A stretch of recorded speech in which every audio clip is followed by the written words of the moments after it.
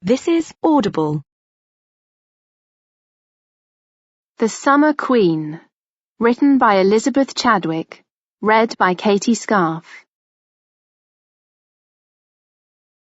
Chapter 35. Paris, December 1150. Eleanor had never known a winter so bitterly cold. The hard frosts had begun in late November, and a fortnight later the snow had followed. Although the shortest day had passed, there was no sign of a thaw, and dawn still came late and the dusk early. There was privation. The queue for alms at Abbey Gate grew ever longer as food supplies dwindled and increased in price. The poor starved and froze. The Seine was solid, and river commerce had ceased. Supplies were hauled on sleds, and people had to melt ice to obtain water for their cooking pots. The price of kindling rose until folk could scarcely afford to build fires. Eleanor had been out giving alms to the needy and visiting the sick, as had Louis. Their plight concerned her, but they had been born to their lot in life, even as she had been born to hers. She did what she could for them, within her remit. Under a hard, bright moon in the winter dusk, she walked with Petronella in the frozen palace gardens. Her heavy cloak was lined with ermine, and her shoes insulated with thick, soft fleece. Petronella carried a hot stone wrapped in a layer of sheepskin. An ostentatious ruby ring glowed on her wedding finger to remind the world she was now officially the wife of Raoul de Vermandois. His first wife had died, thus removing the impediment to their match, and they had been received back into the bosom of the church. Children dashed and played around the sisters, throwing snowballs, taunting each other, their voices sharp as crystal on the still air of dusk. Eleanor's 4-year-old daughter belonged in this landscape, with her long flaxen hair and twilight blue eyes. She was a slender fairy child, but her build masked her vigour, and she possessed a robust will that made her ready to tackle her Vermandois cousins fearlessly.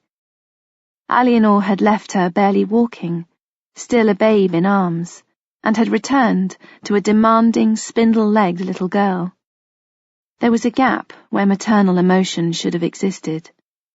Eleanor felt little connection with her daughter. There had been too long a separation. All she could summon was a feeling of wistful regret.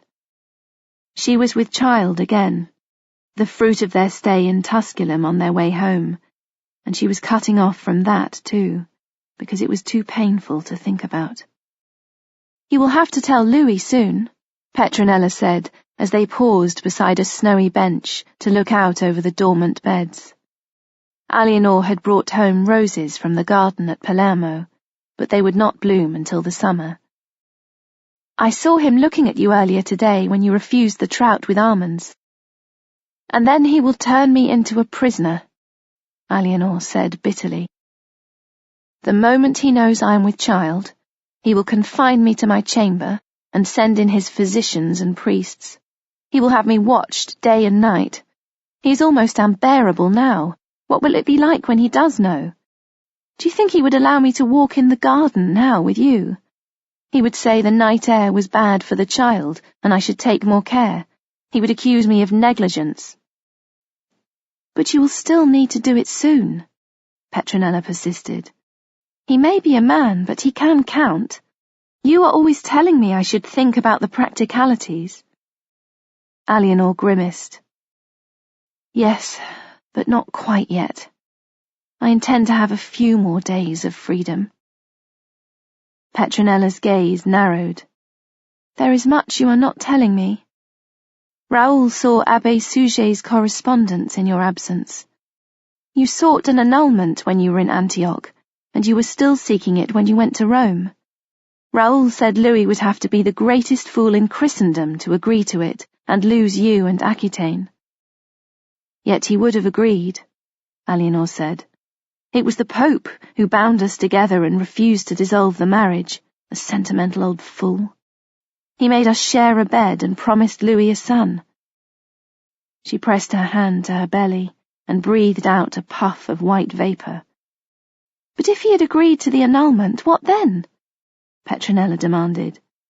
"What would you have done? You wouldn't have been free, not as a woman alone and without a male heir, but with many years of childbearing left. Someone would seize you. Raoul said you were being just as foolish as Louis."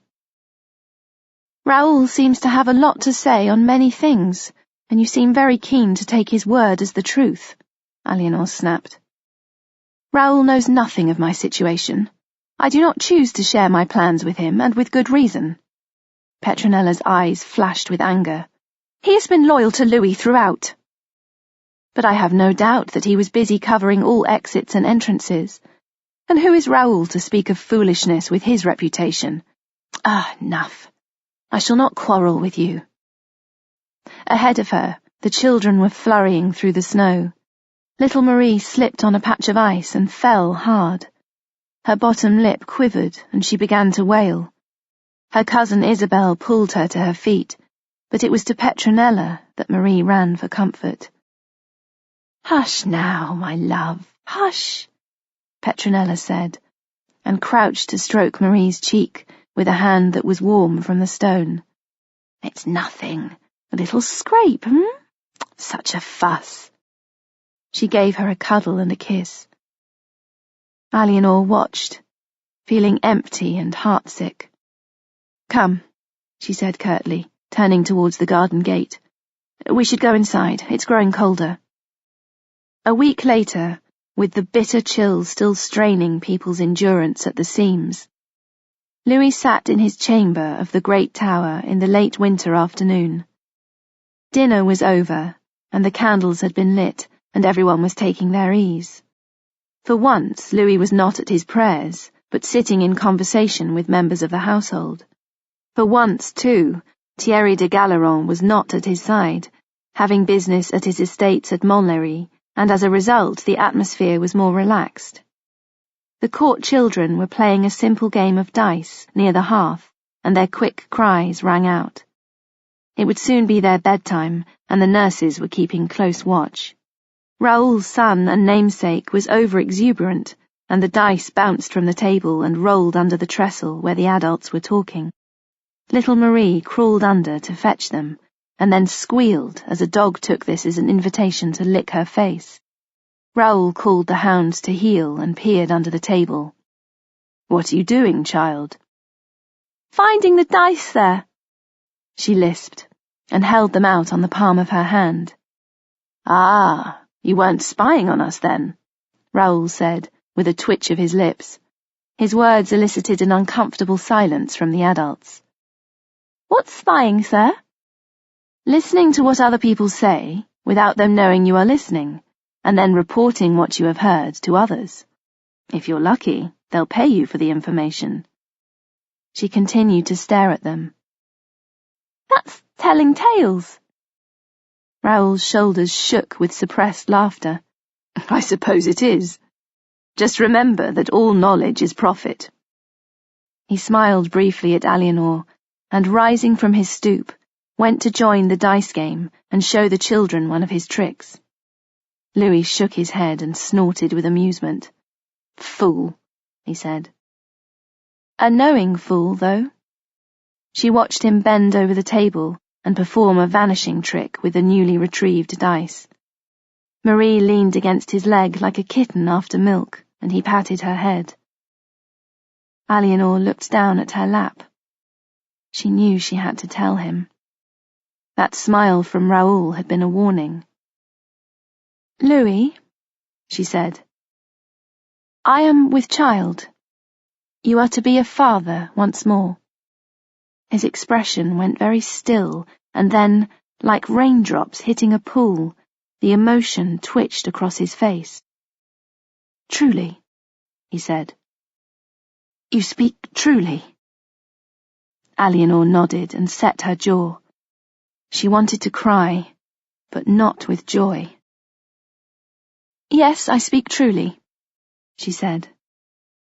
Louis took her hands in his and leaned forward to kiss her brow. "That is the greatest news you could give me." The Pope was right and wise. This is indeed a new start. I'm going to protect you and look after you and make sure you have the best possible care." His chest expanded. "Tomorrow I shall send for the most learned physicians in the land. You and our child will want for nothing. I shall do everything in my power to keep you and the child safe." Eleanor tried to smile, but could not, for she knew that now her incarceration would begin. Already she felt as if she could not breathe. If the winter had been long and hard, then the early summer of 1150 was hot enough to blister the paint from the shutters and warp doors, creating fissures and cracks in the gasping wood. Even in the top chamber of the great tower, with the shutters open and the insulation of the thick, cool stone, the air was warm and stale. Labouring to bear her child, Eleanor's only relief from the heat came as successive layers of sweat dried on her body. The midwives had told her all was well and progressing as it should be, but the hours had slipped by in the pain and endurance of Eve's lot.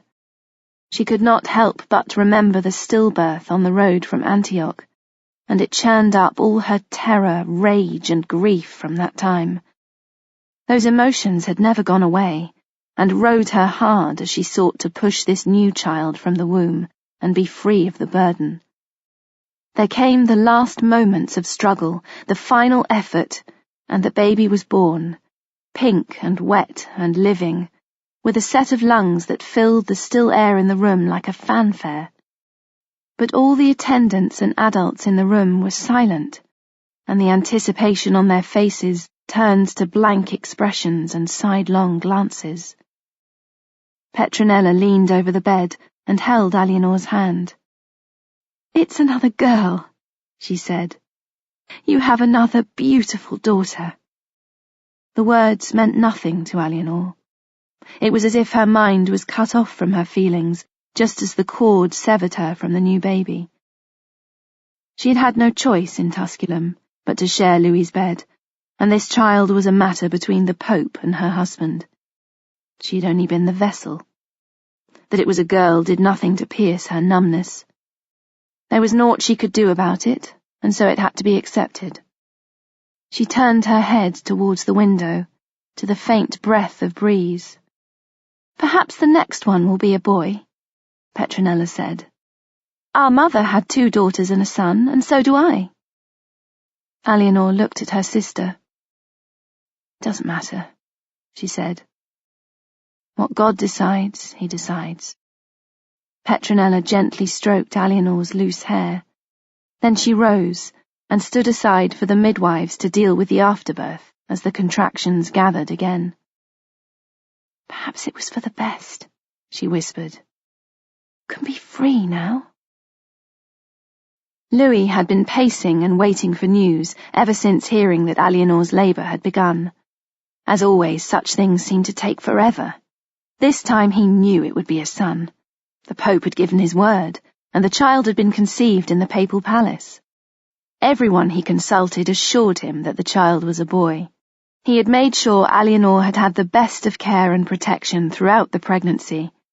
He was to be named Philippe, and Louis was ready to take him to his christening before the altar of St. Peter, in the royal chapel, the moment he was brought from the birthing chamber.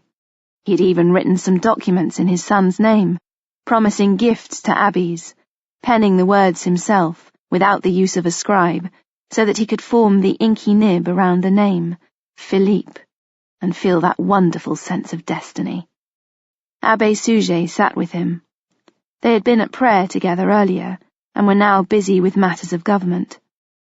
Suger had aged in the bitter winter last year, becoming gaunt and wizened, his words punctuated by a persistent dry cough. However, despite his physical frailty, he was still politically active and astute as they discussed their troublesome neighbours. "It would be better to negotiate an agreement with Geoffrey of Anjou and his son, rather than going to war against them, sire," Suger said. "The Angevin support was vital to me during the time I was regent during your long absence." "You are saying I should ignore their impertinence?"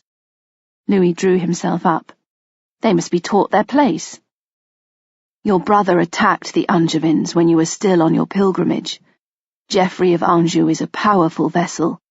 You have recognized him as Duke of Normandy, and now he has conferred that title on his son. Better for now to have them in our camp." "Geoffrey of Anjou conferred that title without my sanction, and the young man is a whelp who needs bringing to heel," Louis snapped. "I shall not let upstarts dictate to me." "Indeed, sire, but you should think of the future.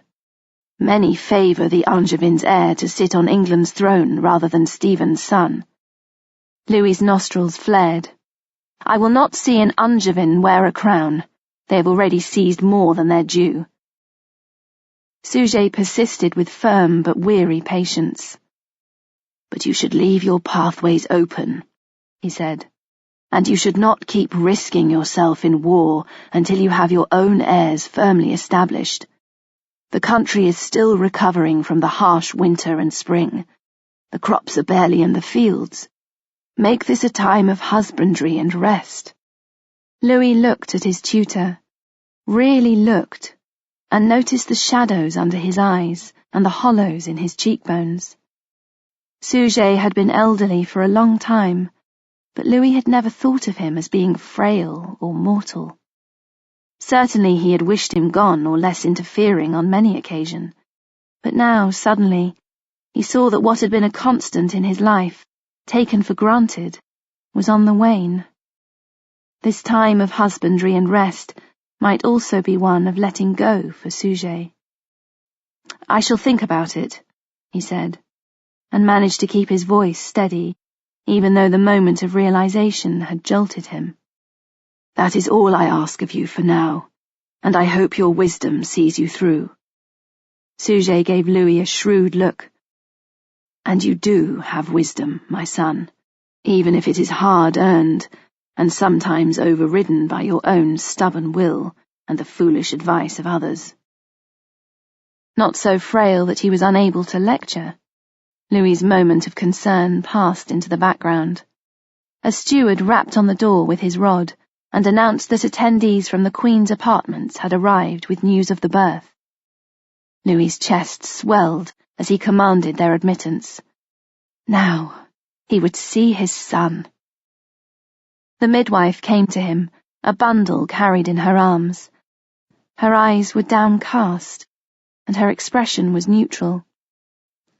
"Sire," she said, and kneeling to him, spread the blanket open in her lap to show him the naked baby. Louis gazed down at the tiny creature as it wriggled in the sudden exposure to cold air and gave a mewling cry. He was being shown a girl baby.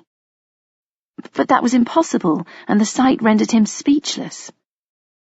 He looked from the baby to the gathering of courtiers accompanying the midwife, and back to the baby, in utter disbelief. It was true, but it couldn't be. He set his jaw. "I have seen enough," he said with a flick of his hand. "Take the child away." The midwife carefully folded the infant back in the blanket and, with her escort in tow, bore it from the room. Louis looked down at his hands, which was shaking. His mind was blank with shock. He couldn't think. It was as if the missing genitalia on the child had caused that part of himself to vanish too, and he felt as if all his body was crumbling inwards. "Be steady," Suger said. "At least the Queen has proved she is fertile." Louis paced the room numbly, touching this and that. He paused by his earlier working, and the word Philippe stood out to him like a brand. "I had a son a moment ago," he said. "Now he is gone, usurped by a girl, and I have nothing." He seized the vellum and crumpled it in his fist. "Sire." He cast Suger a look filled with anguish and fury. "What will people think of me that I cannot sire a son on this woman, even with the blessing of the Pope upon us? What will people say?" He could feel a terrible pressure of tears growing behind his eyes, and there was a pain in his stomach. "It is her fault. She has let me down again. If God cannot persuade her to produce a boy, then surely I cannot." He felt a moment of almost overwhelming bitter hatred against his wife for doing this to him, and then the shock surged again. He had been so certain it would be a boy. He had been convinced by the church that he was doing the right thing. The Pope had promised. They had forced him into this and made him a victim. "No," he said to Sujet, holding up his hand. "Do not try to console me and tell me all will be well. I should have had this marriage annulled long since." "I know you are suffering, my son," Sujet said, "but it is not your right to question God's will, and you have a healthy daughter. That is something to celebrate, because you may make a good marriage for her. You are both still young enough to try again." Louis shuddered. "Not with her," he said. "She has let me down for the last time. But if you annul your marriage, you will lose Aquitaine, and in truth that is a greater consideration than losing your wife. I counsel you not to act in haste, but to think the matter through. Think of what it will mean to France, not just yourself." Louis bit the inside of his cheek. His mind was made up, but he knew Sujet would fight him to the last because of the great wealth of Aquitaine. The fact was that Louis did not care anymore. He wanted to be rid of Eleanor. When he had first seen her, she had seemed like an angel to him, and he had trembled with his love for her. But in the end, all she had brought into his life was scandal and disgrace. She made him feel guilty and unclean, and she herself was unclean because all she could bear him were girls. Physicians said that a woman who bore only girls was too dominant in her humours, and her unnatural imbalance caused her seed to override her husband's, and thus produce females. The other way of looking at the matter was that her husband's seed was not strong enough to dominate, but Louis would admit no such weakness in himself. It was her fault, all hers, and he could no longer be saddled with a wife so flawed. He would begin the search for a mate more suitable, one who would bear him a living son. "Yes," he said to Sujet, "I shall think matters through." The elderly churchman coughed and took a drink of his wine. "You must see to the christening of your new daughter," he said. "You have decided on a name?" Louis hadn't. All his focus had been on a son. He certainly wasn't going to change the name to Philippa, even though it was in both families. "I leave that to my wife," he said. "She bore her. Let her have the naming." Chapter 36. Abbey Church of Saint-Denis, February 1151. Eleanor signed her breast and rose from her prayers, her breath clouding the air. Saint-Denis was bone cold on this bleak February morning. The swords of light piercing the high windows to strike the tiled floor imparted no warmth. The only heat in the church came from the rows of votive candles flickering on their stands. Eleanor paused to light one and place it beside the others. Sujet had been in his grave for several weeks. Saint-Denis had tolled a knell for its beloved abbot as he was laid to rest in the church he had glorified for so much of his life.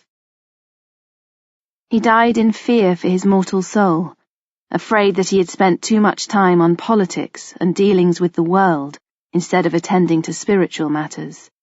He had begged Bernard of Clairvaux to attend his deathbed and pray for him, but Bernard, old and frail himself, had been unable to come, and instead had sent him a linen kerchief, which Sujet had been clutching when he died, begging for constant masses and prayers to be said for his soul.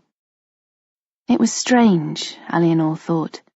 She had known Sujet all the years she had been Queen of France. She had often found him obstructive and irritating. He could be devious in obtaining his own ends, but she had never felt any personal malice coming from him, and that raised him in her estimation. He had not allowed his private opinions to colour his politics. Louis had wept like a child for his tutor and mentor. Nevertheless, when his tears dried, his eyes were hard. She returned to the guest house where she was staying before her return to Paris. She had letters to write to various vassals and members of the clergy.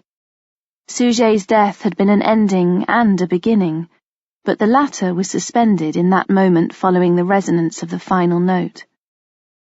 Last night she had dreamed of Poitiers.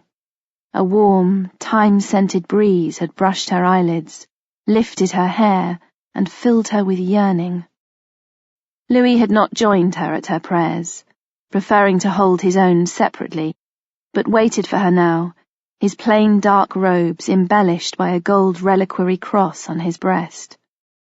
He was pale and hollow-cheeked, and he made her shiver.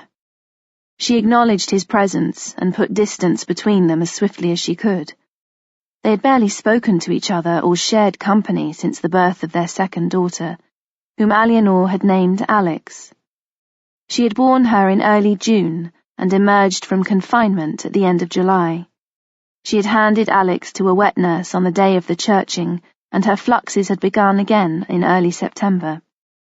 Louis had not visited her chamber to sleep with her, and she had not encouraged him. Their marriage was as bleak and joyless as this raw February morning. "I wish to talk to you about annulling our marriage," Louis said. His mouth had a sour downturn. Eleanor raised her brows. "As I have suggested to you many times before, but it has never come to fruition." "I will do so this time. I shall make very sure of it." "So you can make another match and beget a son?" She gave him an acerbic smile. "Perhaps you are only destined to have daughters, Louis. Have you thought about that?" A muscle ticked in his cheek. "That is not so. Our match, whatever the Pope decreed, is consanguineous and a sin in the eyes of God. It is not meet that we should stay together." "You knew it was consanguineous on the day you married me." He flushed. "I did not. I had no inkling." "But Suget did. He knew very well, but nothing mattered save that Aquitaine be delivered to France. Many couples related in the 4th degree, as we are, live their entire lives married, and they are blessed with sons. Consanguinity is but a useful excuse on which to hang a parting." She opened her hands. "I am delighted to agree to an annulment, Louis, but if you had consented to my request in Antioch, you would have saved us 3 years of wasted time." He scowled. "Antioch was a challenge and an insult to my kingship. I was prepared to grant your annulment when we came to Tusculum, but the Pope judged otherwise. I did my best, but clearly he was in error, and we must part." Eleanor felt a rush of relief, but there was also a bitter taste in her mouth, and a stultifying sense of futility. She had not wanted to marry Louis, but once it was done, she had believed they could make a working partnership, and that the glint of attraction might become something deeper. Instead, the machinations of others had warped and twisted the relationship until it became untenable. To come to this point felt like failure, yet it was a release too. There would be many months of negotiation ahead, but let the decision be made, and let consanguinity be the overall excuse, even if they both knew it was not the true reason.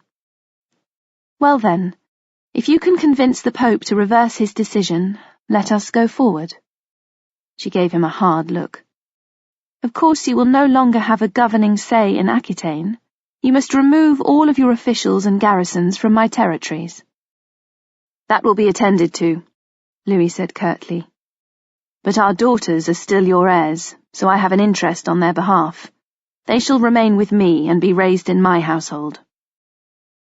Eleanor hesitated for a moment, and then acceded.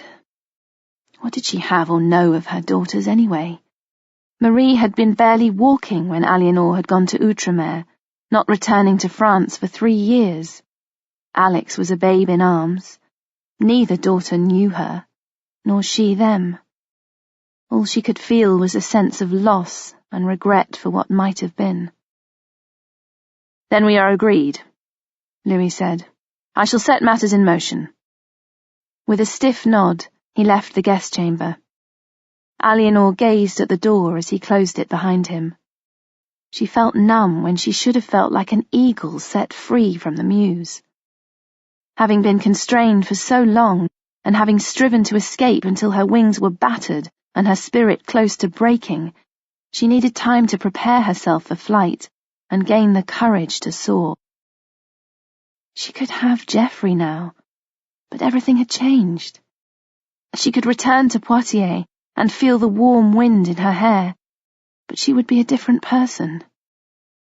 When innocence was gone, one's life pattern changed forever. With Aquitaine no longer united with France, she had to find new strategies and policies to survive. There was much to do, but today was a time for evaluation. Tomorrow she would begin. Chapter 37.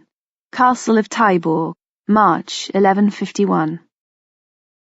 Geoffrey de Roncamp looked at the letter in his hand, and then at the Archbishop of Bordeaux. Outside, a strong March wind blew fluffy white clouds past the turret window of Taillebourg's great tower, overlooking the Charente River. The day was chilly enough to warrant a good log fire in the hearth, but held that promise of spring. "Our Duchess is coming home," Geoffrey said, and felt a lightning spark somewhere deep inside him. The pity was that she had ever had to leave.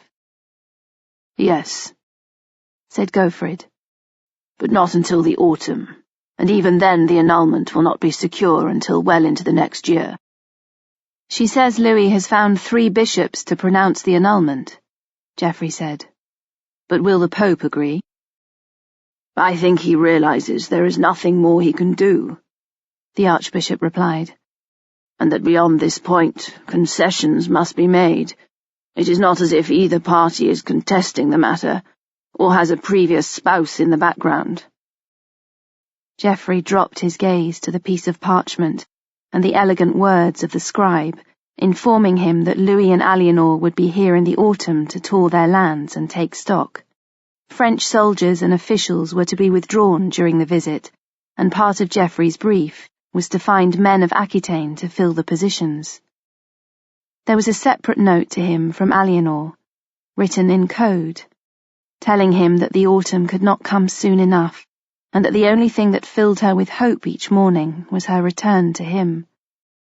She had written Aquitaine, but he knew it was a substitute for his name. He did not want to let her down, yet he feared it was already too late. The Archbishop was watching him with shrewd eyes. "It will be a difficult time," he said. "Our Duchess is a strong-willed woman, but nevertheless she will be a woman alone. She will need guidance, and many will try to take advantage." Geoffrey returned the Archbishop's look steadily. "Not if we are here to protect her. I will defend her rights as Duchess with my life." "Indeed. You are an honourable man, and you will do the right thing." Geoffrey said nothing, because he could not tell how much the Archbishop knew, or how much of an ally he was. He suspected they were both fencing in the dark. When Eleanor returned to Aquitaine as Duchess in full, she would need courtiers and clerics to advise her, and it was only wise to secure those affinities before she arrived. The Archbishop sighed. "I had hoped for great things for the marriage between the King of France and our Duchess, as did her father. It was his ambition that his daughter should be the matriarch of a great dynasty. How could we have known that it would come to this?" "Indeed," Geoffrey said, and then fell silent, because there was nothing else to say. He pinched the bridge of his nose, feeling tired and dull. It was as if he was a fading footprint in the dust, rather than the man striding forward to make his destiny. There was sickness in the palace. People were succumbing to high fevers accompanied by sore eyes, congestion, and an itchy, spotted rash. Both of Eleanor's daughters had caught it, as had their Vermandois cousins, and the nursery in the royal palace was full of sick, fractious children. Louis contracted the fever as he was preparing to go to war in Normandy against the young Duke Henry and his father, Geoffrey of Anjou. On the day he should have set out to join his army and liaise with Eustace of Boulogne, who was already in the field, Louis was in bed, sweating and shivering in delirium. Beset by terrible dreams in which Abbé Suger threatened him with the fires of hell, terrified of dying, he sent for his confessor and had his attendants dress him in sackcloth. It became clear he was not going to recover in a day, or even a week, and that the battle campaign, a major strike against the city of Rouen, would have to be postponed. Louis has decided to call a truce, Raoul told Eleanor and Petronella when he came to see how the children were faring.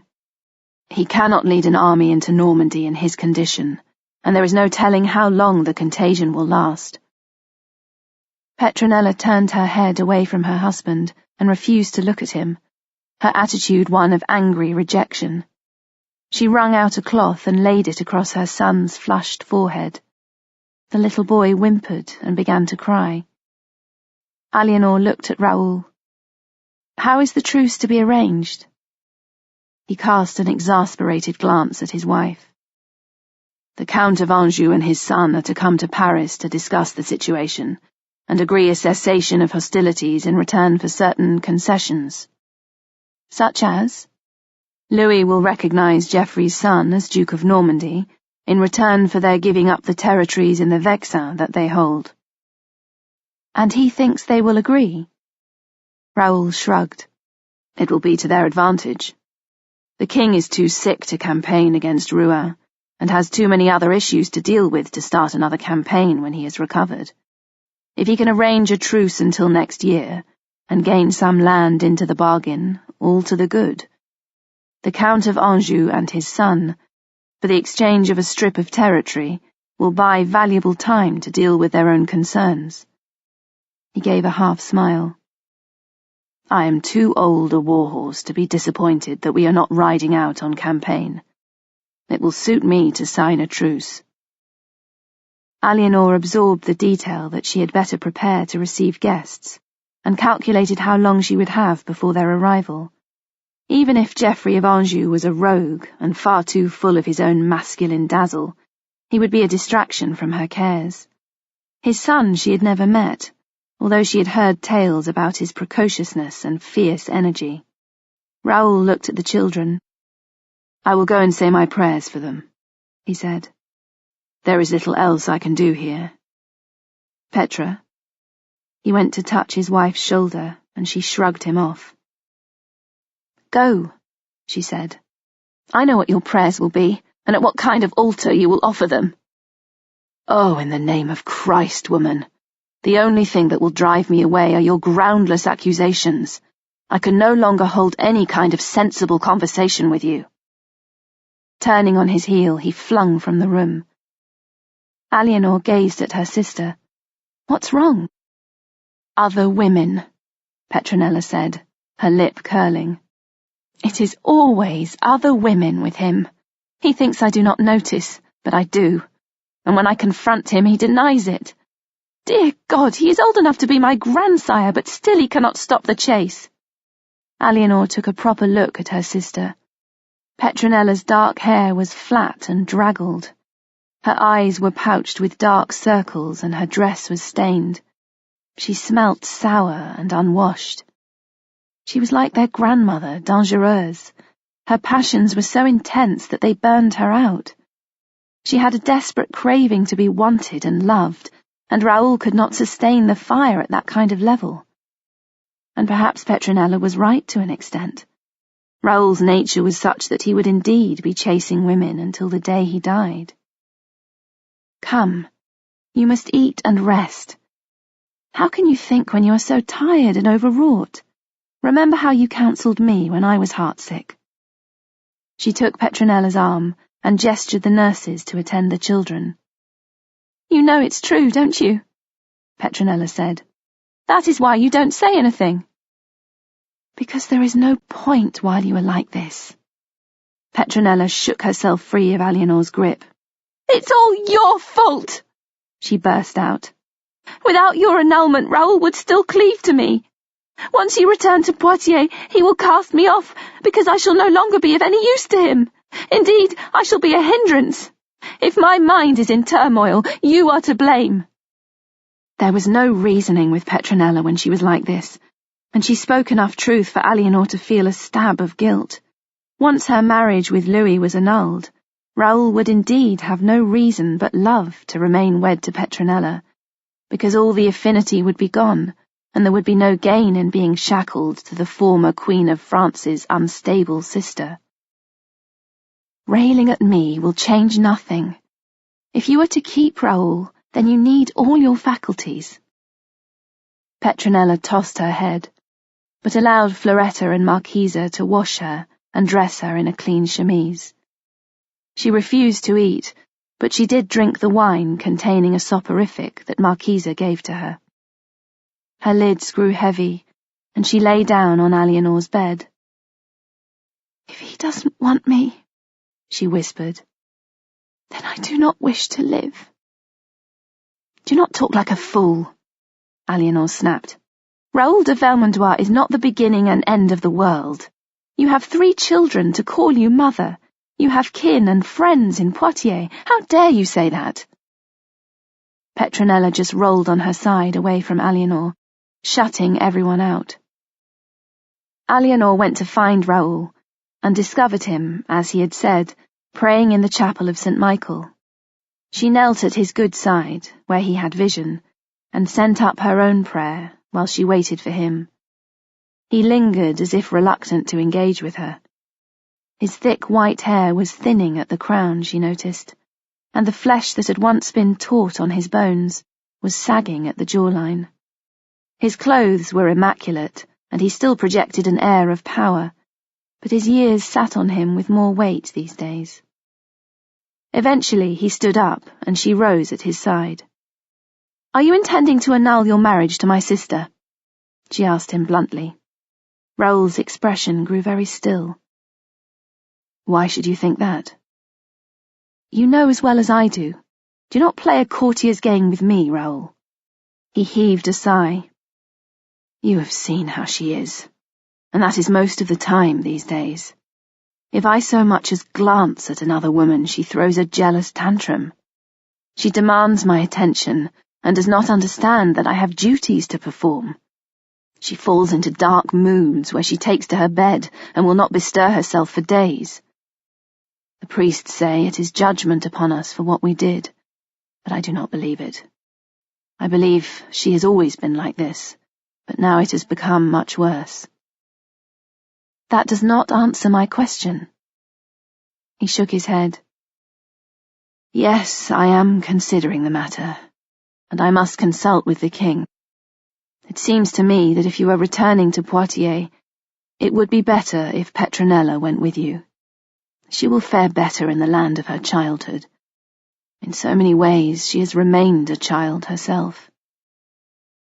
"So you would put the responsibility for her onto me?" "She needs to be cared for, and I believe it will be for the best." "For your best or hers?" Eleanor asked with scorn. "For both our sakes, and that of our children." "And when my marriage is annulled and I part company with the king, what then?" "Then I shall have to decide." Eleanor inhaled to remonstrate, but stopped as she saw the genuine pain in his expression. "Then I hope your conscience steers you in the right direction," she said. "You swore to protect her. Do so now." Chapter 38. Angers, August 1151. Henry, Duke of Normandy, was enjoying himself. The young woman straddling his thighs was a beauty with thick ash-brown hair, wide grey eyes, and a full, cushion-soft mouth, capable of rendering the most exquisite pleasure. Being 18 years old, Henry's enthusiasm and capability had remained firm over several sessions of love sport, begun the previous evening when he had retired to bed with Ailbur, a flagon of wine and a platter of honey-drizzled pastries. "I'm going to miss you," he panted as she rode him. He admired the jiggle of her breasts and felt the twinges of crisis as she rose and dipped. "Then take me with you, sire." She leaned over him to nip his shoulder. "I would keep you warm on your journey." Henry briefly entertained the notion. He had been going to bring her with him on battle campaign. He appreciated the comfort she could provide, and Ailbur was not one to complain about life on the road. She would be no trouble. Regretfully, he set the notion aside. His father would not be best pleased. "No, sweetheart," he gasped. "Much as I would enjoy having you in Paris, it would not be seemly." "Huh, I did not realize you cared for what is seemly and what is not." "I care when necessary. My father and I have some delicate negotiations with the King of France. There are things we want from him, and it behoves us to be perfect courtiers. What I need from you is a fond farewell." She tossed her head and laughed. "Then I will drain you dry, my lord. When I am finished, you will not desire a woman for a full month." Henry doubted it, but let her continue anyway. As the morning sun climbed out of the dawn, Henry dismissed Ailbur with a slap on the buttocks and a pouch of silver sufficient to keep her during his absence. He felt full of well-being, but by no means exhausted. It took more than a few sessions of enthusiastic bed-romping to wear out his vivid, vigorous energy. He needed very little sleep. When awake, his mind was always busy on several tasks at once, and his overflowing energy would cause him to stride about the room and fidget. Remaining still in church was the most difficult routine duty of his life. He considered that God intended him to be a king and a duke, and would excuse him time spent in prayer. That was what monks and priests were for.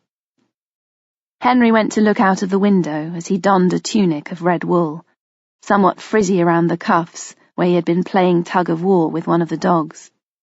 Henry knew the value of dressing for formal occasions, but for every day he liked the old and the comfortable. It was the man inside the clothes that mattered, and how he used his power.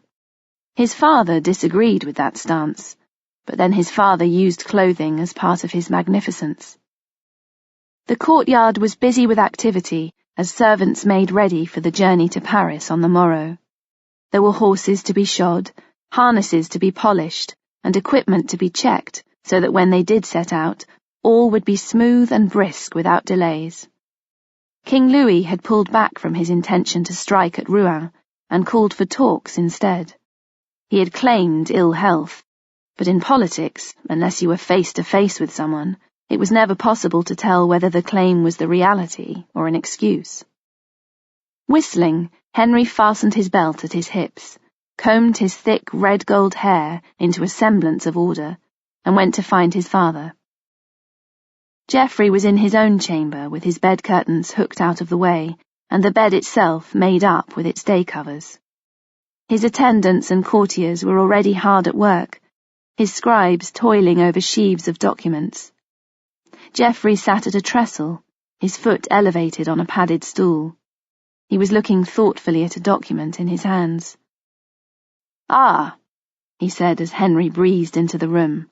"The sluggard arrives." Henry poured a cup of wine and took a small loaf from the basket on the table. "I've been awake a while," he said, with a knowing grin. His father raised his eyebrows. "Indeed. Let us hope you put your early rising to good use." A moment of humour glimmered between father and son, although Geoffrey's expression had an irritable edge. "Indeed I did. Experience is all to the good, as you are forever telling me." Henry gestured at the stool. "Is your foot troubling you again?" Geoffrey continued to look irritated. He wanted to garner sufficient respect and attention for his ailment, the result of a wound sustained in a battle campaign more than 10 years ago, but without attracting any hint that he was becoming incapable. His son was 18 and a handsome young stallion arching his neck over the stable door, but Geoffrey was still in command and never let his heir forget it. No worse than usual, but better to rest it on the day before a long journey. He gestured Henry to sit down. There are still matters we need to discuss. They had already talked about dealing with the French. Louis was demanding that the lands of the Vexin on the border between Normandy and France be handed over to him in return for his recognition of Henry as Duke of Normandy. There was also the matter of the rebellious Castellan of Montreuil to be settled, but since Giraud de Berlay was in chains in their dungeon, and Montreuil razed to the ground, it was a moot point. However, since Berlay had appealed to Louis for aid against his Angevin overlords, he might prove a useful lever in negotiations. Henry was keen to have a truce arranged, and Louis bought off or pacified. Keeping the French out of Normandy meant he could concentrate on England. If that meant greasing the wheels with conciliatory words and a strip of land, then so be it. All might change on another occasion. What kind of matters? He sat down on a chair facing his father. Geoffrey said, King Louis is in the middle of annulling his marriage. He needs a male heir, and sadly his wife's seed is too strong, and his own too weak to make this happen. All he can get on her is girls. Henry frowned, uncertain where his father's speech was leading. Surely this was not about the union between himself and Louis's eldest daughter. That had been mooted and rejected many years ago. That's his fault, of course. Your mother is far more of a termagant than Eleanor of France, and my seed still dominated hers to plant 3 sons in her womb. You will have no such difficulty. Henry stared at him. The piece of bread he had been chewing almost stuck in his throat, and he had to gulp. Think of how much prestige and power we would gain from such an alliance, and how much France would be weakened. Henry coughed and took a swallow of wine. He had not envisaged taking an older woman to wife. Another man's leavings at that. Aren't you going to say anything? I was not expecting this, sire, Henry managed to reply. His mind filled with the image of himself lying in bed with a world-worn hag.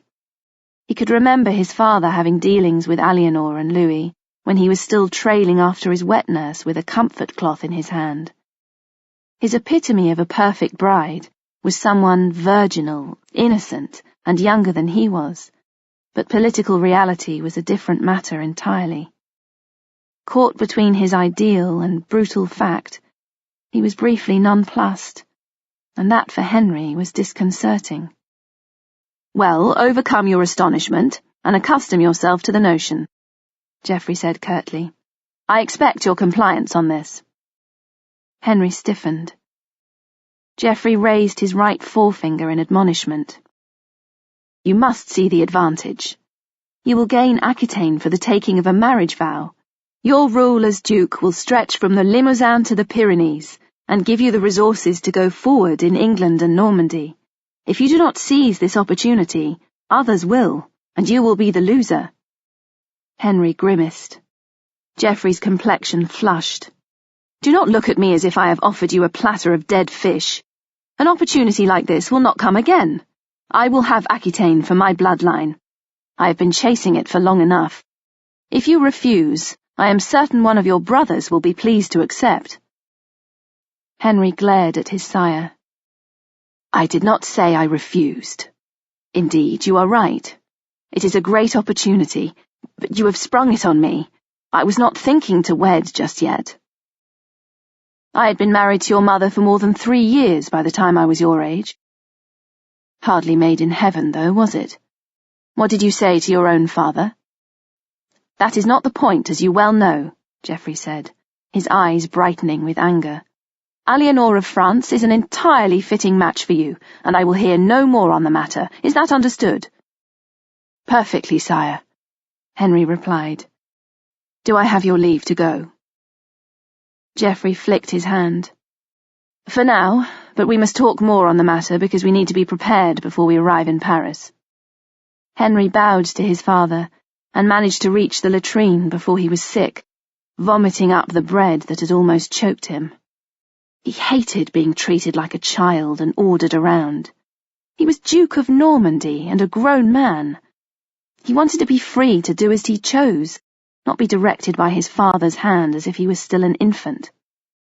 And yet his father was right, and it was an opportunity they had to seize. He wiped his mouth on the back of his hand, and then he clenched his fist and struck the wall in temper. "What's wrong?" His half-brother, Hamlin, stood in the doorway. He was older than Henry by 3 years, a handsome, robust young man with tawny hair and changeable hazel eyes.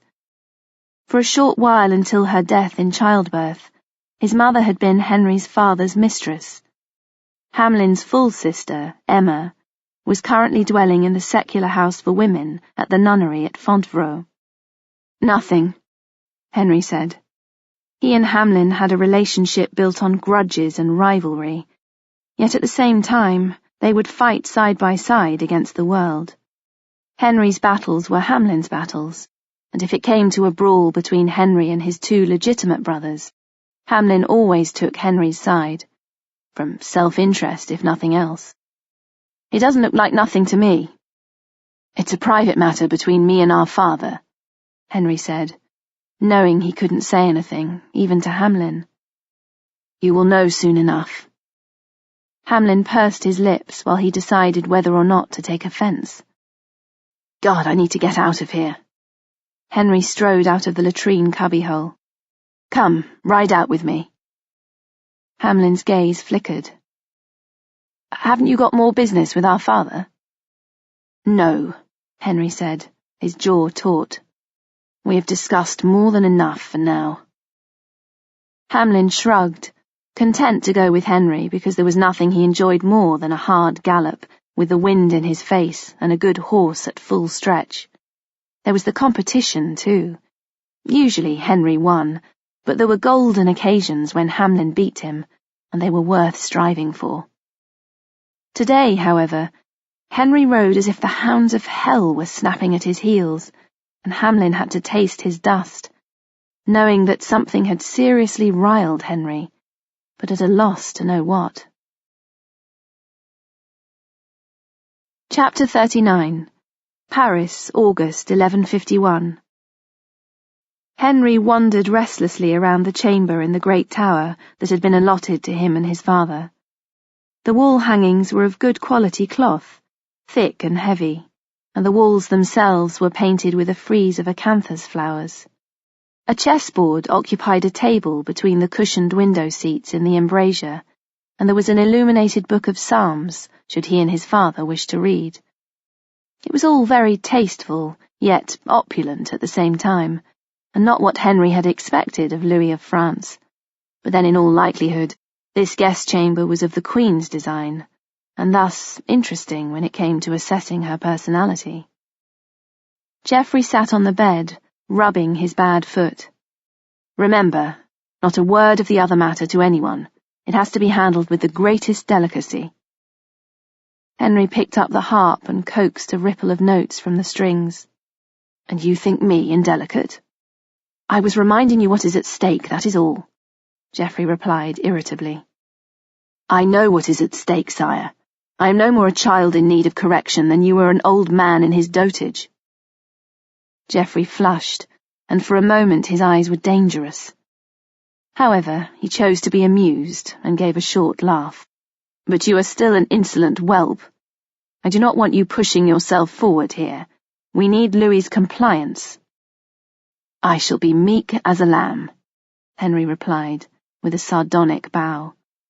His father snorted with disbelieving amusement. Louis sat on a magnificent carved chair in his chamber, with a length of tapestry spread before it to cushion the knees of those who knelt in obeisance. Henry looked at the man whose place he would take in the Duchess of Aquitaine's bed if their plans came to fruition. In his early 30s, Louis of France was handsome, with striking pale fair hair and dark blue eyes. His expression was open and pleasant on the surface, but with inscrutable undercurrents. Anything could have been going on in his mind, or nothing.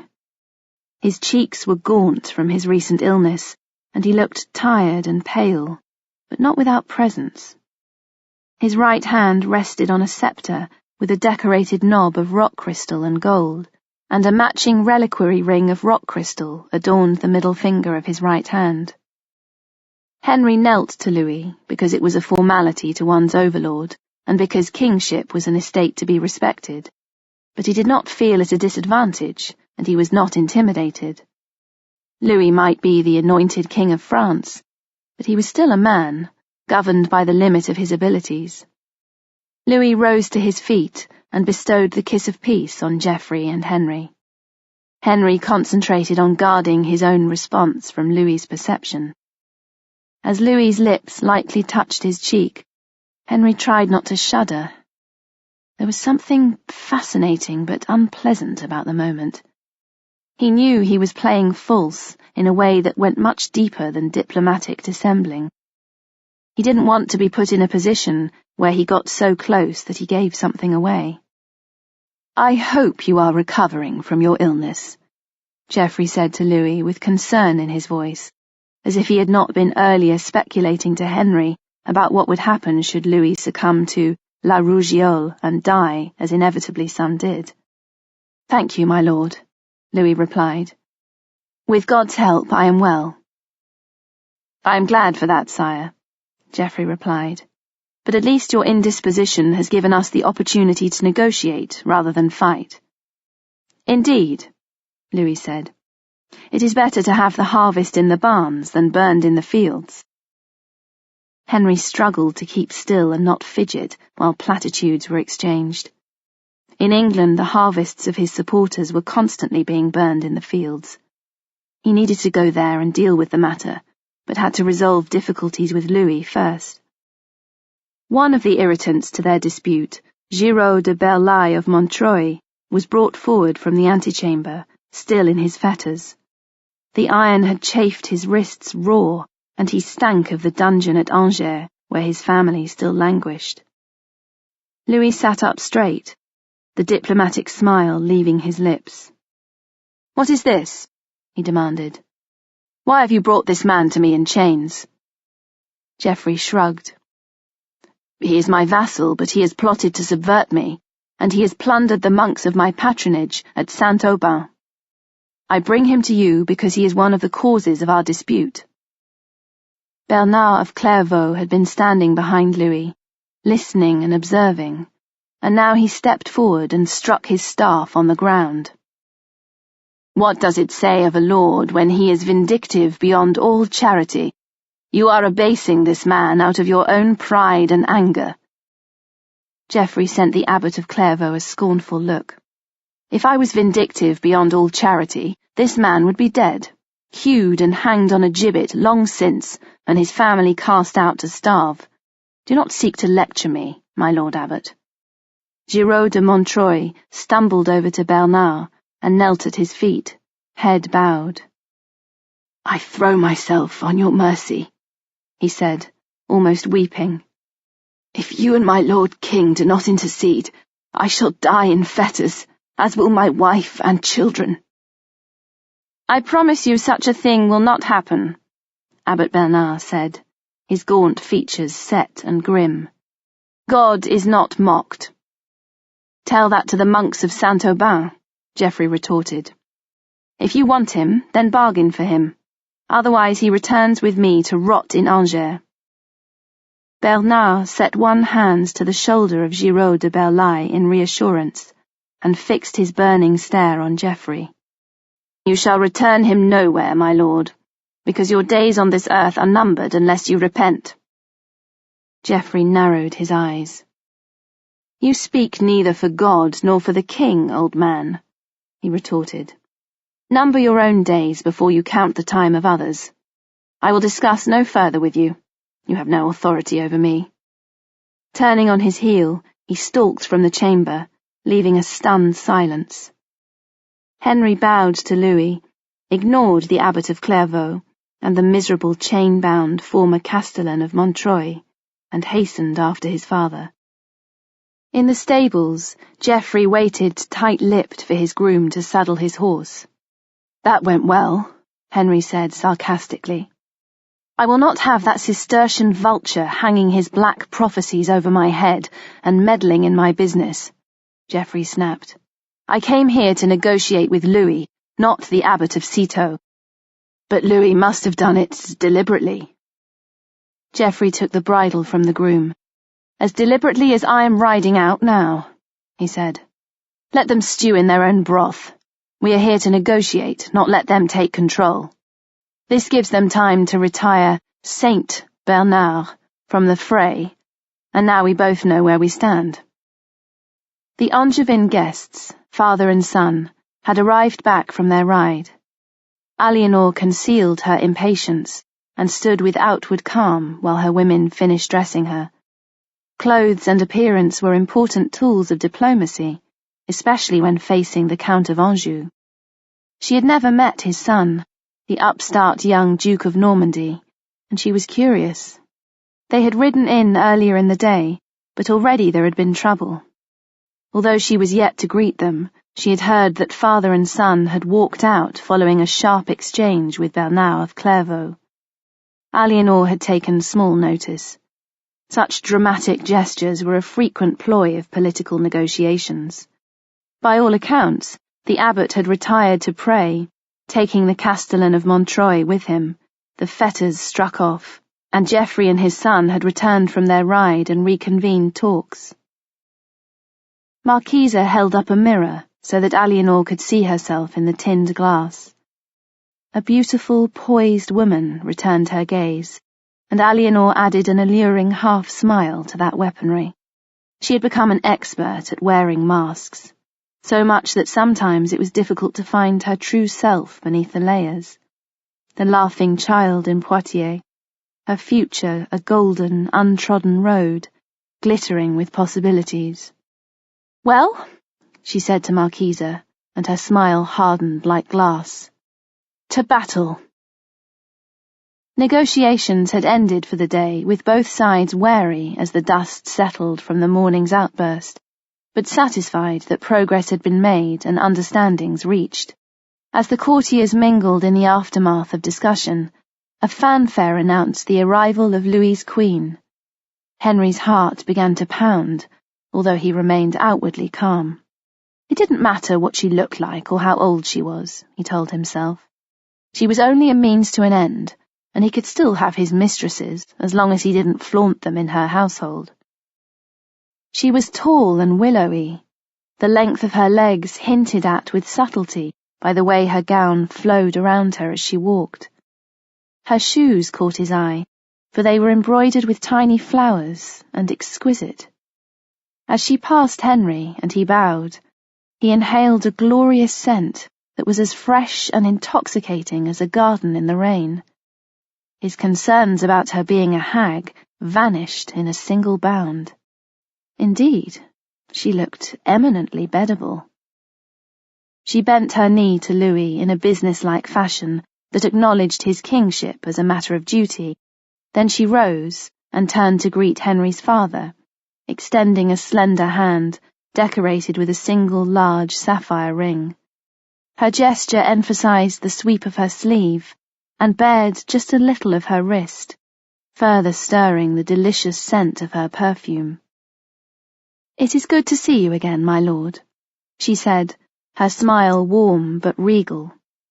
"You are very welcome." "It is always a pleasure to be in the presence of such poise and beauty," Geoffrey replied with a courtly bow. He turned to Henry. "You have not met my son before. Madam, may I present Henry, Duke of Normandy, son of an empress, grandson of the King of Jerusalem, and future King of England." She turned her smile on Henry now, the curve of her lips slightly less warm than for his father, but nonetheless without strain. There was curiosity and sharp intelligence in her gaze. "Your father sets great store by you," she said. "I am pleased to welcome you to Paris." Henry bowed. "I hope I may justify his faith in me," he replied. "I am sure you will." He does so even now, Geoffrey said. Mark me, he is destined for greatness. She smiled again and gave a small lift of her brow to show that she acknowledged a father's pride while not being taken in by superlatives. I do mark you, sire, but as you know, I always make up my own mind. She turned again to Henry. You must take the opportunity to visit Saint-Denis. I am sure the building and the late abbot's collection of gems and relics will interest you. Indeed, madam, I intend to, Henry replied with a formal bow. Close up, she was very beautiful. Her skin was dewy and flawless, albeit that she was no virginal girl. Everything about her was tasteful, judged to exquisite perfection. He wondered how much it would cost to keep a wife like that in the style to which she was clearly accustomed, even if the revenues were hers. He could tell that she was assessing him, too, although not in the same way that he was assessing her. He wondered how her body would feel under his in the marriage bed, and how experienced she was. What would she look like with her hair down? He lowered his gaze, so that she would not see the intent in his expression. He was under explicit instructions from his father to do nothing to jeopardize their chance at Aquitaine, and that meant not alienating Eleanor, and not giving away by so much as a look or a word out of place what their intentions were beyond negotiating their truce. She moved on to talk to others in the gathering, playing her role with consummate ease, knowing what to say and how to behave towards each person, although it was noticeable that she and Louis avoided each other beyond the most formal of exchanges. Henry admired her poise, but was wary. A woman of such dazzling accomplishment might be a great asset to his future, but she might create difficulties too if she proved meddlesome. From the rumours he had heard, Louis of France had not been particularly successful in taming her, so it behoved him to think well on the matter. Your foot is troubling you, I can see, Eleanor said, as she and Geoffrey partnered each other for a moment in the dancing that had followed the afternoon's banquet. He was favouring the left side, and she could see the pain tension in his face. It is nothing. Geoffrey dismissed it with a wave of his hand. An old wound from a spear. It will settle down presently, it always does. But if it pleases you to sit with me a little while, I shall be glad of your company. Eleanor sent servants for a comfortable chair, cushions, and a footstool, and had her own chair placed beside it. Perhaps a game of chess, Geoffrey suggested. Eleanor gave him an astute look. He was up to something. His foot might indeed be sore, but he had deliberately manipulated this situation. If it pleases you, my lord, she said, and sent a servant for a board and playing pieces. I hear all goes well now with your discussions, she said. Geoffrey half smiled. Now we have laid the ground rules, and ceased the meddling of that cadaver from Clairvaux, yes. I am sure we can bring matters to an amicable resolution for all. Eleanor returned his look. Anything that discommoded Bernard of Clairvaux pleased her. She wondered if Geoffrey wanted her to intercede over some part of the negotiation in her role of queen as peacemaker. Geoffrey shifted position in the chair and moved his foot until he was comfortable. My son dances well, does he not? He said, indicating Henry, who was in the midst of the next set, moving with energy and grace. His smooth young face was alight, and his smile dazzled each partner in the change and turn. I am sure he does all things well, my lord, Eleanor replied with composure. The chess set arrived, and she occupied herself in setting up the pieces on the board. Geoffrey said quietly, You think me a fond father for singing his praises, and to an extent that is true, because all men desire to be proud of their sons, and to know their line will continue in strength. But I also see the man he will become. He governs Normandy well. With his mother's help, and yours, Eleanor qualified. Geoffrey hesitated, as if he was about to argue the point, but then shrugged. Henry is more than competent. and he learns very quickly indeed. What is all this to me? Eleanor asked. You approached me about a match between your son and my daughter before Louis and I travelled to Jerusalem, and Louis refused. He is certainly not about to change his mind now. Geoffrey studied the board and picked up a pawn. I was not thinking of your daughter, he said, and fixed her with his sharp crystal gaze. Eleanor's stomach tightened, but she refused to show him how much he had disconcerted her. That is interesting. She resisted the urge to glance in Henry's direction. It would be a good move for Anjou, but what would I gain?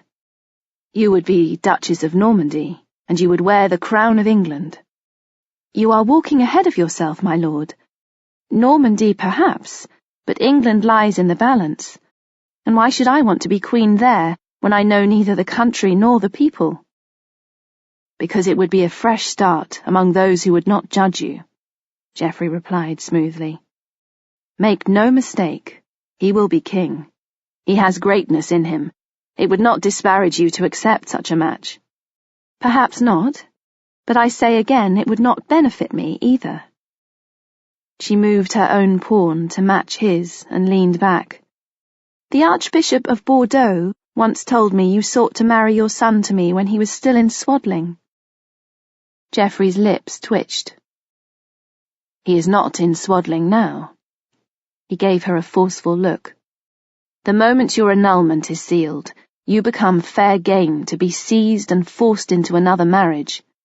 There are many wolves out there, and surely it is better to be in the company of those you know and who have come to you respectfully. You may think you are able to protect yourself, but you still need the weight of a male's shirt behind you, and he needs to be more than just a hired man or a loyal vassal. Even my termagant of a wife would tell you that. You are bold, coming to me with such a proposal. There is no point in not being bold, but I'm not rash, and neither is Henry. All we ask is that you consider the matter. I will say neither yes nor no, Eleanor replied, maintaining a neutral expression, and set out to defeat him at chess. When she did, he accepted it with a rueful smile. Perhaps you would like to play Henry, he said. Does he often beat you? She glanced at the young man as he left the dancing at his father's beckon. Let us say we are evenly matched. Then I would expect the same outcome. Geoffrey looked amused. Sometimes things are not as you expect, he replied, and vacated his chair so that Henry could take his place. Then he limped off to speak with a French baron who held lands on the Angevin border. Eleanor appraised with fresh eyes the young man who took his father's place at the other side of the checkered squares. What would it be like to be the wife of this supposedly accomplished young man, who had been such a model of modest propriety thus far? She was only 9 years older than him, which might either be a gulf or no distance at all. In terms of experience, however, he could not begin to compete. He was a blank page, a very young man whom she might be able to manipulate into whatever she wanted him to be. She needed to know more about him first, before she even began to consider such an enormous leap. His eyes were bright and intelligent, and he already knew how to guard his thoughts. His lips were tender with youth, but set in a straight line, and his jaw was determined. How would it be to lie with him in the marriage bed?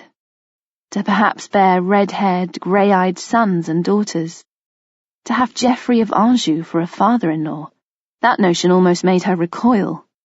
To wear a northern crown, should his ambition and luck bring him to England's throne? She knew little of that country. It had always lain in the periphery of her vision, misty, green and cold. If she felt far from home in Paris, England was a step farther still. With an open hand and a sunny smile, Henry gestured her to begin. Please, madam, he said. It is your turn to make the first move.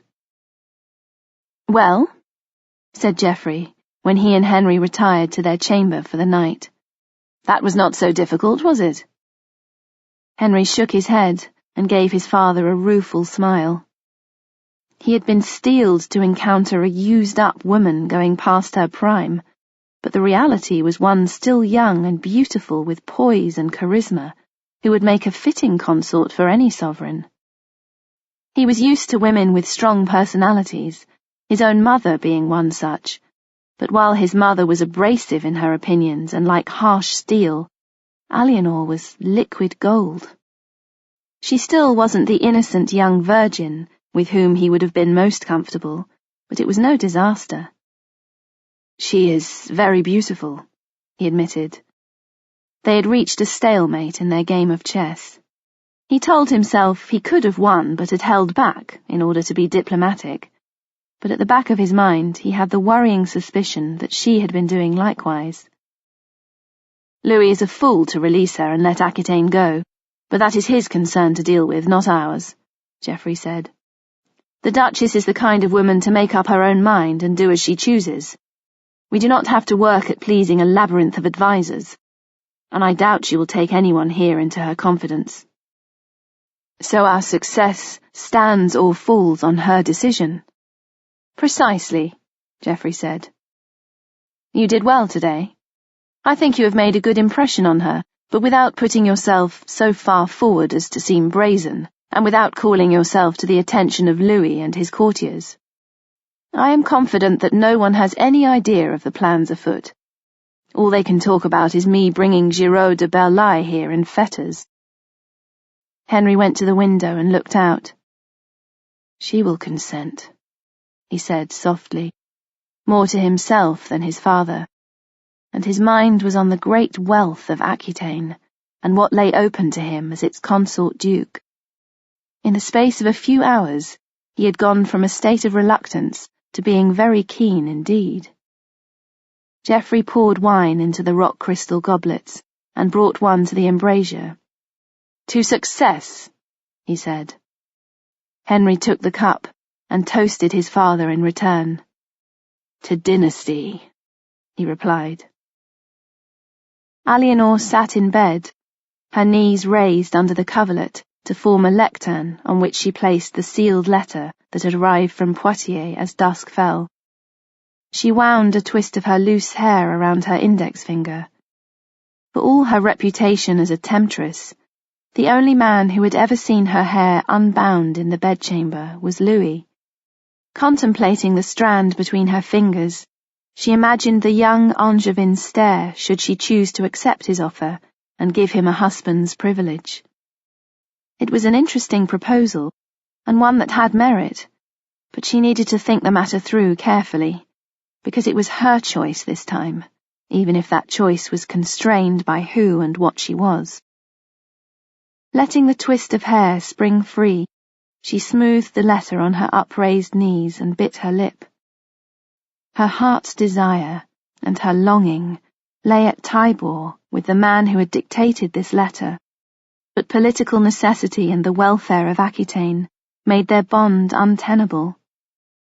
As a girl of 13, she had believed anything was possible, but time had wrought wisdom and tempered rashness. Her father and his advisers had been right. If she had married Geoffrey, Aquitaine would have tumbled into chaos as factions fought each other for the right to rule.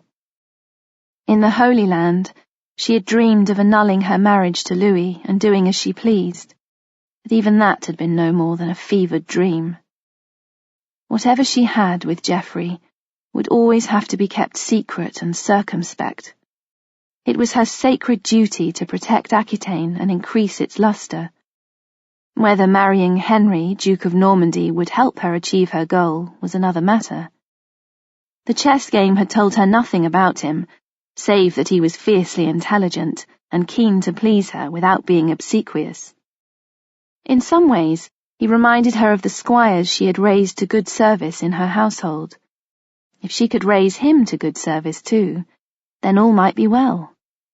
She heaved a pensive sigh and broke the seal on Geoffrey's letter.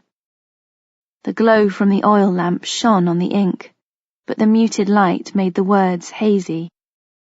Ostensibly, it was a report of the current situation in Aquitaine. Louis's French castellans were preparing to leave the fortresses they had occupied, and the country was being made ready for the final accounting before the annulment. However, the letter was coded too, and as always there was a private note written in the lines, with the relevant letters made that little bit larger or smaller. Geoffrey wrote that he longed for her return. He had been unwell with a malaise he had picked up in the Holy Land, but he was recovering, and the sight of her would be enough to restore him to health. "God keep you, my love," she whispered, and kissed her fingers to the parchment before she put it away in her coffer. "We shall be together soon." Chapter 40. Anjou, 4th of September, 1151. The early September sun beat a hard yellow light on the cavalcade of the Count of Anjou and the recently confirmed young Duke of Normandy. The road was dusty under the bleached sky, and the horses plodded with lowered heads, sweat darkening their hides. Banners hung limp on their staves, without a breath of breeze to stir the silks. The knights rode without armour, having consigned their hauberks and thick padded tunics to the panniers of the pack-beasts. Broad-brimmed straw hats emerged from the packs instead, and men wiped their faces and the backs of their necks with cloths moistened from their water containers. Being red-haired and fair-skinned, Henry was suffering, albeit stoically. The sojourn in Paris had been highly satisfactory.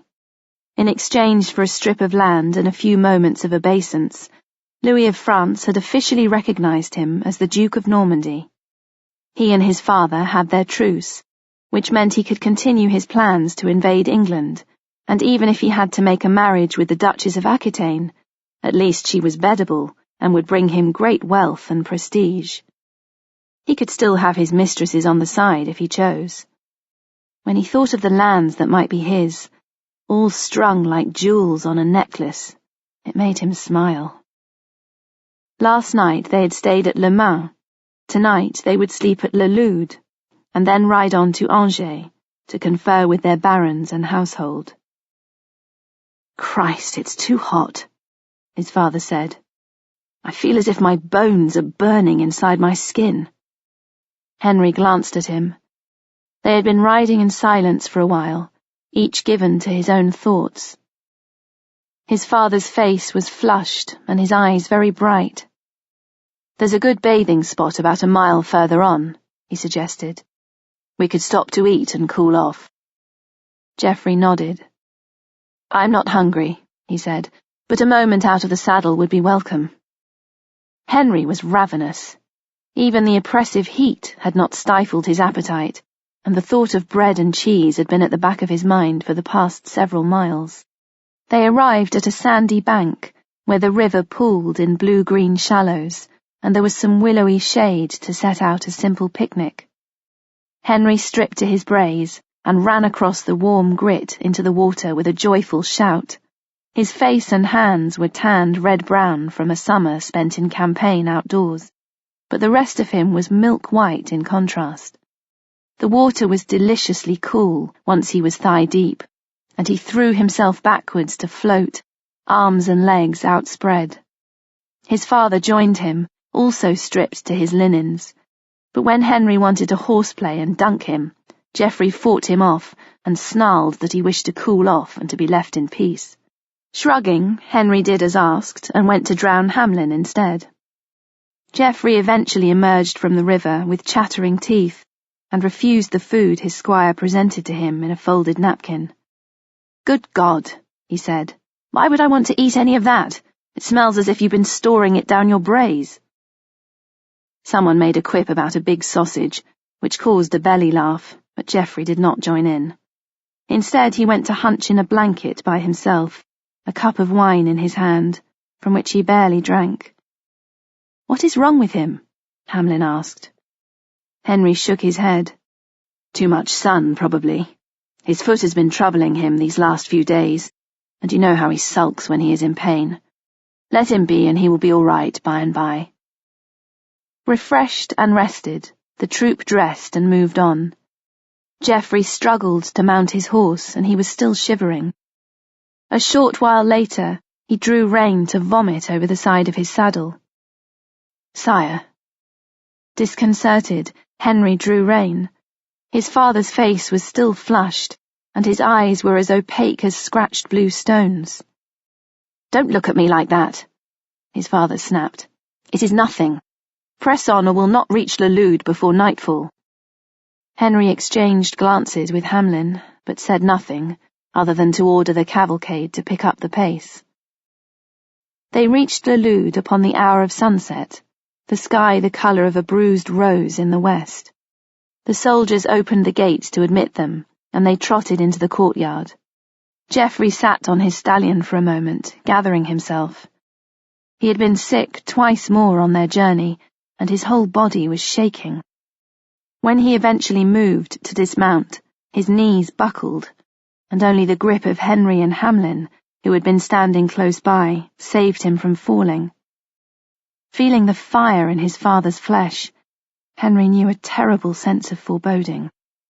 Over the next 3 days, Geoffrey's condition deteriorated. His lungs became congested, and a violent red rash flushed his body, mute evidence that he had picked up the rougeole contagion while in Paris. The physician shook his head, and the chaplain took the Count of Anjou's confession. Unable to believe this was happening, Henry paced the sick room like a caged lion. His father had been a constant in his life, always there, always a support, even when Henry no longer needed the prop to lean on. They had often irritated each other, and there was the constant friction of masculine rivalry, but nevertheless their bond was strong and affectionate. Father to son, son to father, and man to man.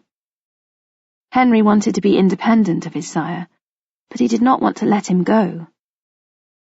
"You will wear a hole in the floor," Geoffrey said, his voice weak and querulous with irritation. He was propped up in the bed, supported by numerous bolsters and pillows. The fever had lessened over the last couple of hours, but his breathing was laboured and his extremities were blue. Henry came to the bedside and took his father's hand. "There is nothing else I can do," he replied. "Ha! You could never sit still," Geoffrey said. "That is a lesson you could learn from Hamlin." He nodded at his bastard son, who sat on a chair by the hearth in the bedchamber, his head bent over his clasped hands, his despair almost palpable. "I can be still when I am dead." Geoffrey gave a snort of bleak amusement. "You are a great comfort to me." "You would not want me to be still." "Sometimes it would be an advantage. Sit. I want to talk to you while I still have breath and reason."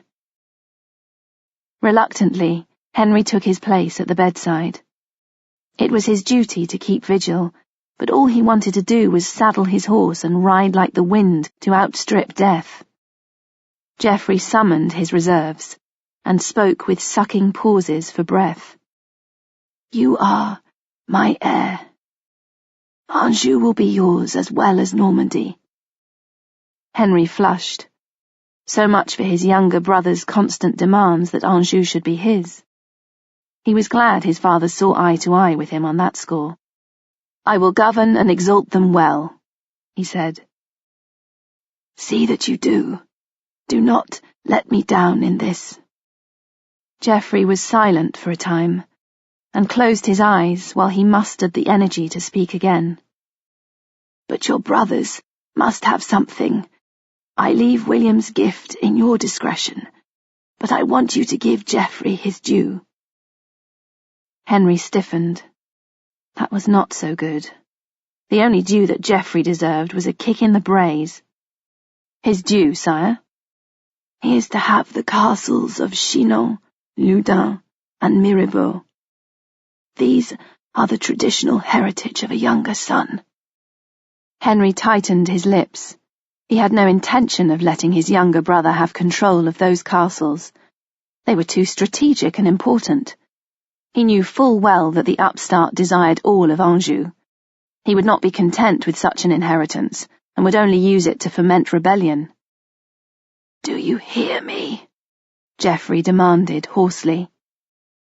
"Yes, sire," Henry muttered. "Then swear to me you will do this thing." Henry swallowed. "I do so swear," he said through his teeth.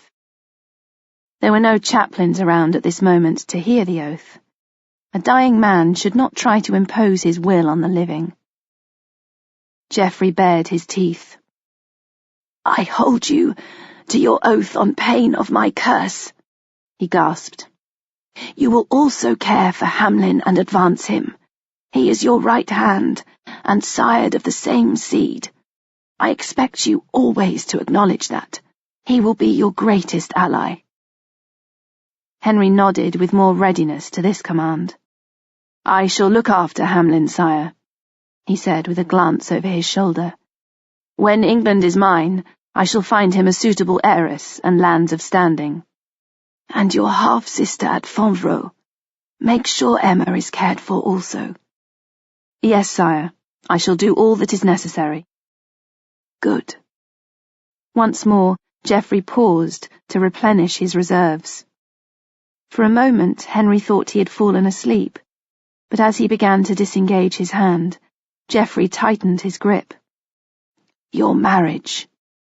He fixed Henry with a bloodshot stare. "Do what you must to secure your marriage to the Duchess of Aquitaine." "Sire, I shall."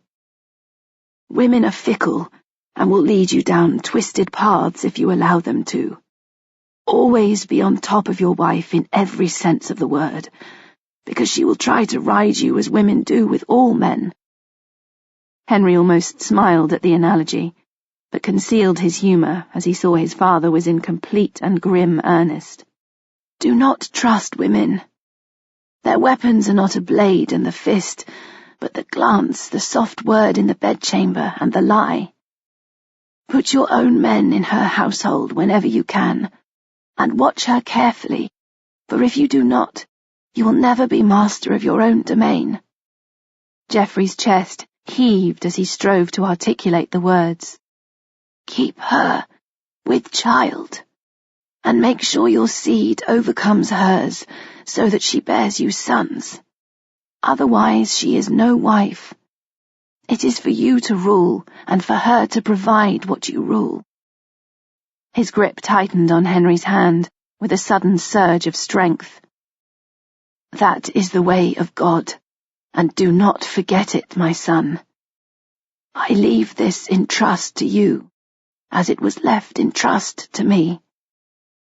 Henry realized these were the last words of wisdom and advice he would ever receive from his father. He would no longer have that standard in his life, that solidity that his father had provided, and thus he focused on them with increased intensity. "I shall not fail you, I promise, sire." "I know you will not. You are a good son. You have been a joy to me from the moment you were born. Remember me when you have sons of your own, and name one for me." "Sire, I shall be honoured to do so." Geoffrey let out a breath that shook his body. "I am very tired," he whispered. "I will sleep now." Henry's urge to stride about and do things had vanished, somewhere during the final efforts of speech from his father. These were taut moments before the final stillness, the time between each laboured breath and the next. He had never been good at waiting. The world was too full of opportunities and promises, bursting like juice from a ripe fruit, ready to be devoured. And yet what did he have to give his father now, but his word and his time? Hamlin drew near to the bedside. "I heard what he said." He gave Henry a keen look. "And what you said. All of it." "I meant it about an heiress and lands," Henry said, "but only if you swear fealty to me alone." Hamlin's jaw tightened. I will not swear you fealty while our father still lives, but when you become Count of Anjou, you will have my allegiance. I do not love you. There are times when I hate you, but that has nothing to do with putting my hands between yours and swearing to be your man in exchange for what you can offer. I do not love you either, Henry retorted, but I would trust you with my life, and I will reward your service well. A look of mutual understanding passed between the brothers, and they knelt, shoulder to shoulder, to keep watch. Chapter 41. Paris, Autumn 1151. Raoul de Vermandois had spent an enjoyable evening playing dice with Robert of Dreux and a few other courtiers. Some folk, Louis included, had retired early to bed because on the morrow the court was setting out for Aquitaine as soon as dawn lit the sky. The carts were loaded, the packs for the sumpters were piled up in a corner of the great hall near the door, with an usher guarding the heap, like a dragon sitting on a pile of treasure. It was a journey to begin the end of Louis and Eleanor's marriage. Once the tour of Aquitaine was complete, Louis would withdraw to France, and all that would remain was the formality of the decrees and the seal of the church. You'll be a free man too, cousin, with the Queen's mad sister out of your life, Robert said to Raoul. His face was wine-flushed. I warrant you regret ever laying eyes on her. I do not regret that. Only what came to pass afterwards. Raoul scooped up his winnings from the game. Admit it. You seduced her because she was the Queen's sister, and you thought to gain influence through the back door of the bedchamber. Raoul shrugged. If I did, I would not be the only man at court. He rose to his feet and trickled a handful of coins into the cleavage of the courtesan who had risen with him. He did not want to be alone tonight. Felice was buxom and good-natured, and exactly what he needed. I'm for my bed, he said. Robert raised his brows. I can see you are, and with a nice, soft mattress. That's where I store my treasures. Raoul dipped his fingers between the courtesan's breasts, making her squeal again. In my mattress. He left the dice table and took her to his chamber, kissing and fondling her along the way. His sexual appetite was voracious, although not in the ways Petronella had been demanding of late. To her, the act affirmed her desirability and convinced her she was loved, but the effect was always fleeting, and the more he gave, the more she wanted and was still not satisfied. If he refused her, she grew angry and accused him of wasting himself on other women. Well, now he was, and it wasn't a waste, it was a pleasure. Knowing that Petronella was leaving with Eleanor gave him a feeling of having been sprung from a trap. He swung open his chamber door and pulled Felice into the room with him. She laughed as he pressed her against the wall, kissing her neck, rubbing between her legs. Suddenly she screamed and began pushing him away, her eyes wide in horror. Raoul turned and saw Petronella advancing on them, his hunting knife raised in her hand, poised to strike. The sharp instincts of a fighting man saved Raoul from being ripped open. He ducked sideways and seized Petronella's wrist, wrenching it until she was forced to drop the dagger and he was able to kick it away. "You son of a whore!" she shrieked. "You son of a whore! I knew it was true! Everyone told me it was in my imagination, but I knew it wasn't!" She struggled in his grip, trying to claw him. "You spurn me in favour of a whore! You disparage me with a slut!" "Fetch my chamberlain," Raoul shouted at Felice as he struggled to hold Petronella. "Rouse my squires and send Jean to summon the Queen." Felice fled. "I hate you! I hate you!" Petronella sobbed, kicking and flailing. "That is why we must part," he panted, his face contorted with effort and shock. "There is naught left in you but destruction. You would have murdered me." She bared her teeth. "Yes, and I would have danced in your blood." For an instant he felt a horrible dark thread of arousal, but knew that to act on it would be vile mutual assault, and he was sickened by his own response. "You are not well." He gripped her hard, holding her away from him. "I will have no part in this. You must be looked after by those more able to deal with you." The chamberlain and squires arrived with Eleanor close behind. For an instant, Petronella became a wild thing, redoubling her efforts to get at Raoul. But then suddenly, as if she had taken a mortal blow, the fight went out of her, and she flopped like a slaughtered doe. "Bring her to my chamber," Eleanor said brusquely. "Marquisa will tend to her." Raoul hefted her in his arms and followed Eleanor, with the squires leading the way by torchlight up the winding stairs to Eleanor's rooms. Eleanor directed him to place Petronella on her bed, and Marquisa hastened to her side. "She tried to kill me," Raoul said with a mingling of pity and revulsion. "She was waiting for me with a knife." Eleanor sent him a contemptuous look. "You were with one of the courtesans, were you not?" Raoul spread his hands. "What if I was? My union with Petronella has long been impossible. I dare not lie with her because I fear for my life, that she might have a blade under the pillow and stab me to the heart. She constantly accuses me of bedding other women, even when I have been chaste." His lip curled. "I decided I might as well hang for a sheep as a lamb." "You knew she was volatile from the first." He puffed out his cheeks. "I thought she was a lively handful, but God's eyes, not this." "You also knew she was the sister of the Queen, and thought her worth the risk. You plucked the fruit and enjoyed the taste, and now you say it is poisonous." "Because it is.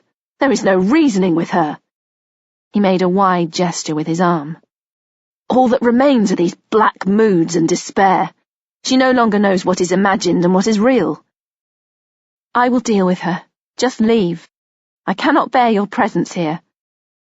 "If I were you, I would make sure she does not have access to any kind of weapon." Eleanor closed her eyes.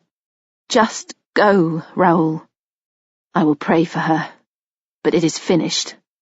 He left her chamber, his step heavy and his shoulders hunched. Felice was waiting for him in his chamber, wrapped in his fur-lined cloak and nothing else, but he dismissed her. That appetite had become as cold as yesterday's pottage. Kneeling at the small prayer table in the corner of his chamber, he lit a candle and bowed his head. When he rose from his prayers, his knees were so stiff they felt as if they had turned to stone, and the unscarred side of his face was slippery with tears. Biting her lip, Eleanor looked at Petronella, who had turned her face to the wall and closed her eyes. Marquisa said softly, "I can do nothing for her. She is in God's hands, madam. She is exposed to too much upheaval at court. Yet if she retires to Raoul's estates, she only broods and grows worse. I have been wondering whether to send her to my Aunt Agnes at Saintes. She might not find comfort in a nunnery, but she would be supervised and better protected. Madam, I believe a routine of structure and prayer would help her greatly." Marquisa agreed. Eleanor sighed. "Then I shall consult with Raoul and write to my aunt and see if she will give her sanctuary. We used to go there often when we were children." Her expression grew sad as she remembered running with Petronella in the sun-filled cloisters when their father had visited Saintes. The giggles and laughter, weaving in and out between the pillars, stretching to tag each other, their dresses hoisted to their knees and their braids flying, blonde and brown, adorned with coloured ribbons. And then in the church, kneeling to pray but still sending mischievous glances to each other. Perhaps at Saintes, God would remove this darkness from Petronella's soul and cast out her demons. "Oh, Petra," she said softly, and stroked her sister's tangled cloud of hair with a loving, troubled hand. Standing in the palace gardens, Eleanor watched the children at play in the golden September morning. They were an assortment of ages, ranging from toddlers only just finding their feet to long-limbed youngsters on the verge of puberty. Among them were Petronella's three, Isabel, Raoul, and little Eleanor. Being without their mother would demand an adjustment, but since of late Petronella had been unable to care for them, the parting was going to be less intense. They had been told their mother was unwell and was being taken to the convent at Sant for rest and healing. Busy with a piece of sewing, a golden-haired little girl sat beside her nurse. Fair wisps had escaped her braid and made a sunlit halo round her head. She was intent on her task, her soft lower lip caught between her teeth. Another woman held the hand of a toddler with the same blonde hair, helping her to balance as she took determined but unsteady steps across the turf. Eleanor remained where she was, feeling marginalized, a part of the tableau yet removed from it, like a border on a manuscript. She had bidden farewell to her daughters last night, feeling nothing beyond a regretful sadness as she kissed their cool, rose-petal cheeks. She did not know these children of her womb. The intimacy had been in their carrying, not their lives after the parting of the cord. In all likelihood, she would never see them again. Eleanor filled her gaze with a final look at her children, fixing the scene in her mind because it was all she would have for the rest of her life, and then turned away to join the entourage preparing to leave Paris and take the road to Poitou. On the third day of their journey, Eleanor and Louis spent the night at the castle of Beaugency, 90 miles from Paris and 110 from Poitiers. Standing side by side in formal state for the meal provided by its lord, Oude de Sully, they presented a united front as King and Queen of France. Yet a vast chasm yawned between them, and it was not a calm space. They were desperate to be rid of each other, yet still tied by the process of the law. Louis considered it Eleanor's fault that God had penalized them by denying them a son. She was responsible, but he was paying the price. He chewed his food in dour silence and responded to comments in curt syllables. Eleanor was silent too, as she concentrated on enduring the moment. Each day brought her closer to freedom from this travesty of a marriage, yet annulment would bring its own crowd of dilemmas. Raising her cup to drink, she noticed a messenger working his way up the hall towards the dais, and immediately she was concerned, because only very important news would disturb a meal in this way.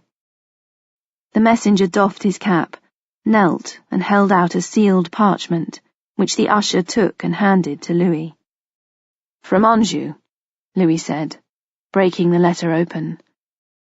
As he read the lines, his expression grew sombre. "Geoffrey Lebel is dead," he said. Handing the note to Eleanor, he started to quiz the messenger. Eleanor read the parchment. It had been dictated by Henry, and, although courteous, gave the barest details. The messenger was relaying the meat of the story, that Geoffrey had been taken ill on his way home after bathing in the Loire, and was to be buried in the cathedral at Le Mans. "I cannot believe it." Eleanor shook her head. "I know he was not altogether well in Paris, but I did not think he was sick unto death." She felt a welling of deep sorrow, and tears filled her eyes. She and Geoffrey had been rivals, but allies at the same time. She had enjoyed matching wits with him, and had basked in the glow of his admiration. Flirting with him had been one of her pleasures, and he had been so beautiful to look upon. "The world will be less rich for his passing," she said, wiping her eyes. "God rest his soul." Louis dismissed the messenger and murmured the obligatory platitudes, but there was a glint in his eye. "Well," he said, "we shall have to see about the new young Count of Anjou, and whether the boy has the mettle to cope with his responsibilities. I thought him an ordinary youth when he came to court with his sire." Eleanor said nothing, partly because she was struggling to absorb the shocking news, and partly because this changed everything. She was also wondering how ordinary a youth Henry actually was. It can only be good for France to have an inexperienced youngster to deal with. He loved his father dearly, Eleanor said. That much was clear when they came to Paris. He must be sorely grieving. As well he should. Louis turned away to talk to his nobles. Eleanor made her excuses and retired to her allotted chamber. Calling for writing materials, she sat down to pen a letter to Henry, telling him how sorry she was and that she would pray for his father. She commended Henry's fortitude and hoped to express her condolences to him in person on a future occasion. The tone of her letter was courteous and conveyed nothing that could be misconstrued as inappropriate, even by the likes of Thierry de Galleron, whom she had no doubt would read her correspondence if he got the chance. She sealed the letter and bade her chamberlain give it to the messenger from Anjou. Pouring herself a cup of wine, she sat down before the hearth and gazed into the red embers, thinking that if she did marry Henry, she would be facing Louis squarely across a political chessboard and would need every iota of skill and good fortune to survive. Eleanor entered Poitiers, riding a palfrey with a coat dappled like pale ring mail. La Reina perched on her gauntleted wrist, white feathers gleaming. The sky was as blue as an illumination, and the sun, despite encroaching autumn, was strong enough to be hot. Eleanor felt a wonderful sense of freedom, of coming home, as her vassals flocked to greet her. At first there was no sign of Geoffrey de Roncamp, but she could see several Taillebourg and Jancé barons among the gathering.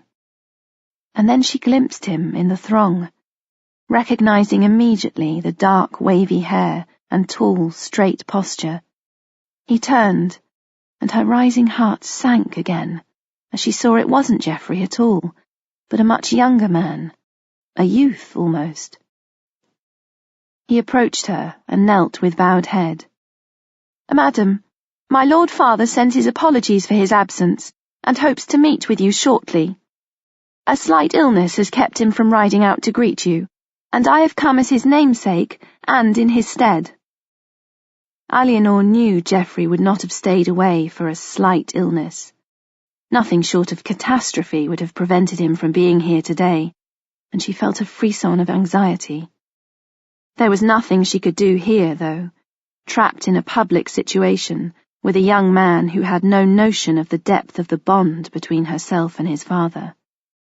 "Then I wish him a swift recovery, and I do hope to see him soon," she said, and bade him rise.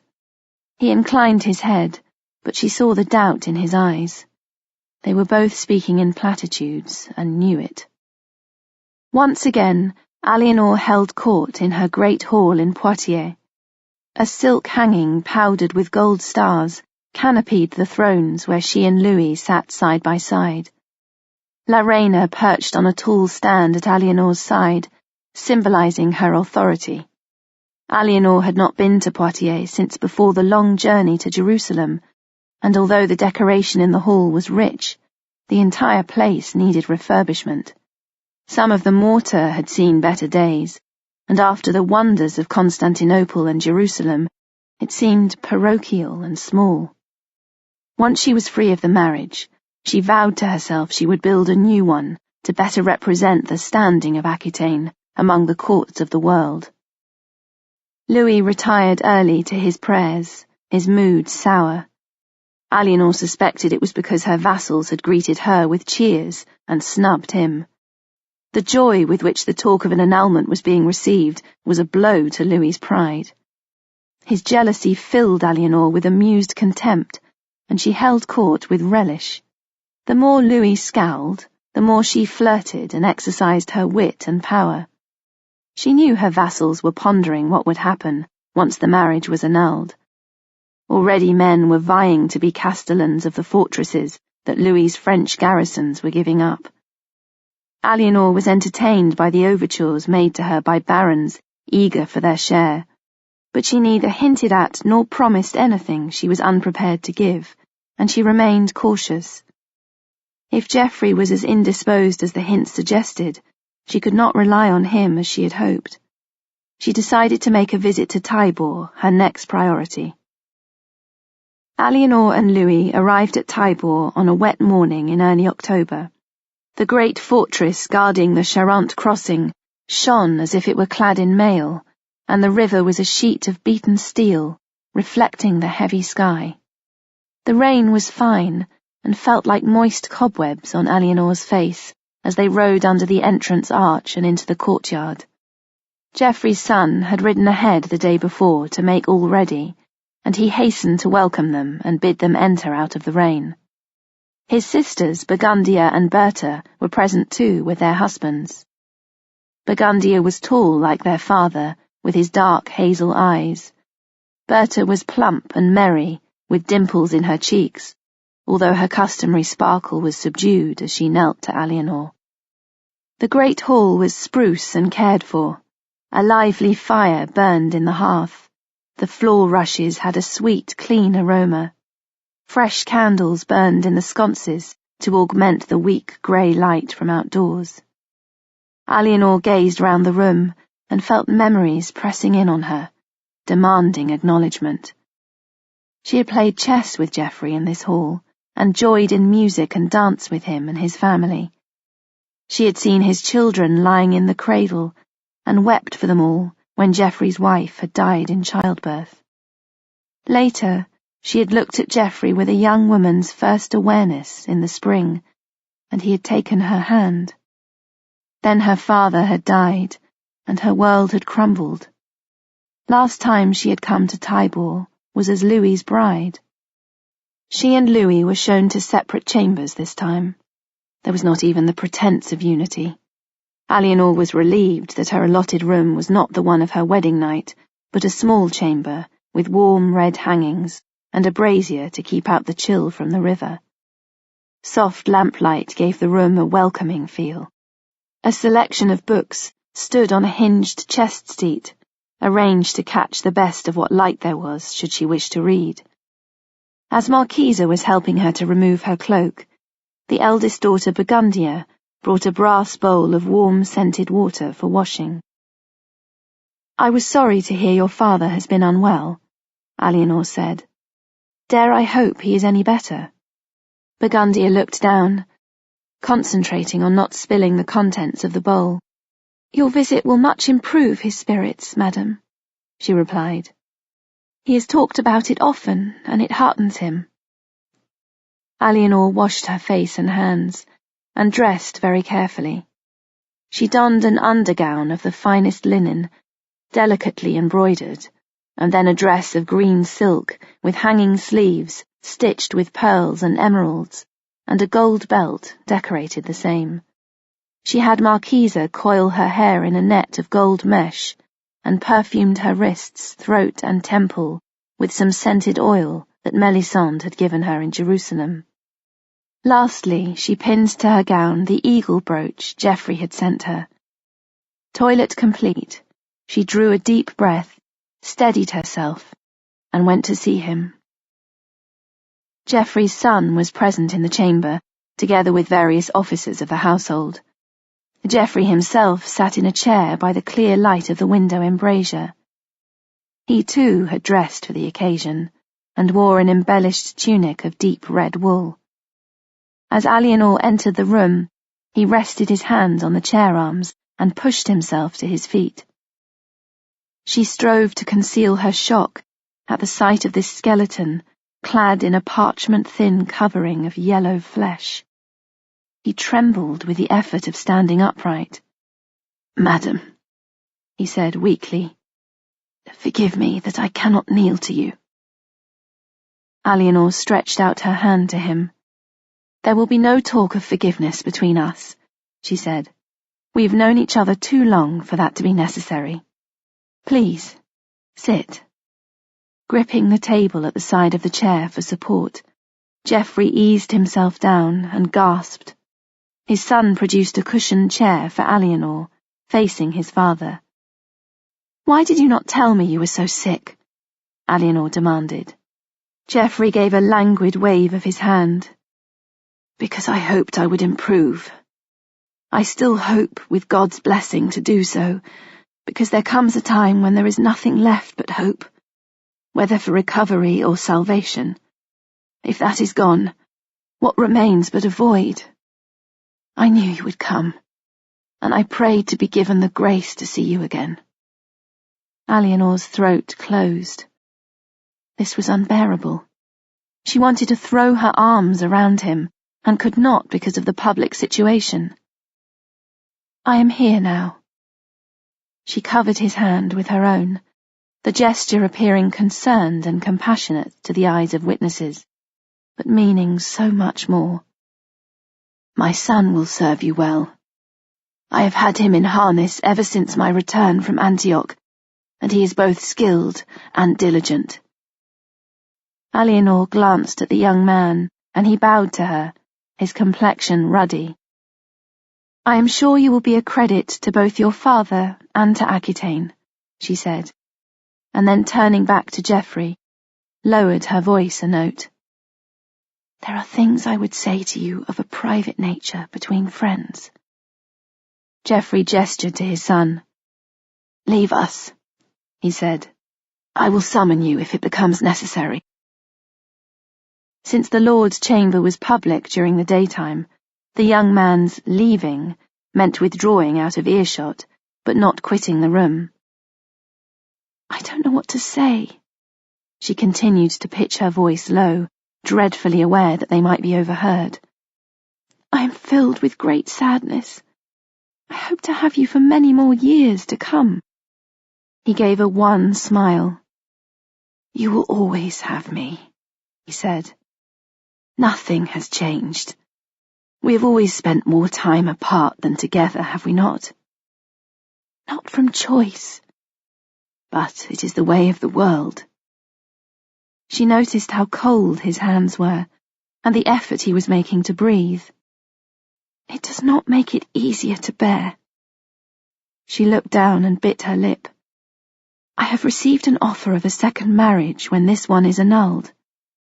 She paused to steady herself, then raised her head and said, Henry, Duke of Normandy, has asked me to accept his suit. Geoffrey gazed at her with yellow-shot eyes, and his expression did not change. And what did you say? I gave no answer. I wanted to discuss it with you, but I can see you need to rest. Geoffrey gathered himself.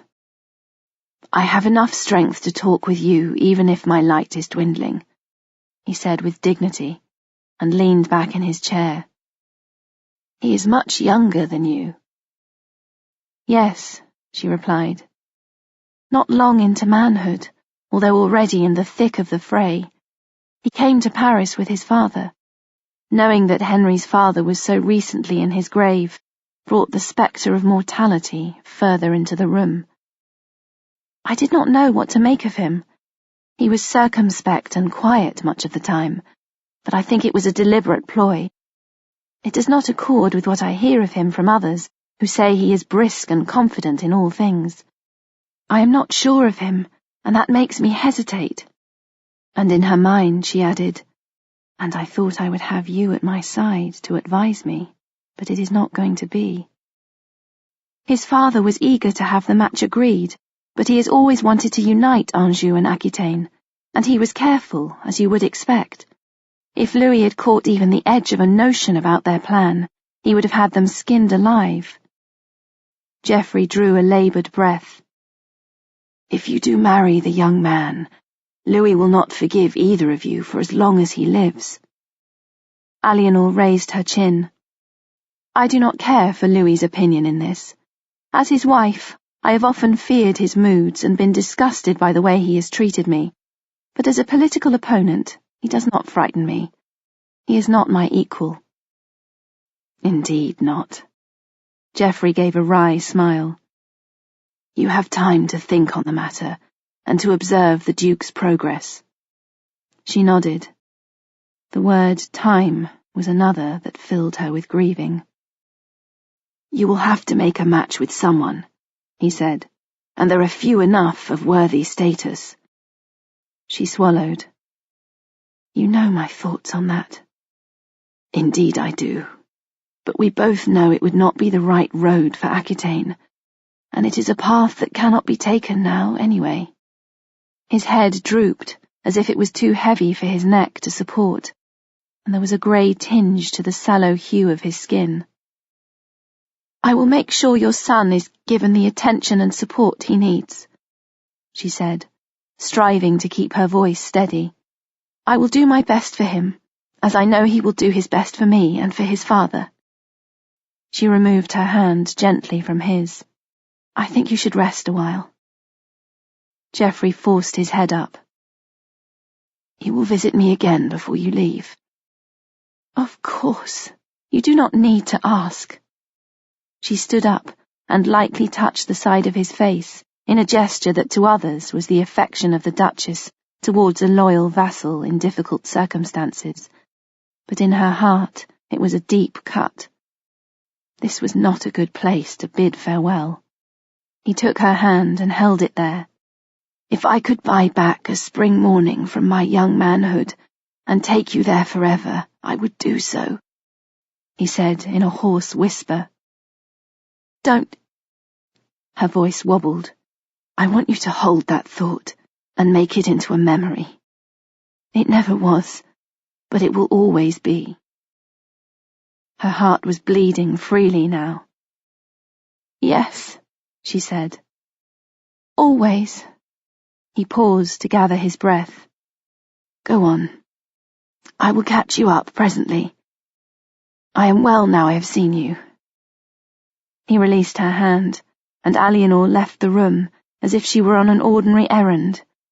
But once outside the door, she leaned against the wall and let the tears come, and they were like acid. Geoffrey did not have the strength to hide his own grief as he watched her walk away. It was as if there was a cord stretching from his heart to her hand. He did not care who saw him weep, knowing that to observers it would only seem the folly of a sick man, grieving because he no longer had the power to serve his lady and Aquitaine. The truth would go with him to the grave, and the truth would be his private consolation. Chapter 42. Beaugency, March 1152. Eleanor gripped the arms of her chair and, drawing a deep breath, raised her chin. She was back at Beaugency, seated on the dais in the great hall, waiting for the gathered bishops to declare her marriage to Louis null and void. The document of annulment was prepared. All it needed now was for the ink to dry on the final parchment and the seal to be attached. She had arrived yesterday from Poitiers to hear the judgment of the Church and receive the decree of annulment. These were her final hours as Queen of France, and the end of a 15-year marriage that should never have been. Louis sat enthroned beside her, his expression impassive. The shy, silver-haired youth had become a petulant, God-obsessed man of 32, with permanent frown lines between his eyes. Yet he was still handsome in shadowed light, and he was still in a position of power. Eleanor knew men with daughters would be casting eager eyes over him, keen to clamber up the spokes of fortune's wheel, but God help the poor girl who won that race. The Bishop of Langres rose from his seat among the gathered clergy. His chest was puffed out like a peacock's, and his eyes were razor bright. Just now they were concentrated on the sheet of parchment in his hand, the seal dangling from it on a plaited cord. Eleanor suspected it was just his notes, but he wanted everyone to think it was an important document.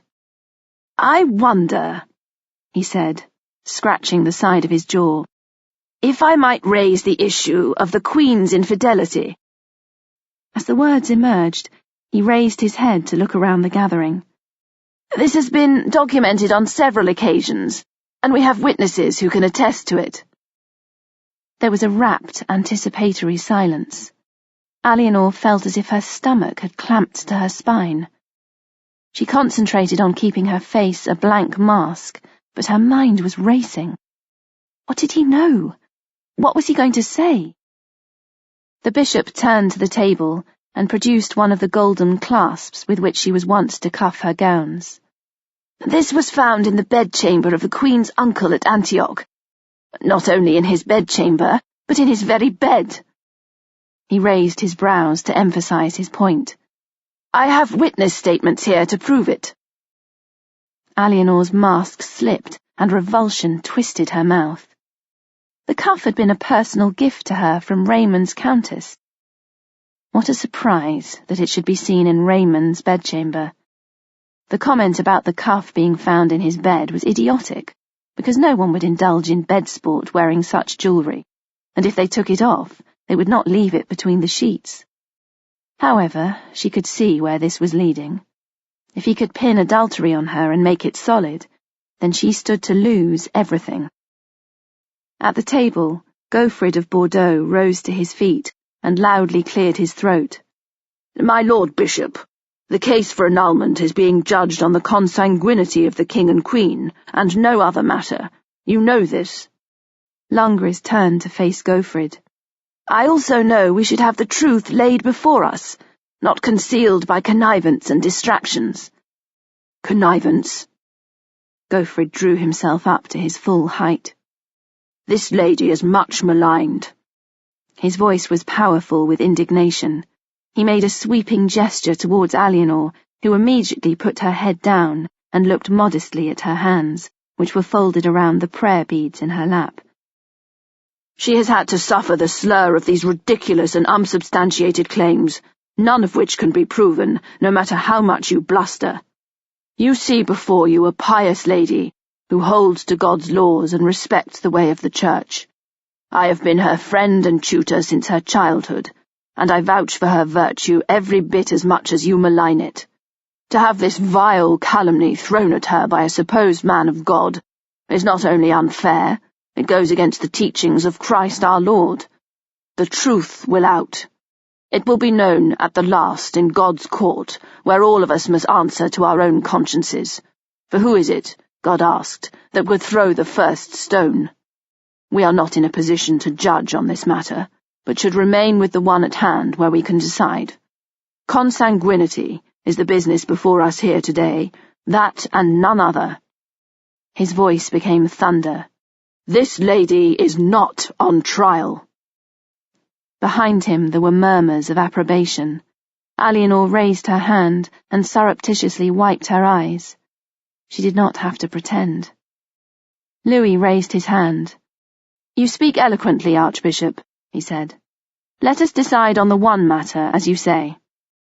He inclined his head to Eleanor. There was no kindness in his gaze, and Eleanor did not expect any as she reciprocated with a nod of her own. It was not in Louis's interests to have the whole rotten corpse of Antioch rolled over to expose the maggots, because he too had things that were better kept hidden. Standing by the window embrasure in her chamber, Eleanor handed a packet of correspondence to young Geoffrey de Roncamp. The new Lord of Taillebourg and Jancey was present at Beaugency as part of her entourage, charged with escorting her safely back to Poitiers when all was settled. "Will you see these given to Soldebroy?" she said. "He will know which messenger to send them by." "Madam." He bowed and straightened, a deep frown creasing his brow. "I did not believe a word of what the Bishop of Langres said." "I hope you did not." He flushed scarlet and stammered a negation until she took pity on him. The Bishop of Langres was bound to speak. The charge of adultery would sit so much better with him. We have never seen eye to eye. If he can do me a disservice, he will. It is of no consequence. I shall have no more dealings with him soon. The young man bowed again and made his escape. A sad smile curled her lips.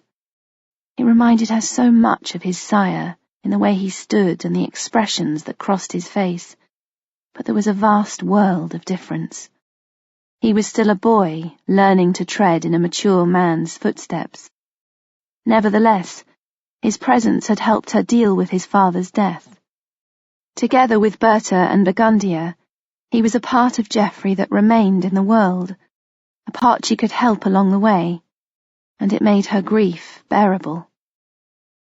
Scarcely had Geoffrey departed than Archbishop Gofrid arrived. He was clad in his episcopal robes, but had replaced his mitre with a small skull-cap. His tall posture had developed a weary stoop, and his face drooped with fatigue. Eleanor kissed his ring, and he set his hand on her head in blessing. She bade a squire pour him wine, and directed him to a table set with a meal of succulent poached salmon and fresh bread. Gofrid gave her a grateful look and sat down. Having washed his hands in the finger bowl held by another squire, he blessed the food and set to with a will. After a diplomatic interval, Eleanor turns to her guest with an expectant look.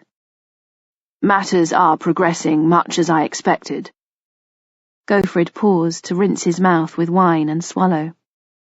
The French were trying to keep a grip on Aquitaine by having the Bishop of Langres use those tricks today, but it will not work. How could Langres begin to suggest that there was any impropriety between me and my uncle? She said with angry contempt. We arrived in Antioch after a rough sea voyage, and we were there for less than 2 weeks. I sought my uncle's protection, because even then I desired an annulment, as you know. She curled her lip. I also hear vile rumours that I am supposed to have bedded with the former Count of Anjou. Is that likely? It is all foulsome gossip, intended to dispossess me of my lands by darkening my name. There are always those who dip their quills in venom, Gofrid replied. Rest assured, the Bishop of Langres shall not prevail. He has an unsavoury reputation himself. He only holds his position because Bernard of Clairvaux is his cousin, and was persuaded to discredit the rival candidate. The grounds for annulment of this marriage stand or fall on the matter of consanguinity, nothing else. Let us hope they do. Eleanor shuddered. If I have to remain wed to Louis, I swear that instead of accusing me of adultery, I will be hauled to trial for his murder. Gofrid gave a sour smile. I do not think that will be necessary. This has come too far to fall down now. Louis desires this annulment as much as you do. Finished eating, he dipped his hands in the rosewater and washed them again. Eleanor replenished their cups. I want to talk to you about the future, about a decision I have to make. Gofrid wiped his hands on a napkin and fixed her with a steady blue gaze that made her feel as if she was his pupil again, under his strict but benevolent scrutiny. I know I cannot remain unwed. She toyed with the base of her goblet. I have a duty to Aquitaine to rule and beget heirs of my body to follow in my stead. Indeed, daughter, you do, Gofrid replied cautiously. You should know that I have received an offer of marriage from Henry, Duke of Normandy. His brows rose. When was this? In Paris, when he and his father came to negotiate a truce. It has its merits, I think. Duke Henry mentioned this to you himself? She shook her head. I believe it was at his father's prompting. I barely spoke with the young duke, and he was being very careful because of the situation. Aquitaine would be an enormous prize for him, but is he worth the prize to me? You can understand my wariness. Gofrid took a drink of wine to give himself a moment to think. It would be unwise for Eleanor to take a husband from among her own barons. Better she should wed a man outside of Aquitaine. Henry Fitz-Empress would certainly fulfill that criterion. 15 years ago, Gofrid had told her she must marry Louis of France. He could still see that frightened girl superimposed on the accomplished young woman in front of him now, and it pained his heart. She trusted him, and he wanted to do his best for her, and for Aquitaine. I do not know the young man in question, but his reputation is growing daily, and his breeding is illustrious. It is fitting you should marry someone who has the potential to become a king. I thought that too, Eleanor said. but I hesitate to make the leap. He is young, and perhaps I can influence him, but if so, then like Louis, he will be open to the influence of others too. I had to fight Louis's mother when I wed him. By all accounts, the Empress Matilda is a formidable woman who has her son's ear. How shall I fare on that battleground? Gofrid stroked his beard. You are wise to be cautious, but I do not believe you will have the same difficulties. You are a grown woman in your full bloom. Empress Matilda is aging and dwells at the Abbey of Bec. She may rule Normandy, but she will not stir her finger in other stews. Henry did not spend his childhood training to be a monk, although he is well educated, so that path may be easier for you also. You speak as I think. Eleanor's tension eased at the Archbishop's approval. A pensive, almost sad look crossed her face. But if I accept the offer, it seems in many ways like a choice born out of no choice. Their discussion was interrupted by the arrival of Soldebroy de Sanzay. Madam, he approached the table, breathing hard from his run up the stairs, and bent his knee. Eleanor gestured him to rise. What news? He grimaced, dark curls bouncing against his jaw. I have heard there are moves afoot to have you seized once you leave here with the annulment granted. Seized? She felt cold. By whom? My informants tell me that you should beware Theobald of Blois. You should be on your guard when you travel through his territory, and avoid all invitations to spend the night at any of his castles. Eleanor's breath shortened. So it had begun already, the scramble to seize her and force her into marriage by imprisonment and rape, so that the man concerned could appropriate her lands for himself, impregnate her, and have his offspring, should they be male, claim Aquitaine. Theobald, Count of Blois and Chartres, was older than Henry of Normandy and Anjou, but by so little that it made no difference. He was just another ambitious young hunter, chasing down his doe by whatever means lay to hand. Then we must take appropriate precautions, she said. Soldebroy, I trust you to see me safe, and I give you leave to do whatever you must. If there is one suitor, there will be others. See that our horses are well shod and swift, and that all the weapons are honed. And pay your informant well. Madam. He bowed and left. The Archbishop also rose to leave. You see what a prize I am, she said grimly. Even before the annulment is sealed and lodged with the Church, ambitious men are already planning my future. Gofrid kissed her forehead.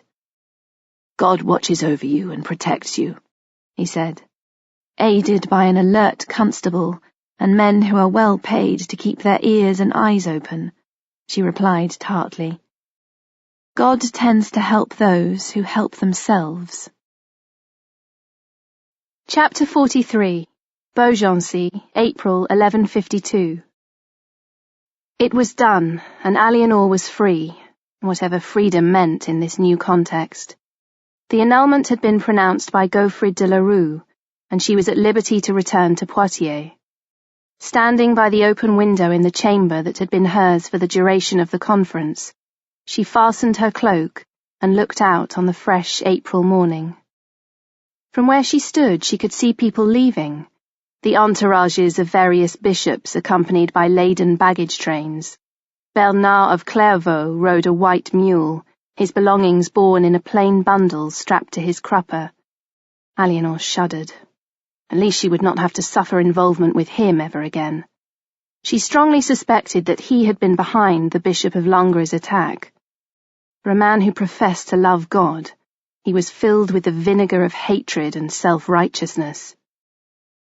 She felt bereft rather than elated by her freedom, because of all the wasted years with nothing to show but acrimony and loss. The best to be said was that the business was finished and cut off like a piece of fabric from a loom, and could be rolled up and stored away, never to be looked at again. "Madam, the horses are saddled," announced young Geoffrey de Roncamp, looking round the door. If we make haste now, we can bypass Blois by moonlight. Eleanor turned from the window. I am ready, she said. Let us go home.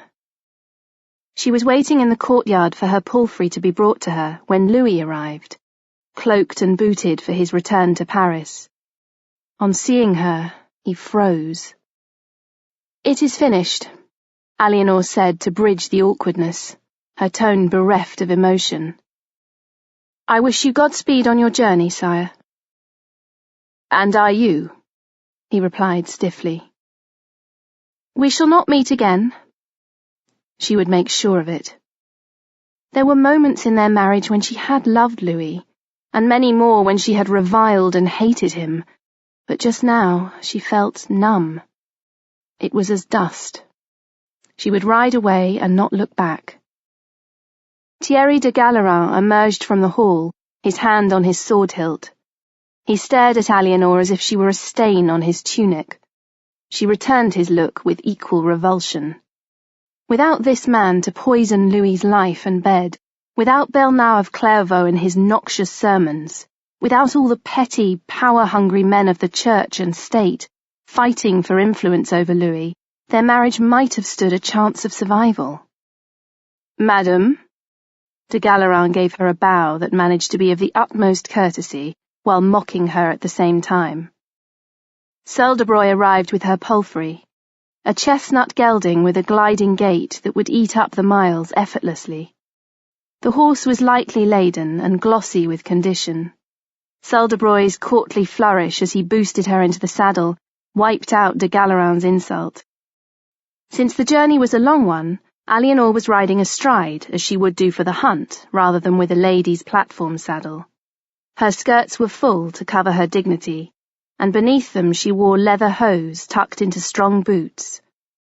There was no impropriety as Seldebroy helped her into the saddle, but she was still aware of Louis's disapproval, and her impatience flared. His next wife would have to be a nun to please him. Young Geoffrey de Roncamp unfurled her eagle banner. The morning breeze caught the silks, and they rippled in a bold dance. She gave the gelding a dig with her heels, clicked her tongue, and swept out of Beaugency at a trot.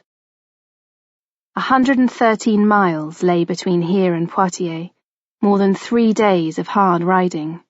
On an ordinary progress, that time might extend to almost a week, but Eleanor wanted to be safe behind her own walls as swiftly as possible, because when this journey ended, a new one could begin. The chestnut covered the miles at a steady pace. Eleanor and her troop stopped at the roadside at noon, spreading a white cloth on the grass to eat a simple meal of bread and cured beef, washed down with slightly sour red wine. Then they were on their way again, riding steadily until dusk fell, and the Loire rippled like dark grey silk in the evening breeze. Clouds were encroaching from the north, and it started to spit with rain. Eleanor drew up her hood, but nevertheless enjoyed the fresh green scents awoken by the moisture. A blackbird was singing its heart out, and others answered, claiming their territories in the dusk. The spatters grew heavier, dimpling the river. Listen, said Seldebroy suddenly. Eleanor tilted her head. The bird-song turned to chips of alarm as 4 men rode out of the dusk towards them. Their clothes were ordinary, but their mounts were strong and glossy. Eleanor's escort reached for their swords, and she prepared to flee. The leading rider raised his hand and put down his hood, revealing a thatch of rumpled golden-brown hair. Peace to all, I mean you no harm, he said. I am here to help you. My name is Hamlin Fitzcount, half-brother to Henry, Duke of Normandy and Count of Anjou. I have come to see you safely past Blois. Eleanor stared at him, more than a little taken aback.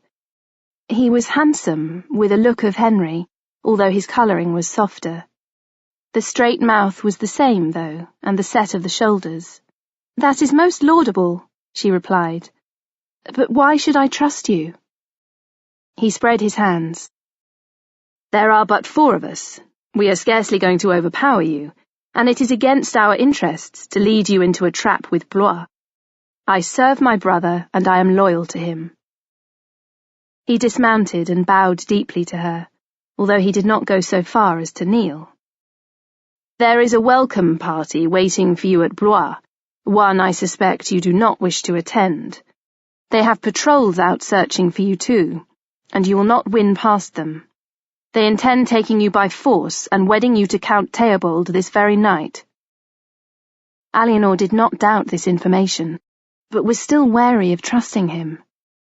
"What are you going to do? Lead us by another road in the dark?" She gestured to his men. "You are hardly equipped to fight." "Not the road," Hamlin swiftly replied, "but the river as far as Tours. I have arranged with a pair of bargemen to take a party tonight, but they do not know your identity. You must disguise yourself, madam, or stay well in the background. It is best they do not associate you with the Queen of France."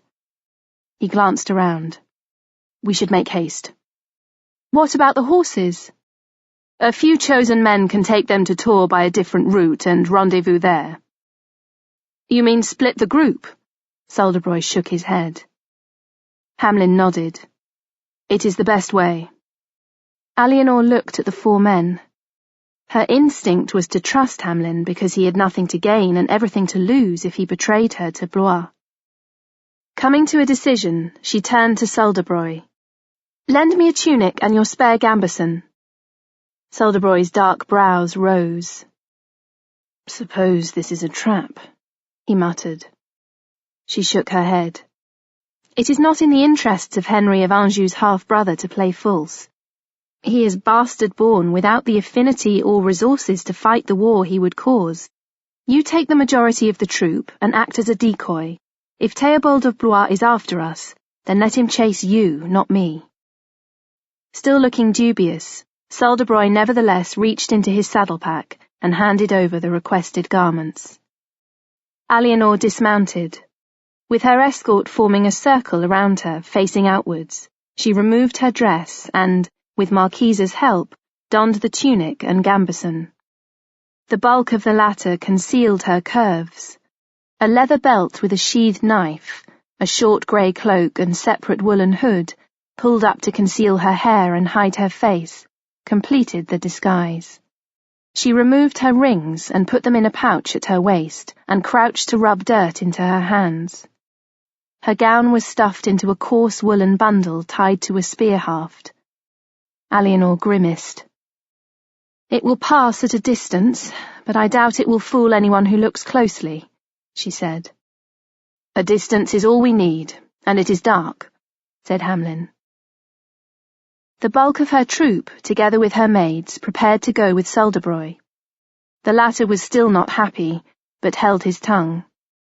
He stayed with her as Hamlin led them down a muddy path to the riverbank, where 2 barges were moored, the last of the light gleaming on their wet strakes, and the barge-masters awaiting their passengers. Since it would have seemed odd if she didn't help, Eleanor stowed some of the baggage on board, keeping her back to the barge-master and hiding her face in her hood. She heard Hamlin speaking softly to the barge owners, hinting that it was a secret mission on the king's behalf, and she heard the clink of coin as silver changed hands. She settled herself in the first barge on a pile of fleeces, her knees drawn up to her chin and her cloak furled around her. The crew took up the oars and manoeuvred the barges out into the channel. Salderoy and the bulk of the troop rode off in another direction, with the spare horses and the maids to act as a decoy. Eleanor bent her head into her knees and tried not to feel afraid.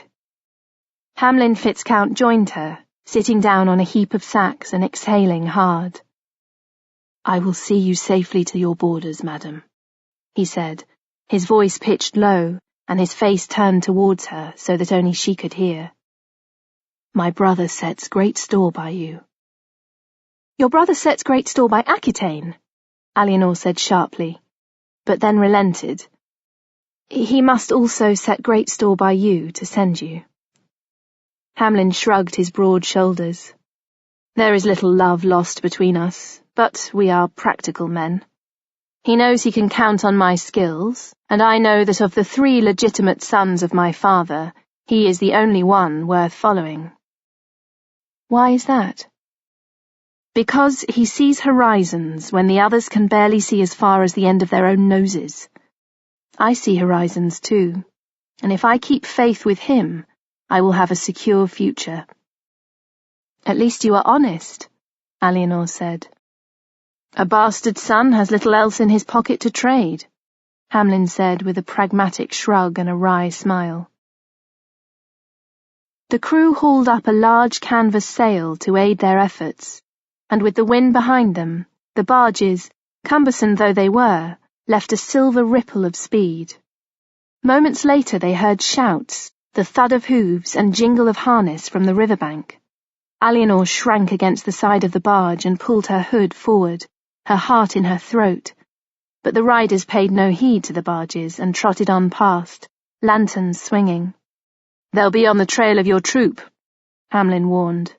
They won't think to look on the river. Even if they do realize what has happened, we shall be long gone. Eleanor strained her ears for the sound of combat, but the hoofbeats faded, and there was nothing. Solderbroy would have had the good sense to keep everyone moving at a strong pace, and they had a decent head start. She closed her eyes and shivered, but did not allow herself to be overwhelmed by her anxiety. Instead, she released it in laughter. Hamlin gave her a look askance. Less than half a day since, I was sitting in the hall at Beaugency, still the Queen of France and gowned as befitted my station. Now I am sailing down the Loire in the middle of a rainy night, wearing my seneschal's spare tunic, dirt on my face. Chapter 44. Poitiers, April 1152. Eleanor gripped the sealed packet in her hand, knowing this was her last moment to change her mind. Waiting for the messenger to come to her, she stood by the window, looking out on the beautiful spring day. Everything was in leaf and bud and glorious blossom. It was a few days past the anniversary of her father's death, and he had been in her thoughts. Geoffrey de Roncamp, too, although his grave had been made in bleak autumn. All that remained were poignant memories, and she must face reality, not live on dreams. Truly, it was time to make a new beginning. And what could be better than wedding a young man in the April time of his life? Her chamberlain announced the messenger, and with a sigh she turned from the window. The man, whose name was Sancho, doffed his cap and knelt to her. She had selected him to bear this message because he was reliable, discreet, and intelligent. The letter itself was worded in such a way that if it was apprehended, the news he carried would not be obvious to the casual reader, although Henry would understand. After a final hesitation, she bade him stand and gave him the packet. "Deliver this to Henry, Count of Anjou, and make sure he and no other receives it," she said. "Madam." Sancho bowed his head. "And give him this." She handed him a soft suede hawking gauntlet. "Tell him I hope he will find it useful in the future. Here is silver for your expenses during your journey. Ride swiftly, but do not take risks. Go now." From her window she watched him leave, swinging into the saddle of a fiery bay courser, its hooves already in motion. He would change horses along the way and only stop to sleep when he had to. Depending on Henry's whereabouts, she estimated he should receive the letter within 10 days at most, which meant she had a little less than 3 weeks to prepare her wedding feast. Henry was at Lisieux, overseeing preparations to invade England.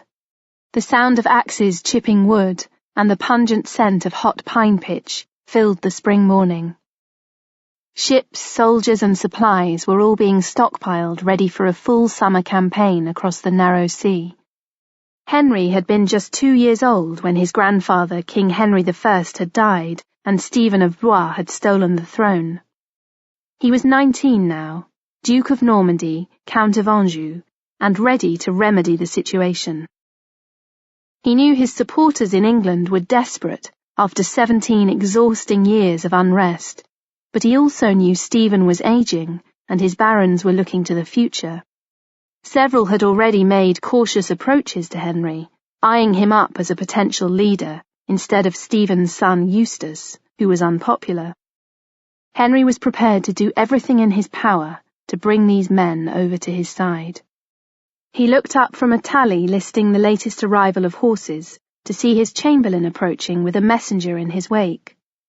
The latter's face was weather-burned and wore lines of exhaustion, but there was a gleam in his eyes. "Sire," he said, in the accent of Poitou, and bent his knee. "My mistress, the Duchess of Aquitaine, bids you greeting." "And you are?" Henry demanded. It was always useful to fix faces and names in one's mind. "Sancho of Poitiers, sire." Henry gestured him to stand. "Well, Sancho, I assume you are here to bring me more than just your mistress's greeting." The man produced a letter and a hawking gauntlet from his battered satchel. "Sire, the Duchess bade me say that if you care to visit her at Whitsuntide, she will be pleased to take you hunting and discuss matters of mutual interest." Henry gave the messenger a sharp glance before lowering his gaze to the seal attached to the document by a plaited silk cord. The imprinted wax bore the image of a slender woman in a dress with hanging sleeves, a falcon perched on her left wrist, and she held a lily in her right hand. Henry read what she had written, and then raised his head to glance around the bustle of the camp. This would put an anchor on his immediate plans, but he had to act on the contents of Eleanor's letter. He might not have an emotional investment in a match with her, but this was about dynasty and power. He felt a glimmer of satisfaction as he reread the message. He had been almost certain she would ask him, but he had still harboured a shred of doubt because women were fickle. Hamlin had told him about Geoffrey's stupid and pathetic attempt to abduct her on the way to Poitiers. He intended to put his younger brother in his place the moment he had dealt with more pressing matters. There was no need to cease his preparations to invade England. He could go and marry Eleanor while his officers continued to work. Thoughtfully, he donned the hawking gauntlet and stretched and clenched his fist inside it. The smell of new leather tingled in his nose, rich and slightly metallic, and for some reason it made him feel hungry, as if he had not eaten in a week. He sent across the camp for Hamlin, and when his brother arrived from supervising the testing of a new siege machine, told him to make ready to go to Poitiers. "I am going to be a bridegroom, and I need a second to stand with me," he said. Hamlin folded his arms. "What about England?" "Having the wealth of Aquitaine to support us is all to the good. England will benefit greatly." "Louis won't be pleased," Hamlin said. Henry waved his hand as if swatting a fly. "I can deal with Louis. I have his measure, but he does not have mine." "In law, you should ask his permission as your overlord," Hamlin persisted. "You are jesting." Henry punched his half-brother on the arm with his gauntleted fist. "Presented as a fait accompli, Louis will give it, but I would have been out of my mind to make such a request beforehand. To seize the moment, you must be ahead of it." He cast his gaze to the position of the sun. "It is too late to ride today, but we can make ready to move at first light, and travel hard." That evening in his chamber, Henry checked over the small baggage pack he intended taking to Poitiers. He needed to ride fast and light, but had made room for fitting clothes for his wedding and a gift for his bride. He looked at the 2 jewelled cuff clasps shining in their leather case. Set with sapphires, emeralds, and rock crystals, they were part of the German treasure belonging to his mother. She had given them as funds for his campaign, but he judged they would do better service as a gift to his bride. Ailbert entered the room, her thick ash-blonde hair tied back from her face in a red silk ribbon. She was cradling a small baby in her arms. She sat down on a stool, unfastened her dress and chemise, and put the infant to nurse. Henry eyed her full white breast and rosy brown nipple before the baby covered the areola and began to suckle vigorously. "The child is a drunkard." he said with amusement and a pang of tenderness, for this was his firstborn son, and proof that his seed was sufficiently strong to beget healthy male children. The baby, christened Geoffrey, had been born 7 weeks ago. The church said a man should not have intercourse with a woman when she was feeding an infant, but Henry had little time for such pernickety rules, considering them the work of stifled priests, not God, and he had brought Ailbert and the baby with him on campaign for comfort and company. Ailbert smiled. She had beautiful white teeth and full lips. "He is greedy like all men," she said, and looking down she gently stroked the baby's fine, sandy gold hair. Henry laughed.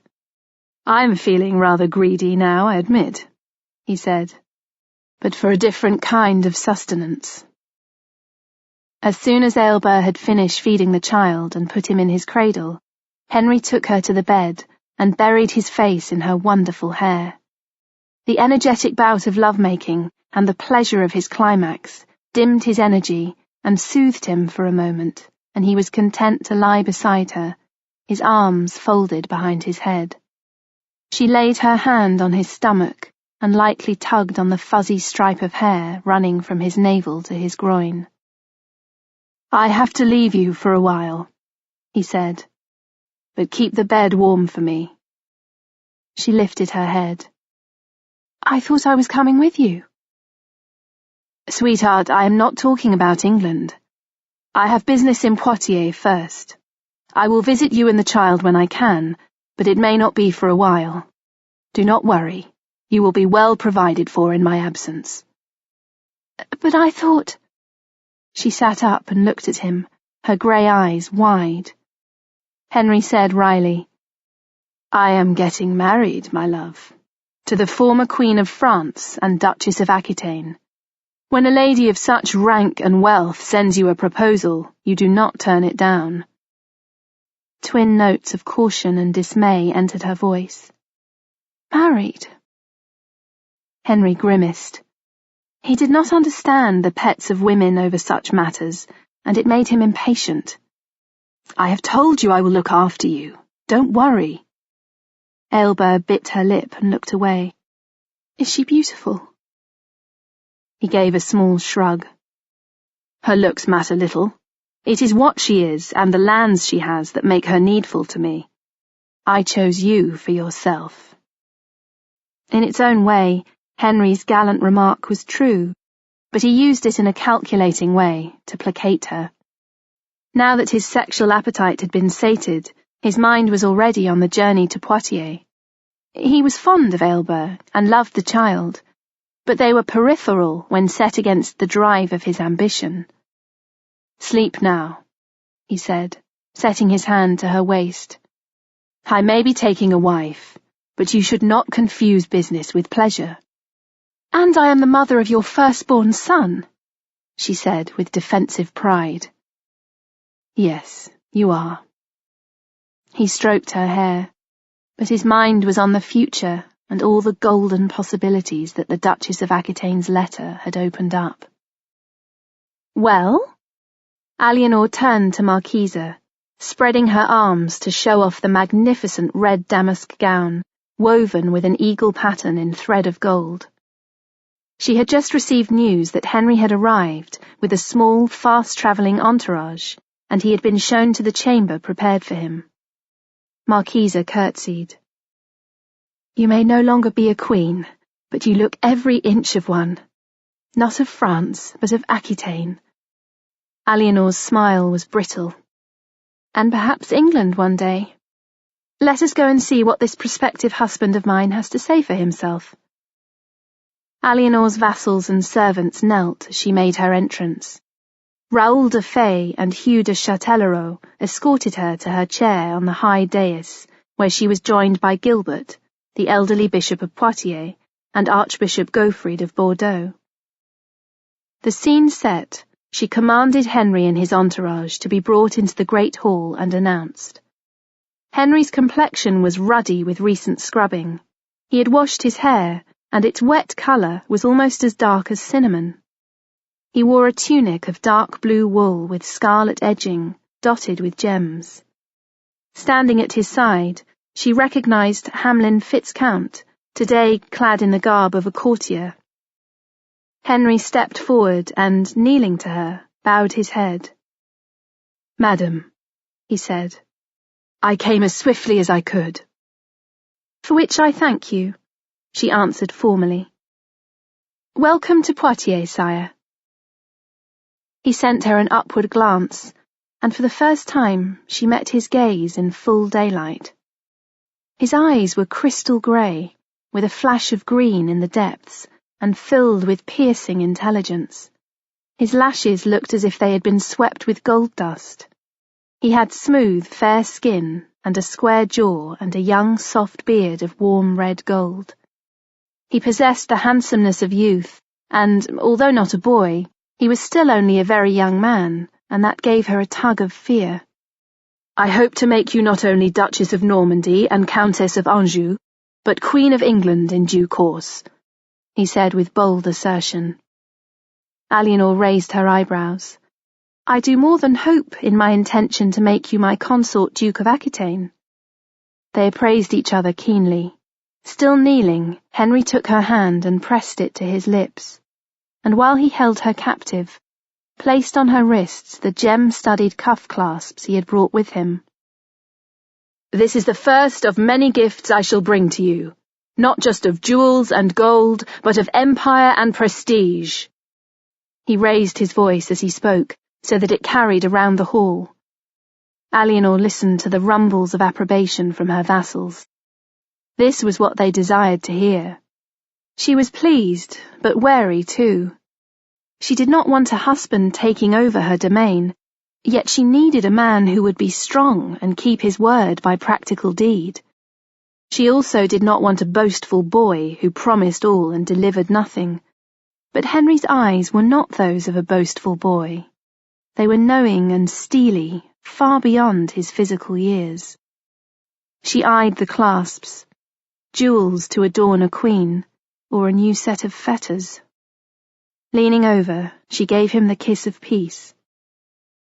"I hold you to your word," she said, and as she raised him to his feet, the hall erupted with cheers of acclaim. The rest of the day was taken up in formal feasting. Eleanor noticed how much Henry fidgeted, as if his body was unable to contain his bursting energy, but he managed to be charming and urbane too.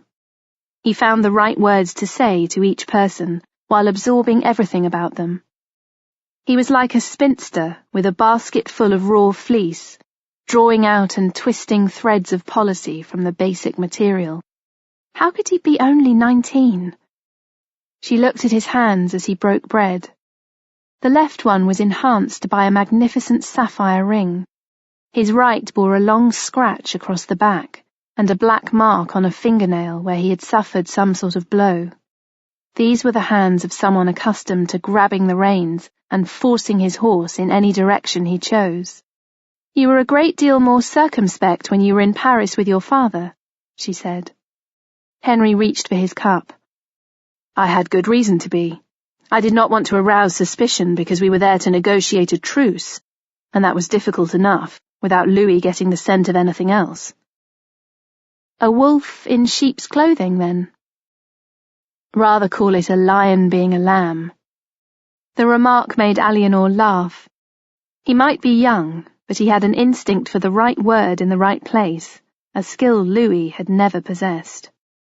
He leaned back in his chair, the cup resting on his gold belt buckle.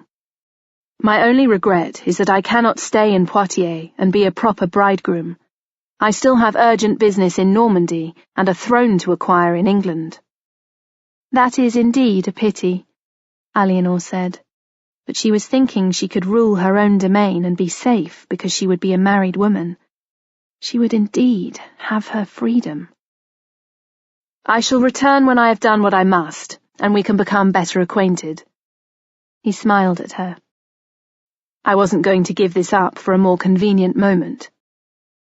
"If you had not come, there would not have been a more convenient moment," she replied with asperity. "I realize that." He sent her a bright glance. "But I did answer your summons, and I do recognize the importance of this union, for both of us." Later there was dancing, and as Eleanor clasped hands with Henry, a spark jolted through her and was reciprocated. He was a good dancer, energetic and lithe at the same time. He was taller than her, but only by a little, and they moved in harmony, but the looks they sent each other were like sparks, adding frissons of desire and challenge. Eleanor's vassals, well oiled with wine by now, demonstrated some of the more robust masculine dances of the region. Henry mastered the different steps with nimble dexterity. Eleanor observed the pleasure he took in the movements and how unself-conscious he was. He could laugh at himself when he tangled a move, and take sweeping bows at the applause when he succeeded.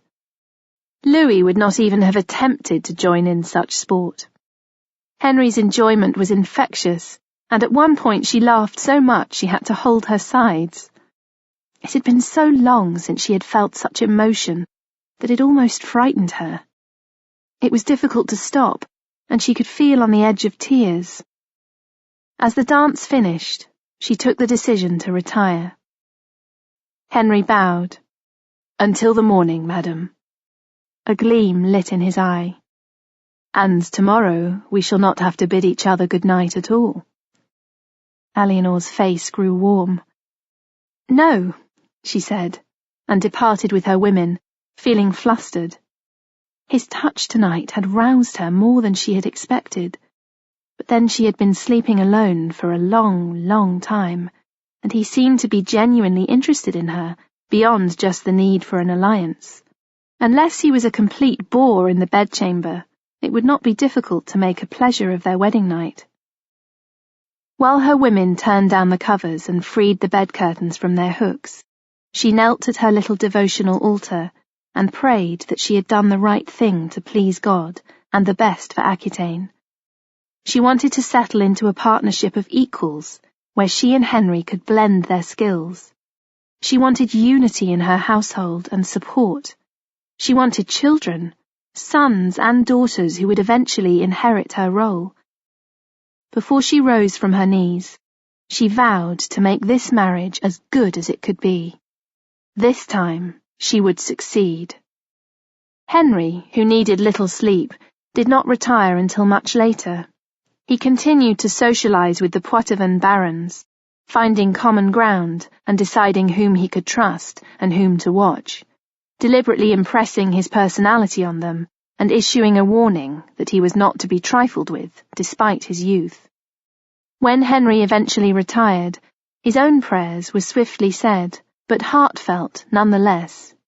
He thanked God for his goodness in dropping this plum into his lap. Eleanor was attractive, even if she was 9 years older than him, and she intrigued him. She was very different to Ailbert, but then one was his mistress and one a wife, and their relationships with him were on a different scale.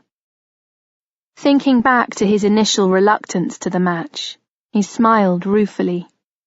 Being married to Eleanor, being Duke of Aquitaine, might just turn out to be very rewarding indeed, in every way.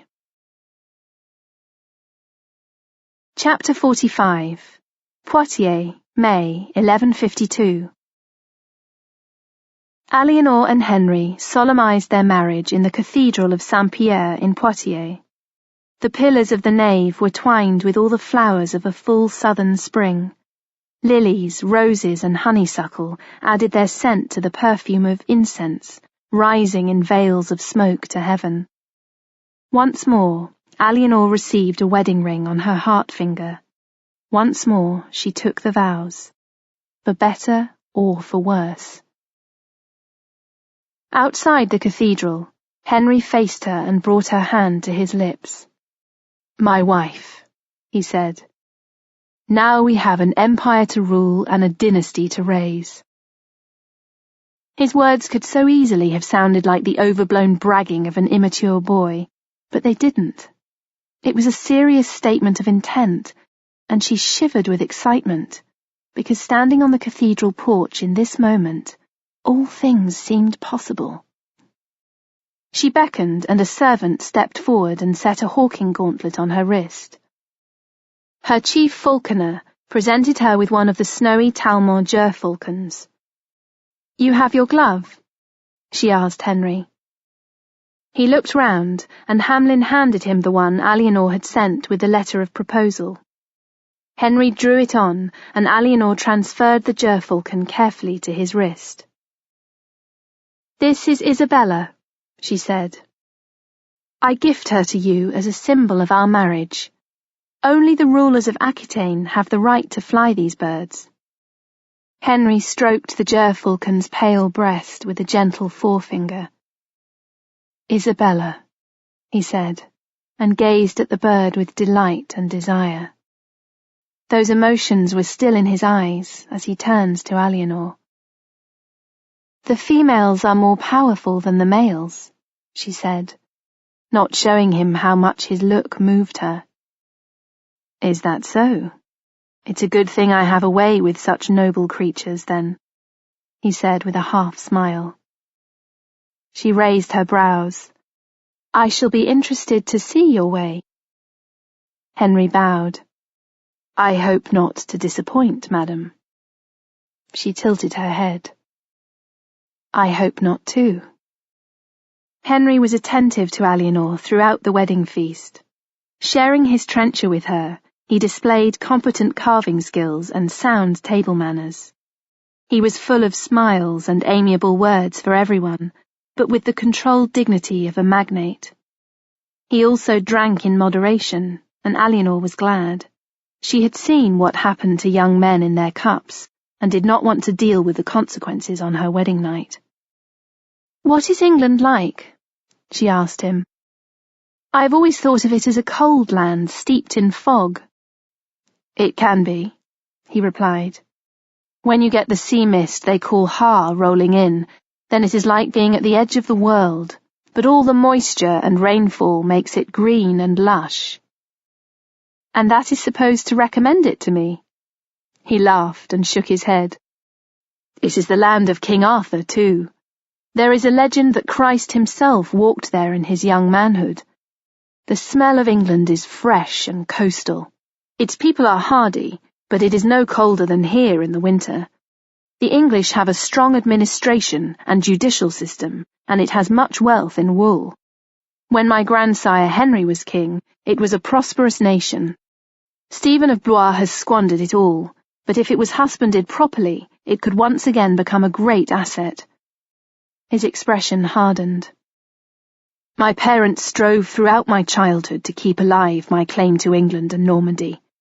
I shall not negate all their toil, and I shall prevail over the usurpers." Eleanor had not seen him so vehement before. He had guarded his emotions up to now, and this new side of him intrigued her. "It is a great undertaking," she said. "Indeed." He drew back a little, once more becoming the courtier. "That is why I need an exceptional wife to stand at my side and bear sons who will take the dynasty forward." "I gave Louis only daughters." He shook his head. "The giving of daughters was all his. I shall give you sons, there is no question of that, and our empire shall stretch from the borders of Scotland all the way to the Pyrenees, and our influence shall be felt far beyond that, for my kin sit on many thrones, including that of Jerusalem." She noted his arrogance, but she believed him too, and anticipation flowed through her veins like warm wine. The bedding ceremony was formal and dignified, without boisterous jests. This was a duke and duchess being escorted to their chamber, and dynastically and politically a serious matter. One or two people were rowdy with drink, but were contained by the others. Pale pink rose petals strewed the bedsheets, and green garlands festooned the canopy posts. Wine and light refreshment stood on a cloth-covered small table near the bedside, and the room was well lit by candles and lamps burning scented oil. Eleanor and Henry were each undressed behind screens by their attendants, before being brought to each other, clad in chemise and nightshirt. The bishop bound their hands again with a stole, as he had done at their marriage, to symbolize their union, and blessed them, signing the cross between their brows with holy water. The bed was liberally sprinkled with the same, and Eleanor and Henry placed together in the bed. Then the guests left, and they were alone. Henry faced Eleanor and touched her hair. "It is the colour of a Roman coin," he said, bringing a handful to his face to breathe in the scent. "It smells like a flower garden strewn with spices. I have wanted to do this all day." Eleanor leaned towards him. "You will not find this perfume anywhere else," she whispered. "It comes all the way from Jerusalem." Their lips were almost touching. His hand left her hair and lightly brushed her throat. "It intoxicates me," he said. "You are so beautiful." It was balm to her soul to hear him say that. She slowly unfastened the ties on his shirt. "And you are a young lion," she said softly. He drew away to pull off his shirt, and for the first time she saw his body. He was lithe with youth, but now she realized where he got the strength to command a powerful warhorse to his will and to hold his own with his men. Was indeed a young golden lion with broad shoulders and a toned flat belly. A light fuzz of red-gold hair formed a pectoral cross from his chest, running in a soft stripe into the rolled-over waistband of the brace he was wearing under the shirt. Suddenly, Eleanor's mouth was parched, while other parts of her body were soft and ready with need. It was lust, not love, and yet it was more than lust, because it was sanctified by the church, and they both had a duty to see their union successfully consummated. He took her face in his calloused palms and kissed her. His beard was soft, and his lips were softer still. She returned the kiss and wrapped her arms around his neck. He reached down to the hem of her chemise and drew it over her head. Through his brace she could feel the heat and strength of his arousal. She made a move of her own because she had had enough of passivity with Louis and needed to exert her will as an equal. She kissed Henry's upper chest and then lightly bit the tight stub of his nipple. Henry gasped and thrust against her. The buck of his hips was wildly erotic, with only that layer of light linen fabric between skin and skin. She moved to his other nipple, and then back up to his throat. He kissed her again, harder this time, more assertively. She reached to the drawstring of his brace, unfastened them, and rolled them down over his hips. And then she gasped, because he was magnificent, and far bolder than Louis's half-mast efforts. Henry gave a congested laugh. "I am ready and willing to do my duty, if you are ready to do yours." He nuzzled his beard against her throat. Now it was his turn to nip and suckle, and Eleanor felt as if she was drowning in lust. He rolled on top of her, and she took him in her hand to feel all that wild young vigour. Henry shuddered and closed his eyes, and she looked at him, trying to judge how close he was and if he would last. Without more ado, she guided him into her body and welcomed him. He gasped as she closed around him, and she could feel him trembling. He raised himself on his forearms for a moment, holding very still, and then he lowered his head and kissed her face, her throat, her neck. She ran her hands over his sides, feeling the curve of his ribs and the muscular arch of his buttocks. He began to move. Eleanor had expected him to be swift to the finish, but he exhibited both restraint and stamina. When he finally claimed her mouth and thrust hard and strongly, he took her over the edge and she clung to him, nails digging into his biceps, legs clasped around his as he gave her his seed. Panting, he withdrew from her and kissed her gently. "I do not think we shall have any difficulties in the matter of the bedchamber," he said with a chuckle. Rising on her elbow, she leaned over to kiss his shoulder. "No," she agreed. He was sensual and comfortable with his body, totally unlike Louis. Making love with Henry, she had become a woman again, and she knew if she thought about it too hard, she might cry, which would not be a good thing to do in front of him. She had to be an equal partner. Leaving the bed, Henry prowled the chamber like a dog examining new territory. His hair gleamed in the candlelight as he picked a date off a silver tray and ate it while studying a wall hanging that depicted a hawking scene. "This chamber belonged to my grandmother," she said, stretching. "I remember her holding court here when I was a small child." "I have heard tell of her and your grandsire." He looked round with an amused glint in his eyes. "Was she really named Dangereuse? Who has not heard of them?" Eleanor shrugged. "Scandal followed them both as closely as their shadows. She left her husband for him, and they lived for their passion, but it was so strong it was almost a sickness." She slipped a blanket round her shoulders and went to pour wine into a single cup. Mention of her grandmother made her think of Petronella, who was just like Dangereuse. It wasn't good to feel that obsessively about anything. "It was my grandsire's name for her, and she always used it when I knew her, but her real name was Amberberge." "Why the nickname?" "Because she was unpredictable and wild. She and my grandsire were passionate about each other beyond reason. Truly, it was a kind of madness. But as girls, we loved the music and dancing in her chamber. We loved to hear her stories and to be swept along when she was in a good mood. But we were afraid of her, too, of the darkness inside her." Henry looked thoughtful, but said nothing. "My grandsire built this tower as a range of domestic apartments, but this room was always hers.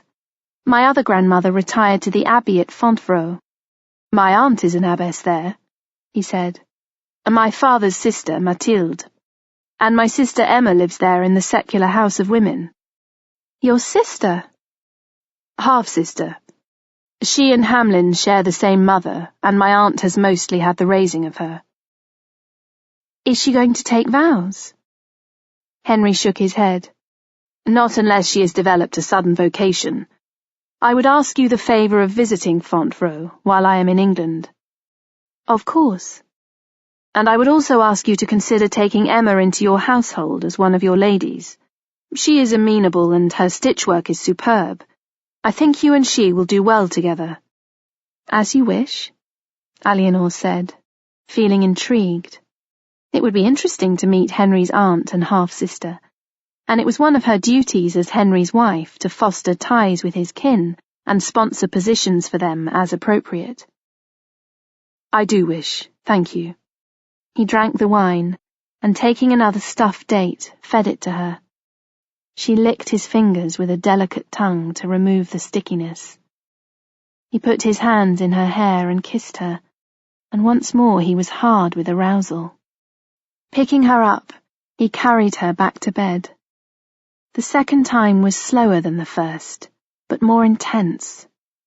Henry was almost sobbing as he reached completion, and Eleanor gripped him for dear life, feeling as if she was being drawn through the heart of a thunderstorm.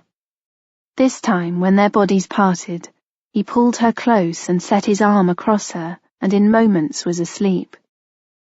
The warmth of his body and his strong arms around her made her feel secure and protected for the first time since her girlhood. In the early days, Louis had clung to her out of his own need, and with Geoffrey she had never had a chance to lie like this. But Henry was confident in his own body. They were man and wife. She no longer had to be afraid. Henry woke up in the early morning, feeling pleased and full in the heart. The shutters were open, and white southern light streamed in through the windows. The bed curtains were open, as they had left them last night, and he was lying curled up close to his bride. She was breathing quietly, her golden hair spread on the pillow. He lifted himself up to look at her. The deed was done. Aquitaine was his, and so was its beautiful duchess. Their union was better than he had expected it to be. She had known how to pleasure him, and had derived great pleasure herself. Despite not being a virgin, she had still felt as tight as one, and the smoothness of her arms and those long, cool fingers. He loved the delicate pale skin of her throat, the little place just under her ear, the perfect angles of her brow and cheek and jaw. There was nothing he would change. He ran his hand lightly along her arm from shoulder to hand, admiring the pale silkiness of her skin, and remembered what his father had said about her, that he should beware of her and always make sure he had the upper hand. Well and good. He would make sure by whatever means at his disposal that he kept her full cooperation and loyalty. Eleanor sleepily opened her eyes and smiled at him. Henry withdrew, slightly uneasy to be caught looking. Even with what they had shared, they were still strangers, and she was not one of the regular women of the camp with whom he could josh and tumble in the daylight. Sitting up, he began to dress. She watched him while gathering her hair in a golden sheaf over one shoulder. "There is no hurry today." Henry shook his head. "I have matters to sort out with my men and much to do. I will see you later. We will ride out together." He kissed her on the lips and on the cheek, and was gone. Frowning, Eleanor leaned back against the pillows. Henry was clearly not a man for leisurely bed talk.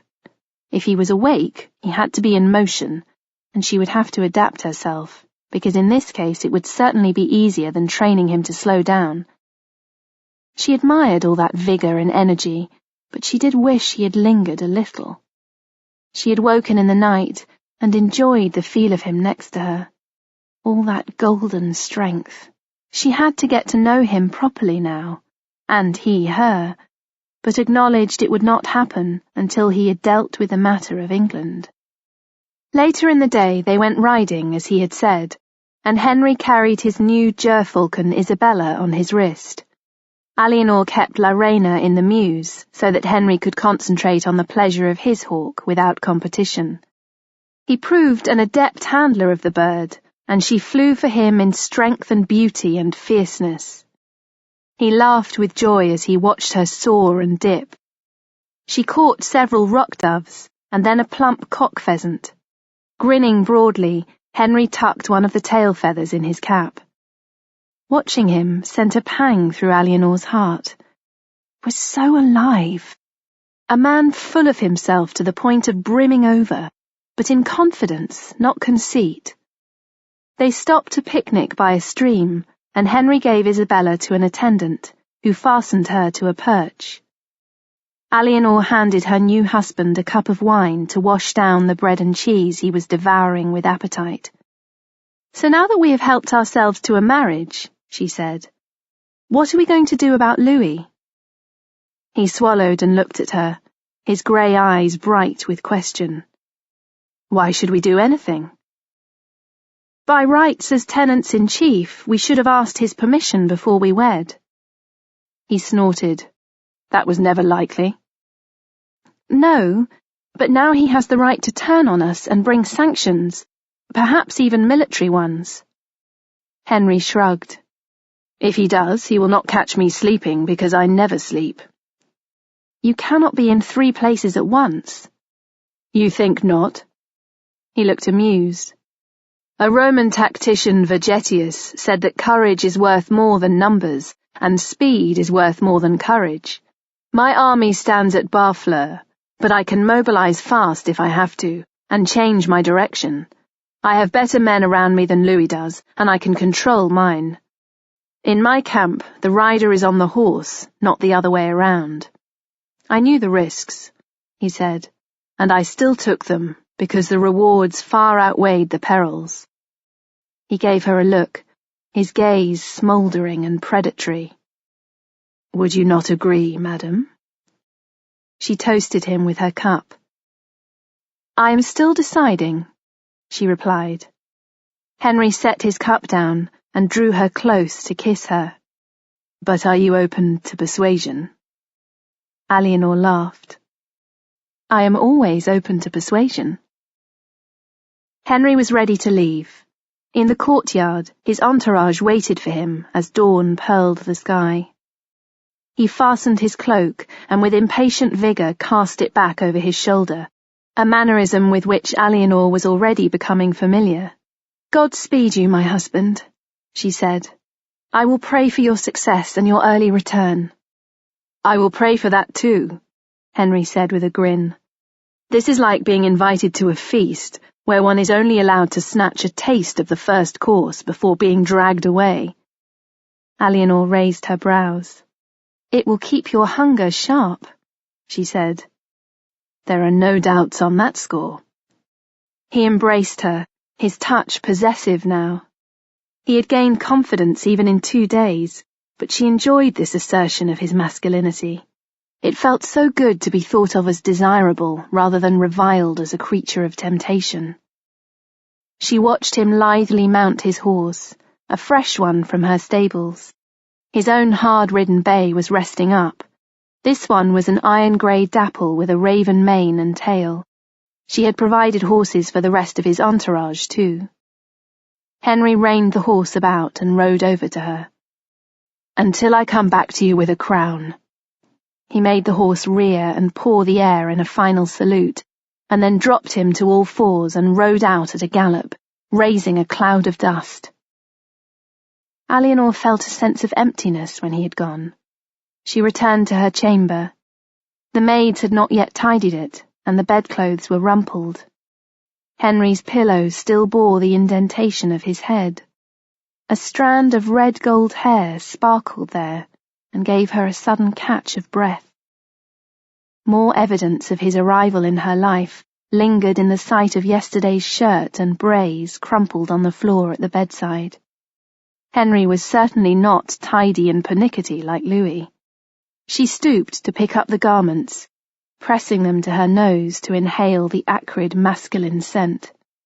After a moment she told herself off for behaving like a daydreaming girl, and put the clothes with the other linens to be washed by the laundry-maid.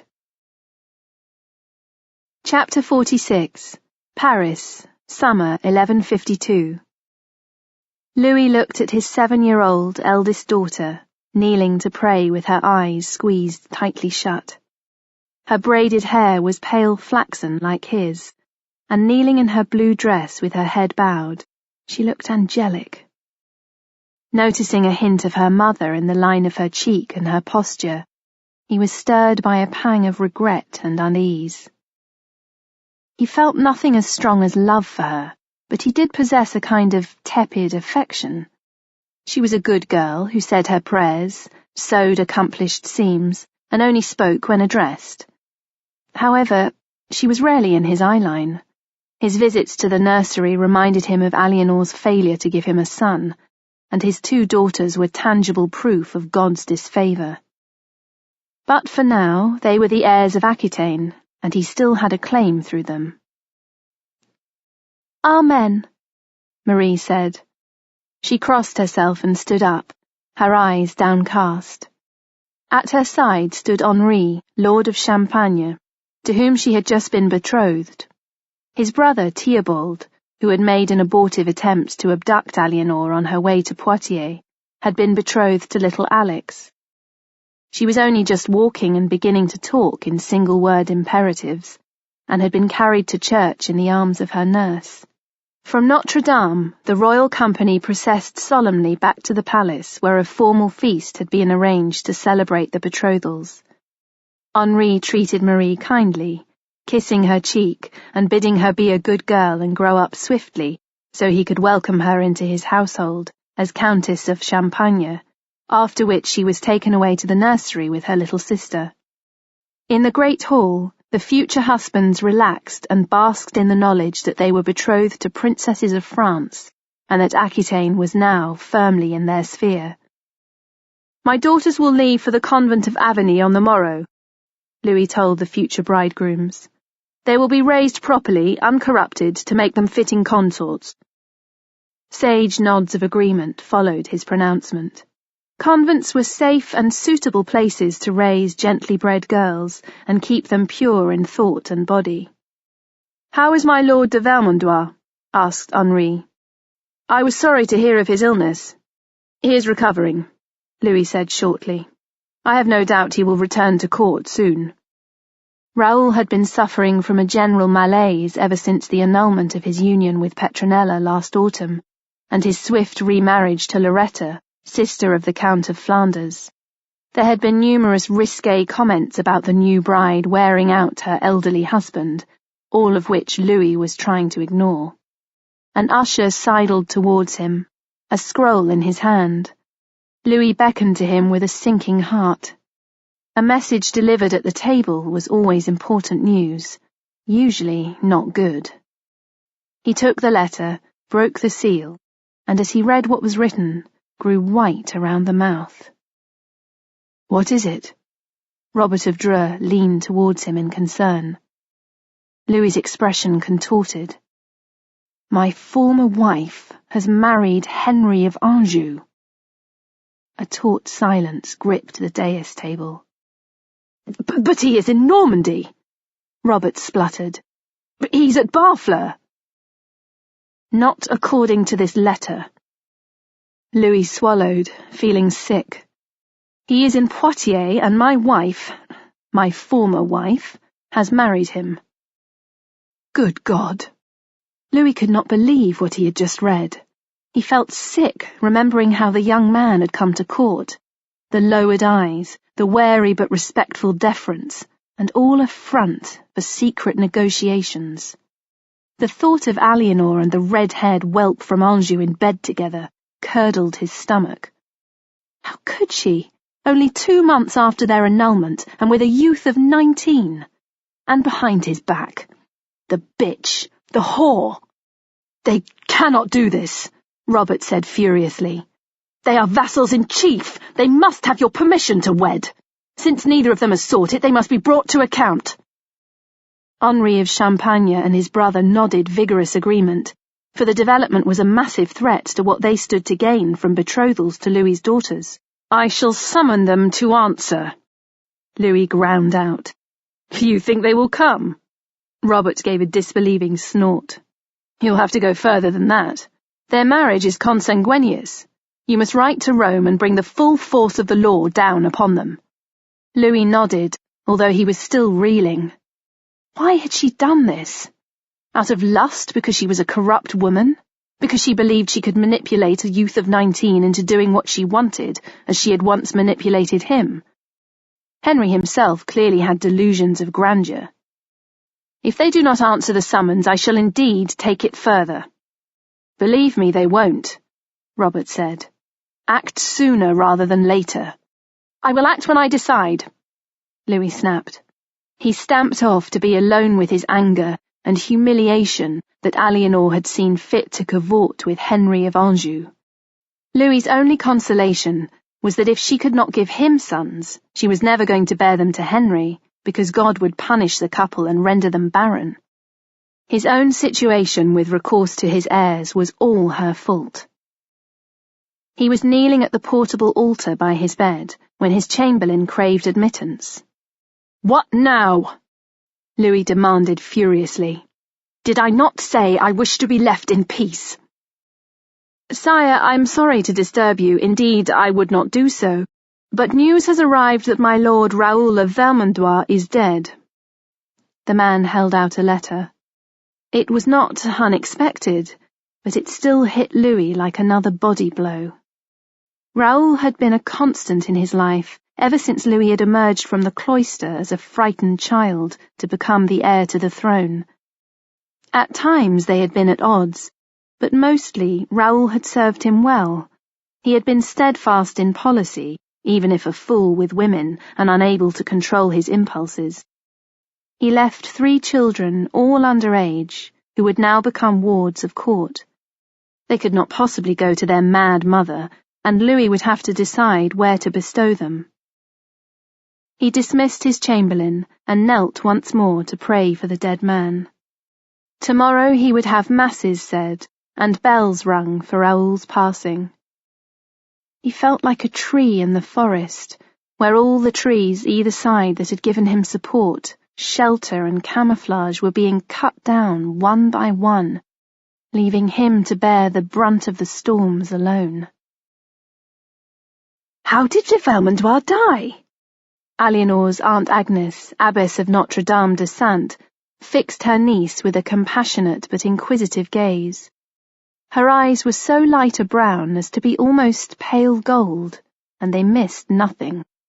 Eleanor had been furnished with a cup of wine and a platter of the Abbey's delicious chestnuts candied in honey, which usually she loved, but for now was too preoccupied to enjoy. She was here to see Petronella, attend on her aunt, and tell her about her new marriage. He had been unwell for a while and retired from court, but suffered a seizure while in bed with his new wife, having been warned to abstain. Eleanor grimaced. He was ever ruled by that part of him, although Petronella's jealousy always imagined it to be more than it was. Agnes shook her head. May God have mercy on his soul. The manner of his death is not something my sister needs to know, Eleanor said quietly. Of course not, Agnes agreed. Such news would do more harm than good. How is she? Agnes took a moment to ponder. Much improved in her mind. The services and daily prayers have been of great benefit. I cannot say she is happy, but she is no longer distraught. I do not believe she is ready to leave us. May never be, but neither do I believe she will take vows. I shall take you to her in a moment. Eleanor knew what was coming. Agnes would want to know everything about Eleanor's marriage to Henry as just exchange for looking after Petronella. She gave her aunt an edited but fair telling of the tale. And are you content? Eleanor smoothed her dress over her knees and looked at her wedding ring. I have no complaint, but then I barely know him. He left for Normandy almost immediately. From what I hear, he is intelligent and well educated. Eleanor smiled. He soaks up knowledge like moss soaks up water, and is thirsty for more. He's never still, except when he sleeps, and then he is so still that his breathing barely stirs the covers. Her face grew warm. When he slept, he looked so young and vulnerable that she felt a great welling of tenderness towards him, some of it maternal, some of it the pangs of a lover for her mate. You have much to deal with between you. It is a great gamble you have taken. But more attractive than the alternatives. He has the capacity to rule an empire. She raised her chin. We both do. Yes, niece, you do. I have always thought that, ever since you were a small child.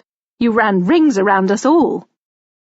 The wine and chestnuts finished, Agnes took Eleanor to a quiet, sunlit cloister, where two women sat embroidering, one a nun, the other Petronella, robed in a dark blue gown, her head covered by a plain white wimple. Petra? Eleanor went to her with hands outstretched. Petronella lifted her head from her sewing and looked at Eleanor. Her face was fine drawn, but her eyes were clear and knowing. It is so good to see you. Eleanor kissed her sister on both cheeks and embraced her warmly. I hear you are faring well. Petronella returned the hug. So they tell me. As they parted, she gestured around. With all this light, there is little room for the darkness, and when it comes, I pray to the Holy Virgin to help me, and she does. I am glad. Petronella picked up her sewing again and began to work steadily and neatly. I did not want to come here, she said, but I know now you were right. If I returned to court, everything would fall to pieces around me. Here I am safe. Agnes and the nun quietly departed, leaving the sisters alone. Eleanor hesitated and then drew a deep breath. "I have so much to tell you that I hardly know where to start. 2 weeks ago I married again, to Henry, Count of Anjou." Petronella stopped sewing and looked at her in her old, knowing way. "You were planning that, weren't you? When they came to court in Paris, I knew it. I knew you were up to something." "I had it in mind, but didn't make the decision until the annulment was actually pronounced," Eleanor said defensively. "It is a good political decision, and I had no choice but to remarry, because the moment the marriage was dissolved, I became a magnet for every unwed man of ambition." Petronella took up her needle again. "No," she agreed. "I do not suppose a nunnery would be a choice for you." A note that was almost accusation entered her voice. "I would not be safe if I retired to one. Some power-hungry fool would abduct me and force me into marriage, and then what would happen to Aquitaine? Perhaps one day I shall find peace in one, but not now." She bit her lip. "Petra, I have something to tell you about Raoul." Petronella set her jaw. "I do not want to hear it," she said. "I have cast him out from me like a devil. He was the cause of my sickness. I loved him beyond bearing, and then I hated him.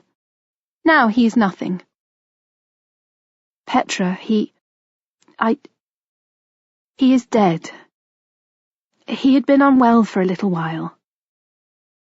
She looked at her sister with trepidation. Petronella pricked herself, and a bright drop of blood welled onto the delicate white linen. She watched it soak in. "You always come to tell me people are dead," she said in a trembling voice.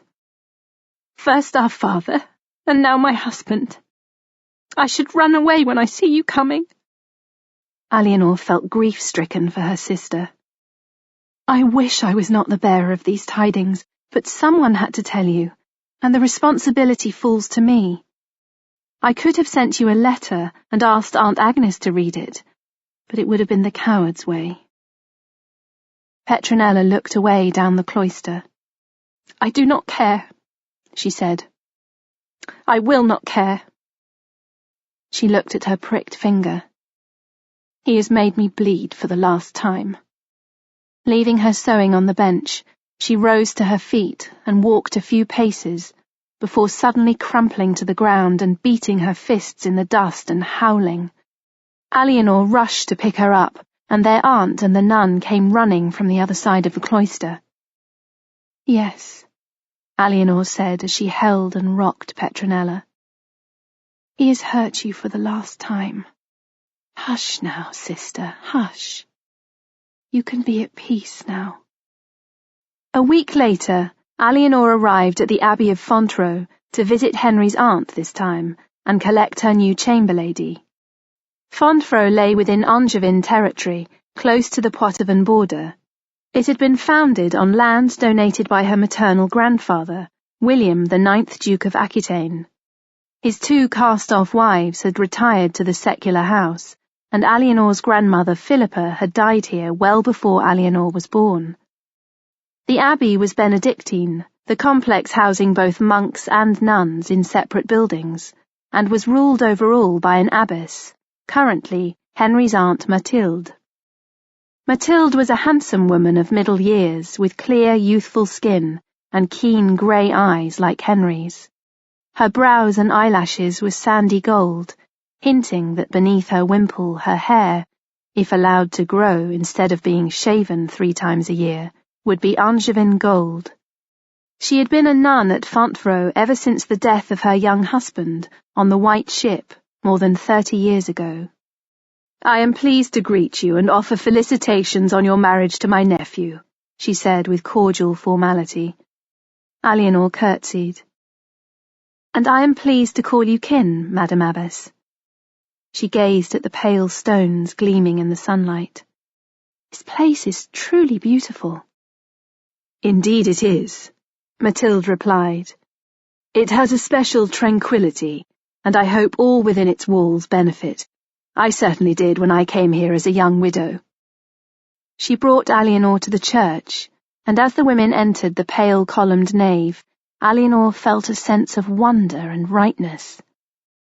High windows blazed early summer light onto the tomb of the founder, Robert of Albrisel, and the entire space glowed as if it were an antechamber to the great hall of heaven. The walls were painted with scenes from the life of the Virgin, but they did not detract from the clarity, but rather upheld and enhanced it. Here was no reliquary of a church like Saint-Denis, but one of pure and living light. Eleanor felt as if she could stand at its centre, open her arms, and feel God's love pouring into her like sunshine. Drawing a deep breath, she inhaled a lingering scent of incense, and with it came a feeling of serenity and spiritual grounding. "You sense it?" Mathilde smiled with approval. "This place gives me sustenance every day." From the church, Mathilde took Eleanor to the secular guest house, set aside for women who did not wish to take vows, but for one reason or another needed a safe haven away from the world. Many were widows who had retired to spend a peaceful old age, but younger women stayed too, sent by their families for education and safekeeping. "Emma?" Mathilde called softly to one of the latter, who had been sitting sewing near the window. She was swift to set aside her needlework and join them, and clearly had been expecting the summons. "My lady aunt," she said, and "Madam," to Eleanor as she curtsied. Mathilde made the introduction. Emma was slender and not as tall as Eleanor, but well made. There was a resemblance to her father in the shape of her face, and the grace with which she bore herself. Her hair, glimpsed under her gauze veil, was a thick golden brown with a hint of red, and she had lovely hazel eyes. "Your brother desires you to join my household as one of my ladies," Eleanor said. "Now he has a wife, there is a fitting place for you outside of the cloister. If you wish to leave it, of course. You have a choice."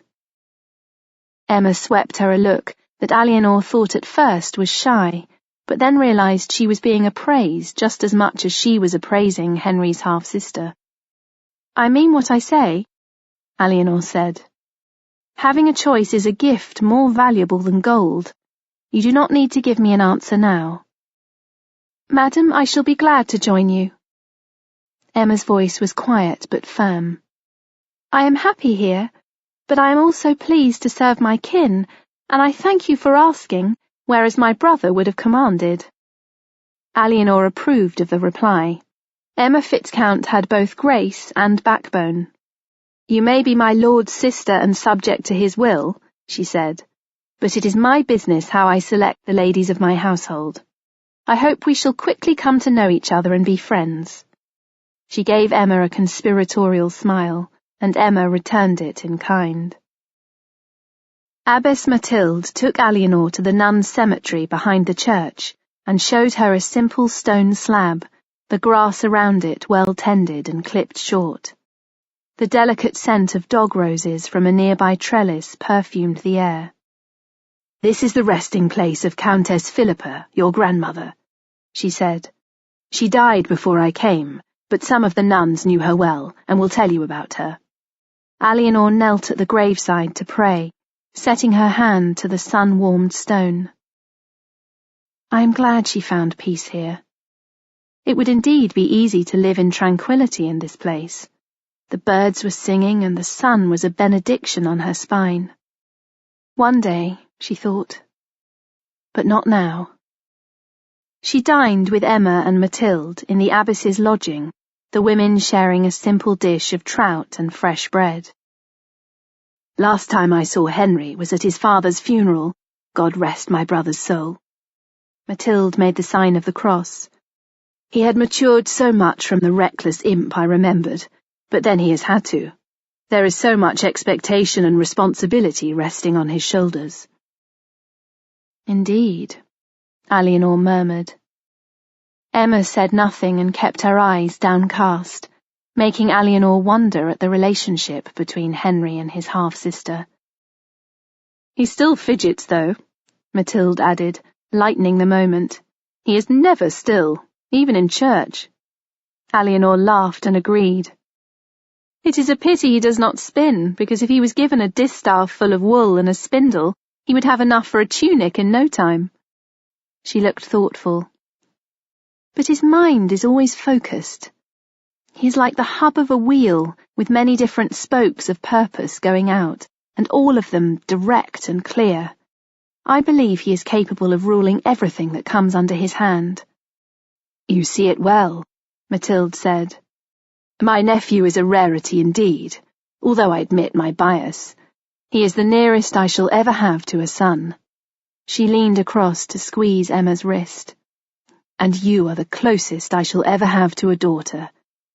It is time you went out into the world, but I shall miss you." The women were interrupted by the abbess's chamberlain, Sister Margaret, bearing a message for Eleanor on a travel-stained scroll.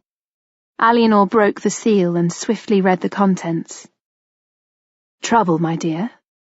Mathilde looked concerned. "The French have struck at Normandy," Eleanor said, glancing up from the letter. "They have attacked and seized Neufmarché, Louis and Robert de Dreux, and the Blois brothers. Henry could not get there in time from Barfleur." She bit her lip. "Also Eustace of Boulogne and Henry's brother Geoffrey. The whole world, it seemed, was determined to quash them before they could succeed." She felt an initial jolt of fear, but her anger and contempt were stronger. "The rats were bound to come crawling out of the corners. It does not surprise me, so I know it will not surprise Henry." Mathilde looked dismayed but resolute. "I am sorry to hear it, but it does not surprise me either." Eleanor rolled up the parchment. "I will conclude my business here and return to Poitiers to wait for Henry, as we were going to do before. This is reason to be wary, not alarmed, because our enemies are inept and Henry is not." Despite her bold words, she hoped her young husband had not bitten off more than he could chew. "They will try to bring him down, because if they do not succeed now, they never will," Mathilde said with a partisan gleam in her eyes. "That brother of his is a vain, silly boy. He will not rest until Henry makes him Count of Anjou and Maine, and that will never happen, no matter how much he rebels." She shook her head. "The men of Anjou are not good at sharing. My brother Elias was always being locked up for raising rebellion because he refused to accept his lot. It is in the blood, my dear, as you will doubtless discover once you bear Henry's sons." Eleanor grimaced, and Mathilde responded with a humourless smile. "Forewarned is forearmed. You have the strength to deal with what is given to you." This was hardly a comfort, Eleanor thought. "It is too late tonight to set out for Poitiers," she said. "A few hours more will make no difference." At least he had not yet sailed for England, and had troops in readiness. That night she dreamed of dark crimson roses dripping with blood, and in the morning awoke to discover that her flux had begun, and Henry's seed had not taken root. She had not really expected it to for the sake of one night, but still, it heightened her anxiety. Before she took leave of Fontevraud, she prayed again in the church, and knelt to Mathilde to receive her blessing. And then, with Emma at her side, she joined the rest of her entourage and rode south towards the safety of Aquitaine. Chapter 47. Poitiers, August 1152. Eleanor had spent the morning occupied with the business of government.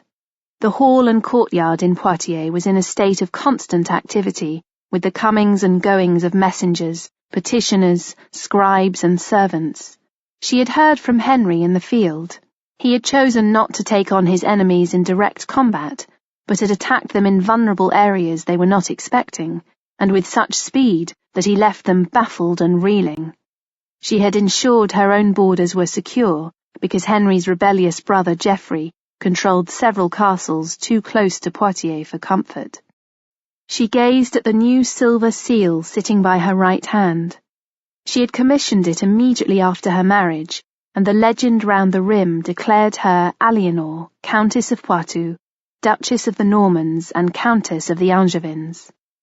This was hers, this was her power, and she was never going to give it up to usurpers. Every document that went out from her court bore that authority, and it gave her deep feelings of pride and satisfaction. Deciding to clear her head before the dinner hour, she called for her horse to be saddled. It was a fine late summer day, and her palfrey was eager to trot. Eleanor gave the horse its head, and as the trot became a canter and then a gallop, she relaxed into the speed, enjoying the sensation of freedom and the illusion of outrunning her cares. Some of her courtiers considered her reckless, but that was not what her race against the wind was about. She well knew the difference between being reckless and taking a calculated risk. Eventually, Eleanor slowed the gelding to a walk and patted his sweating neck.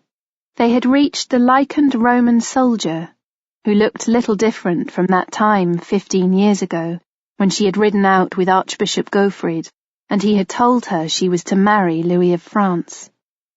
The wide white stare remained the same, although perhaps his cladding of lichen had spread a little. She gave him a wry smile of acknowledgement. He would be here long when he was a child. Still has that inclination now, but he's no threat. He will be happy to take whatever Geoffrey drops through stupidity. Like Hamlin, he has his uses. Chewing another mouthful, he began to wash. The bathwater had changed colour from clear to milky grey. The sight of his wet, dark copper hair curling on his nape against his pale skin filled her with tenderness and a spark of lust. "And what do your brothers think of you?" He gave a snort of amusement. "Hamlin would like to see me fall from a personal point of view, but he also considers I have the most to offer him, and that it's better to be faithful and not bite the hand that feeds. He likes Geoffrey and William even less, and they have only scraps to offer. Geoffrey wants me dead, and that's the end of the matter. If I had not promised my father on my soul I would not harm him. The feeling would be mutual. William is still becoming his own man. He would not run with Geoffrey for the same reasons as Hamlin. It's not a safe bet, so he regards me as the devil he knows." She pursed her lips. "So, brotherly love is not part of the mix?" "God, no." Eleanor took the dining board away, and Henry stood up. Attendants sluiced him down with jugs of warm water, and he stepped from the bath onto a fleece rug, where attendants towelled him dry and dressed him in clean, soft garments. "I learned long ago," he said, "that to get the best from anything you have to be entirely familiar with its workings, be it a watermill, a ship, a horse, or a man." Eleanor gave him a teasing look. "And what about me?" Henry lifted one eyebrow. "I'm going to enjoy finding out." Eleanor dismissed the servants with a peremptory gesture and sat on the bed. "That will take you a lifetime. Watermills, ships, horses, and men, they are simple to understand and deal with, but you will find me more of a challenge." "Ah, so you think men simple to deal with?" The atmosphere was charged with erotic tension. Eleanor stroked her throat, drew her hands down over her braids, and halted at her waist, with her fingers pointing downwards. "Men are governed by their appetites," she said. "As are women," he retorted. "Indeed, the Church teaches us that women are insatiable." "The Church is governed by men, who have their own appetite for control. Do you believe everything the Church tells you?" Laughing, he joined her. "I am not gullible." He unpinned her veil and unwound her hair, running his fingers through the strands and breathing in their scent. "So if I am governed by my appetites, and you are insatiable, perhaps we shall never leave this chamber." She laughed in return. "My grandfather wrote a poem about that very thing." "About two women, their ginger tomcat and a travelling knight?" "You know it?" "Huh, I have heard it recited round more campfires than I can remember. 199 times over the course of 8 days, was it not? He unfastened the brooch, pinning the neck of her dress. Your grandfather was prey to poetic exaggeration, I suspect. I am not about to die trying to emulate his imagination. I always say that quality is better than quantity. Eleanor leaned over Henry. His chest was still heaving from their most recent bout of lovemaking, and there was a beatific smile on his face. Well, sire, she said, it seems to me you are indeed trying to match the record in my grandfather's poem. Henry chuckled. No one could blame me if I did. Is there any wine? I'm parched. Eleanor left the bed and went to see to his request. Henry sat up, dried himself with his shirt, and took the cup she gave him. Why are you smiling? He asked, after he had drunk. I was thinking that the last time we shared a bed, you could not wait to be out of it and away. Henry grinned. That was because it was morning and I had things to do. I did not need the sleep, and both duty and pleasure had been successfully accomplished. He sobered. Do not expect me to keep regular hours. I don't, but I should know how long you are staying for this time. Do not tell me you have to rush off to Barfleur again. Henry shook his head. I have decided to wait until after Christmas. I have plenty to occupy me here. He gave her a playful look. I know little of Aquitaine and Poitou, save that they are lands of vast resources and changing landscapes. I want to see them. I want to know about them, and about you and your vassals. And you have never been to Normandy. In turn, you must familiarize yourself, and meet my mother. Eleanor's heart sank at the notion of meeting the formidable Empress Matilda. She intended to find out everything she could about her in order to be prepared. She had learned how to deal with Henry's father, but a woman of the experience and temperament of the Empress Matilda was another matter entirely. She still bore the scars of her clashes with Louis's mother, who had made her position as a new wife very difficult. How much of a mother's son was Henry? Indeed, she said, guardedly. And to beget heirs, we must be together. I desire sons and daughters of you, as you must desire them of me. We are certainly doing our best to succeed, she said with a smile, but she was thoughtful. She would have to guard against him becoming too familiar with her people, even while he would be her sword, should she need to curb them.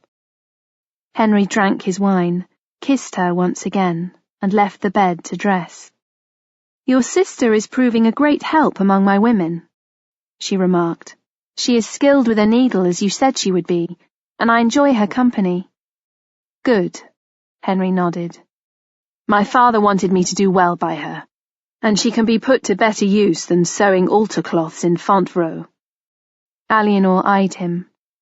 I would have thought you might have more tender sentiments for an only sister, she said. He shrugged. We sometimes played together as children, and she was always at my father's court for the great feasts of the year, but mostly we lived different lives. She is kin, and I acknowledge my duty to her. Doubtless we shall become better acquainted now she is attending on you. He raised his glance to her. What of your own sister? She is young enough to leave the cloister and remarry. Do you not wish to accommodate her among your women? Eleanor shook her head.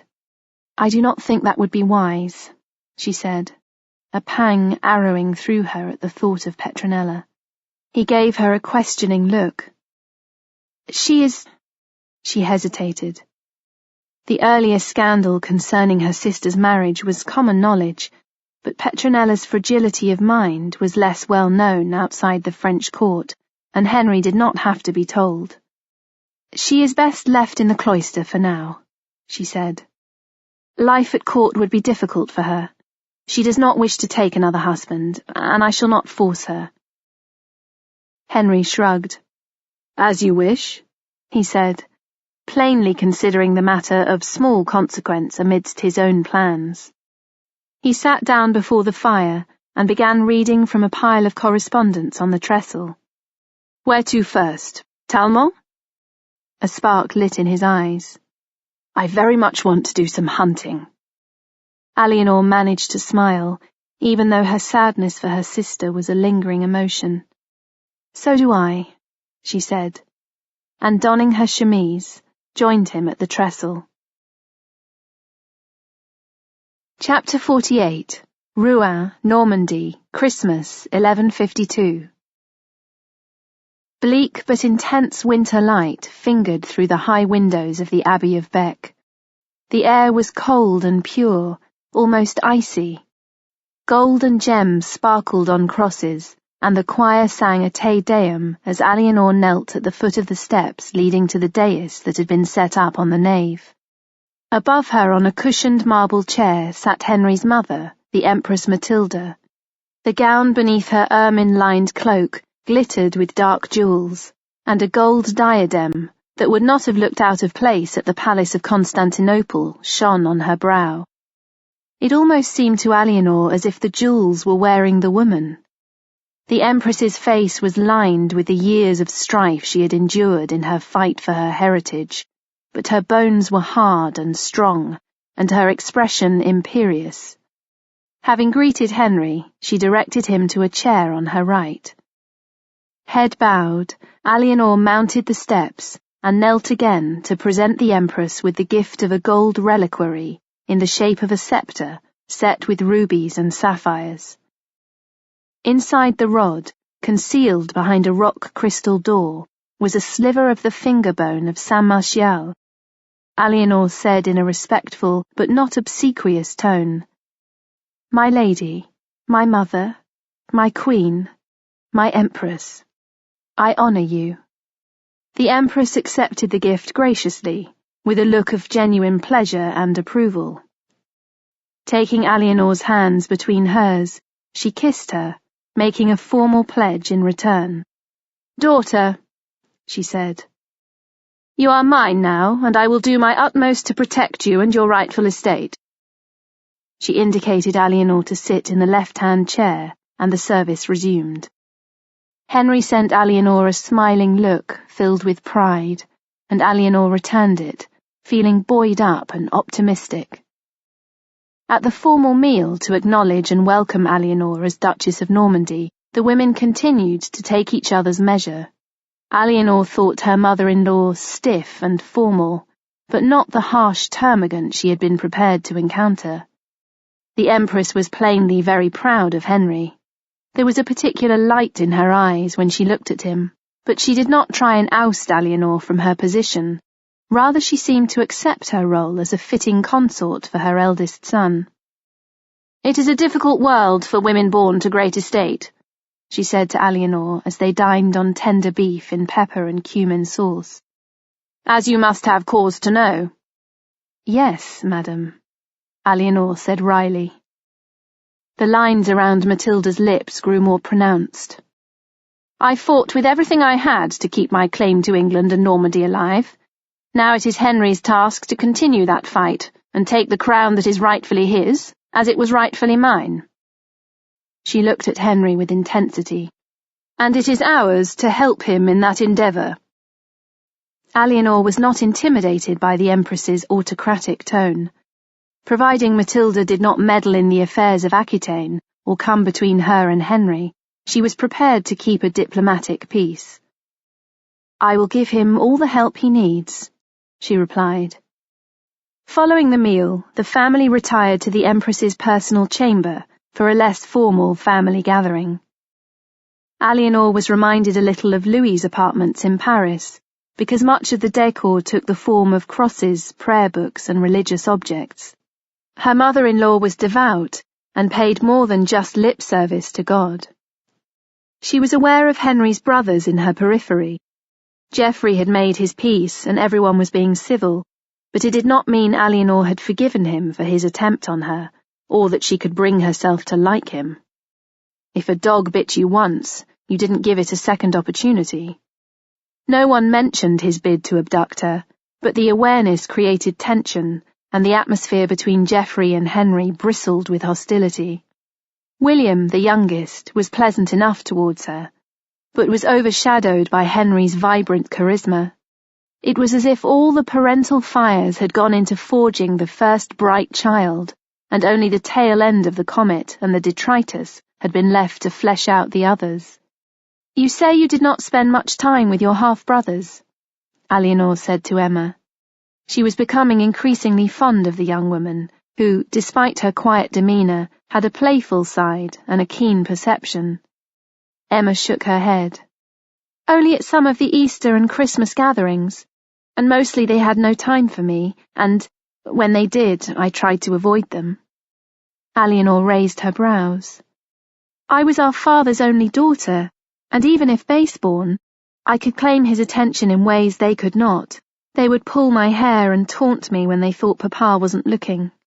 She gave a small grimace. "But sometimes he was looking, and then they would be in trouble, and I would have to avoid them even more." "They will tease you at their peril now you are part of my household," Eleanor said firmly. Emma flushed. "I would not have you think that I am a complainer or teller of tales, nor that I cannot stand up for myself. I think none of these things. I am glad of your company, but I protect those who serve me." "I do not want to cause trouble between you and my brother," Emma said swiftly. "He has been as kind to me as often as he has been unkind." "One does not cancel out the other," Eleanor replied, but smiled to give Emma reassurance. "You have not caused trouble. I well know the ways of men, even if I do not have brothers." "The ways of men?" Henry arrived at her side and lightly took her elbow. "What is this?" His tone was jocular, but there was a wary look in his eyes. "I was asking your sister how it felt to be the only girl amid a passel of brothers." Henry grinned. "Privileged," he said, "in all senses of the word." "You used to pull my hair," Emma said, "and throw frogs at me." "And give you rides on my pony and take you round the stalls in Angers to buy ribbons and pastries." "Yes," she said. "As I told my Lady Duchess, you were kind to me too." "And as I told Emma, now she is in my household," Eleanor said, "she may anticipate ribbons and pastries, and never again have to worry about the hair-pulling and frogs." Henry gave her an amused look. "Do I consider myself warned?" Eleanor arched her brows. "That is for you to decide, husband." He started to reply, but then his gaze fixed upon a travel-worn man in early middle age who had followed an usher into the room. His fur-lined cloak was draggled with rain. "Who is that?" Eleanor asked. "My Uncle Reginald, Earl of Cornwall." Henry's good humour vanished, and he became as alert as a terrier. What is he doing here?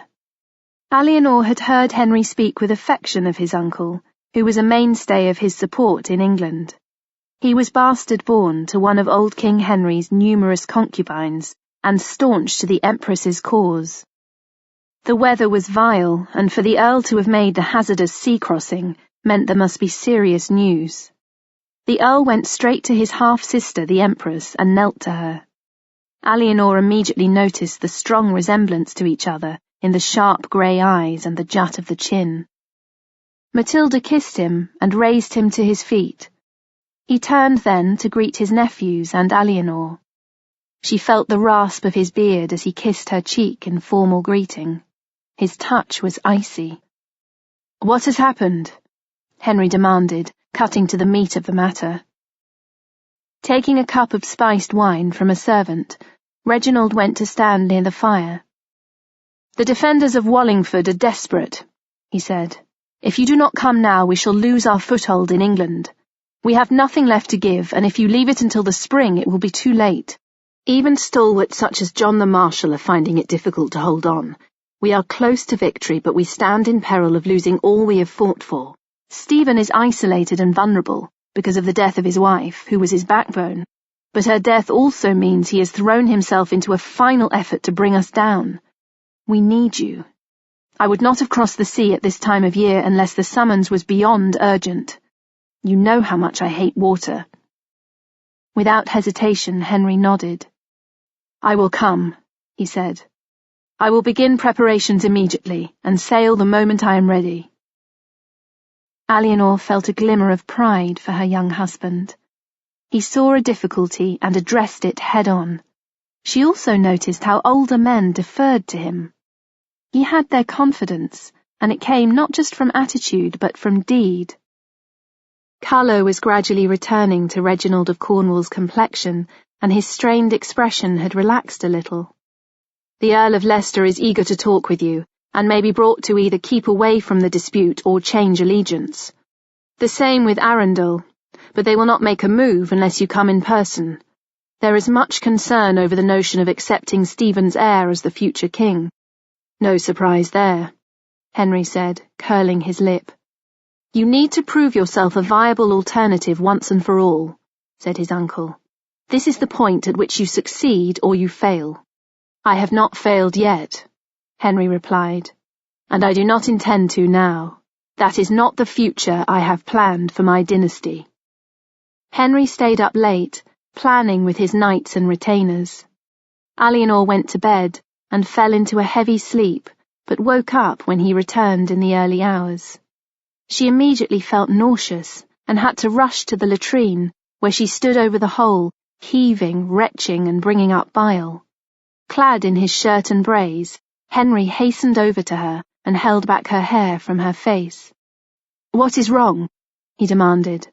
"Shall I fetch your women?"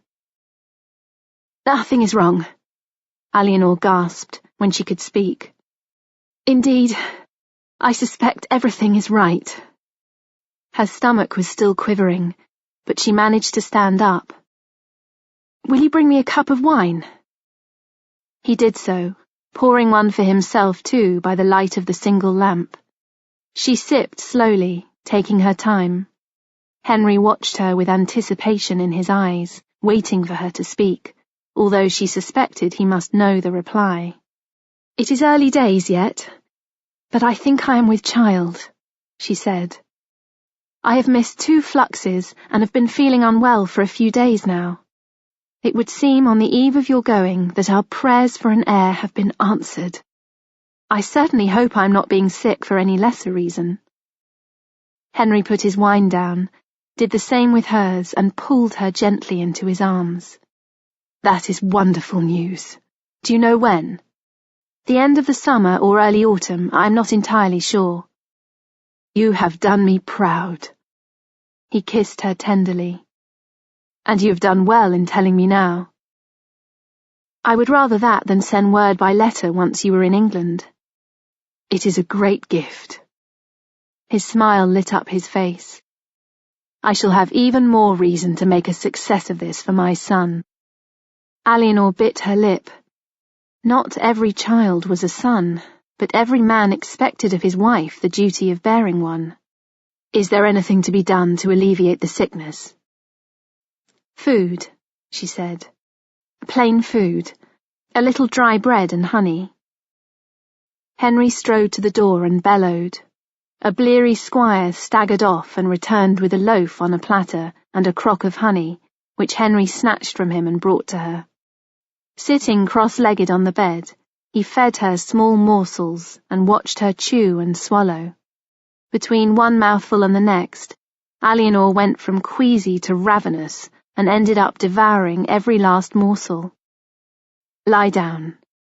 He patted the bed, a gleam of excitement in his gaze. Eleanor looked at him askance, but did as he asked.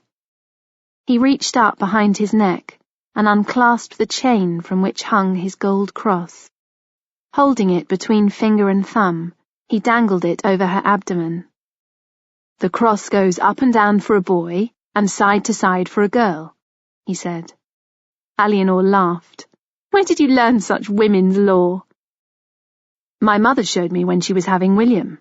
I was very small, but I remember her letting me do this, although she was further along than you are." "Did it work?" She looked at the chain glistening in his hand, hovering just above her womb. "Yes," he said, and gave a pained smile. "I would have preferred both my brothers to be girls, of course, but this only predicts, it does not alter the sex of the child. The chain slowly started to move up and down in pendulum sweeps, becoming more and more vigorous. "A boy," Henry said with laughing satisfaction. "A strong and healthy boy. I did not doubt it for 1 minute." Eleanor raised her brows. "Did you not?" He shook his head. "Louis did not have it in his loins to beget sons on you, but I do, a whole dynasty of them." "But what if it had gone the other way?" she asked. "What if it had said a girl?" He shrugged. "It would only be a matter of time before we had a boy. Daughters are valuable too. Only a man insecure in himself would fret over such a thing at this stage." He fastened the cross around her neck. "Wear this and think of me," he said. Then he lay down at her side, pulled the covers over them both, and settled down to sleep, his hand over her belly in a protective, proprietorial gesture. Eleanor remained awake for a short time, stroking Henry's arm where it lay across her womb, and thought of the family they would become. And then she reached to the cross he had placed around her neck, and smiled. Chapter 49. Poitiers, August 1153. A burning August sun bleached the blue from the sky and gripped Poitiers in the fierce talons of a heat wave. High in the Maubergine Tower, the confinement chamber was insulated by thick stone walls. Linen curtains hung across the shutters, letting in air but maintaining shade. A baby's wail filled the room, where moments ago there had only been Eleanor's voice, raised in a final cry of effort. Hair drenched with sweat, chemise bunched around her hips, she raised herself on her elbows to watch the child being lifted from between her blood-dabbled thighs. The little body was streaked with blood and mucus, and the pulsating cord obstructed its genitals, so Eleanor could not tell the gender. And then the midwife pushed the cord to one side and beamed. "A son, my lady. You have a fine boy. Praise God, praise God." The wails became lusty roars as the midwife wiped out the baby's mouth and laid him upon Eleanor's belly. He screwed up his face and thrashed his limbs, but as he felt the warmth of Eleanor's flesh, he grew quieter. She reached down to touch and feel him. Alive, squirming, perfect. The midwife gently lifted him off Eleanor, snicked the cord with a small sharp knife while intoning a prayer, and then removed him to a table where a bowl of scented warm water had been prepared for his first bath. "Do not swaddle him," Eleanor commanded. "I would see him first." The woman gently washed the baby's tender limbs, and then returned him to his mother, wrapped in a soft towel. Eleanor held him close and checked his fingers and toes, his little ears, his puckered face. His hair gleamed like new gold, so did the tips of his eyelashes. He was going to be red like his father. And between his legs, the very obvious proof of his gender. Eleanor swallowed.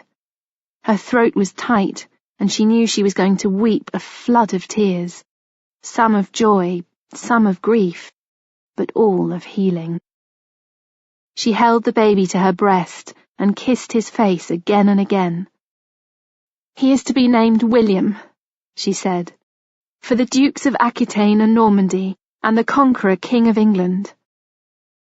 The bells of Saint-Pierre pealed out the news that an heir to Aquitaine was born, and every church in Poitiers took up the joyous clamour, and from there rang the tidings to all the towns and villages beyond. Scribes frantically copied out the news, and messengers galloped from the city, heading far and wide with the announcement. Sitting up in bed and sipping wine, Eleanor watched the baby snuffle in his sleep and smiled with triumph. Now let Louis eat his words that she was a useless bearer of girls. How right this marriage must be that God had shown his approval and she had borne Henry a son on the first try. She only wished he were here to share this moment with her, but he would know soon enough, and even without him, the savouring was sweet indeed. Henry eyed the white stallion recently purchased by his groom. The horse was intended for parade and ceremony rather than everyday riding. Being so full of energy, Henry was always hard on his mounts and wore them out swiftly, but this one was to be coddled for occasional use. "Lame," he said, his nostrils flaring with temper. "I have paid £5 of silver for a lame horse that has only been a waste of stable space thus far. How is that a good purchase?" The groom flushed. "It was not lame when I bought it, sire." It wouldn't be, but you were duped all the same." Henry walked around the horse again, looking at its trembling flank and the white of its eye. "No good for breeding either. Nothing but dog's meat. Get it out of my sight." He dismissed both horse and groom with angry impatience. He expected good service in all parts of his life as a matter of course, and when it did not live up to his expectations, it made him angry. He had been in England since the winter, and during that time had undertaken 2 serious campaigns, both of which had ended in stalemate because the barons on either side would not commit to a pitched battle. Everyone was weary of war. Everyone wanted peace, and even through the skirmishing and posturing, negotiations were going forth. It all took time and effort, and Henry was having to school himself to a patience he was far from feeling, and it exacerbated his irritation when he could not trust his groom to do a small thing such as selecting a sound palfrey. Henry retired inside the keep at Wallingford to read the day's messages and give further orders. A scout had arrived to report that Stephen was in Norfolk, striving to bring the troublemaker and renegade baron Hugh Bigod to heel. Henry had no intention of pursuing him there. Indeed, in some ways it was all to the good that he was chasing Bigod. Henry found the baron useful as an ally, but it did not mean he trusted or liked him. The man had proven himself a cunning, self-serving bastard.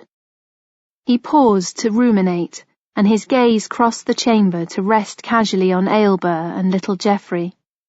He watched her play with the child, who was just beginning to walk, and he smiled a little at the infant's determination.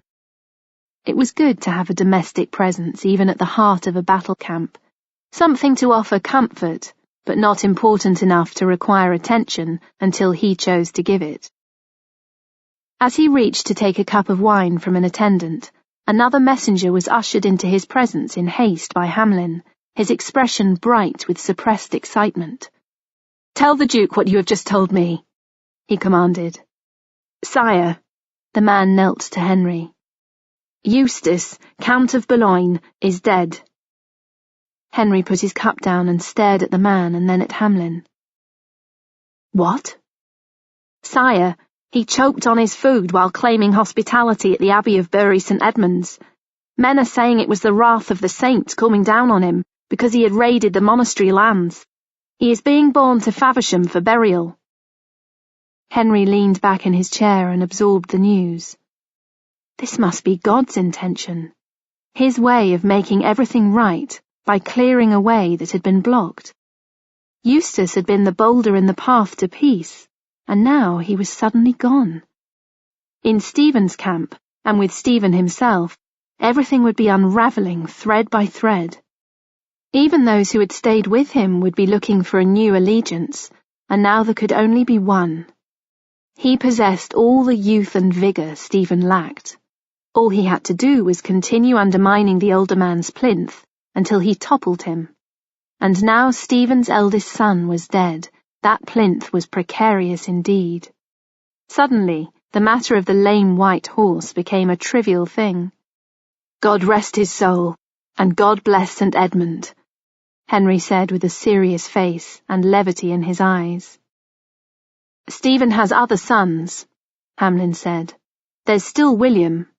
"But he will not stand in the way as Eustace has done," Henry replied. "He is malleable, for which everyone will be thanking Christ. I doubt he will stand in our way. Even if he does." He let a shrug speak for the rest. A week later, another messenger arrived in Henry's camp on a lathered horse, this time from Aquitaine, with the news that Eleanor had been safely delivered of a fine, healthy baby boy, christened William, the name they had agreed before Henry left for England. If Henry's cup had been full before, now it ran over. He had known she would bear a boy, but the proof in the letter confirmed that God was smiling upon him, especially when he realized his son had been born on the same day, perhaps taking his first breath at the very moment that Eustace was choking to death. If that was not God's will in the matter, he did not know what was. Louis broke the seal on the letter that had arrived from Henry, Duke of Normandy and Count of Anjou. He did it slowly, glancing round at the courtiers in the chamber as a matter of course to see who was watching him. He was feeling sour and unwell today. His physician said that there was too much melancholy within him and had bled him to balance his humours, but that had only given him a sore arm and a headache. The news of Eustace of Boulogne's death had done nothing to improve his dark mood. It meant that another obstacle had been removed from Henry Fitz-Empress's path to the English throne. It also meant his sister Constance was now a widow, and he would have to go about extracting her dower from Stephen and finding her another husband. Slowly he unfurled the scroll, and with a feeling of mild dyspepsia, read the customary flourishes of salutation. Then he came to the place where Henry was pleased to inform his overlord that God had seen fit to bestow the joy and blessing of a strong, healthy son on him and the Duchess of Aquitaine. The words burned themselves into Louis's brain while he sat and stared at them. How could such a thing be? Why had God not favoured him instead of that Angevin upstart? What had he done to make God turn his face against him in such a way? Bad news? Asked his brother Robert, raising his brows and holding out his hand for the letter. Louis drew back, and rolling it up, tucked it inside his sleeve. Everyone would know soon enough, but it was a wound he wanted to keep to himself for as long as possible. "I shall tell you later," he said. "It little concerns you." Robert gave him a look askance. "It is between me and God," Louis said, and left the room.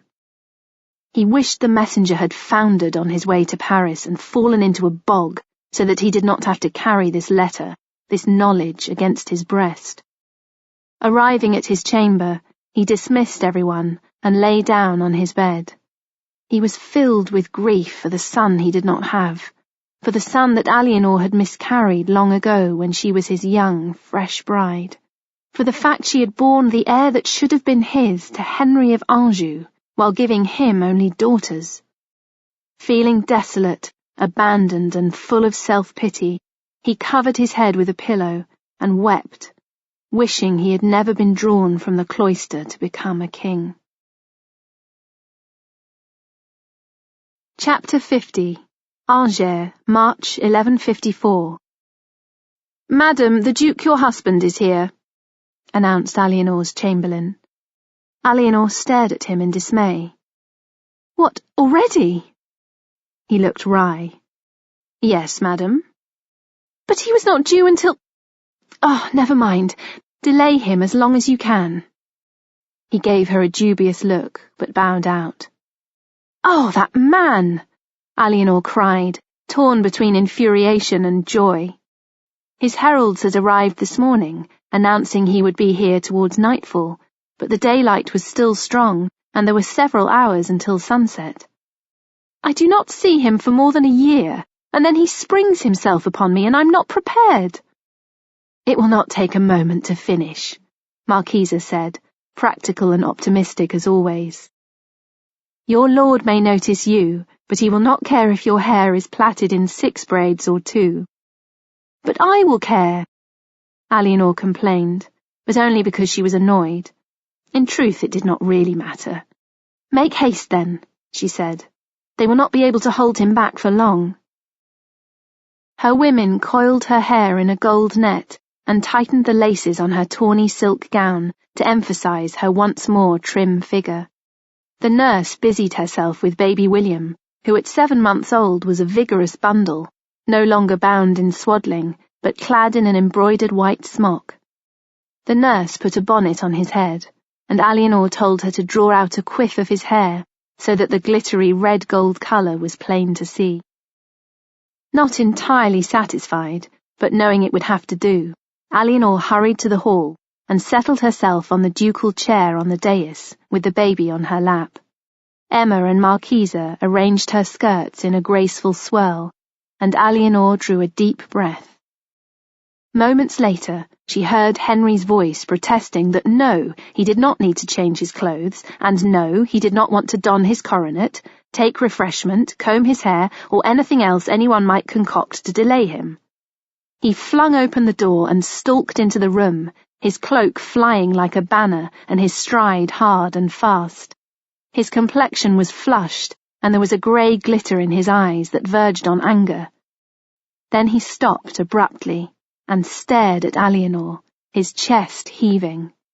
She met his gaze with pride, revealing none of her trepidation, and then she lowered her eyes to their son, who wanted to stand up and bounce in her lap. "This is your papa," she said to the child, pitching her voice so that Henry could hear. "Your papa is home to see you." And she looked at Henry again, directly and with triumph. Henry took a deep breath and walked forward. His gaze was no longer angry, but bright with pleasure and eager anticipation.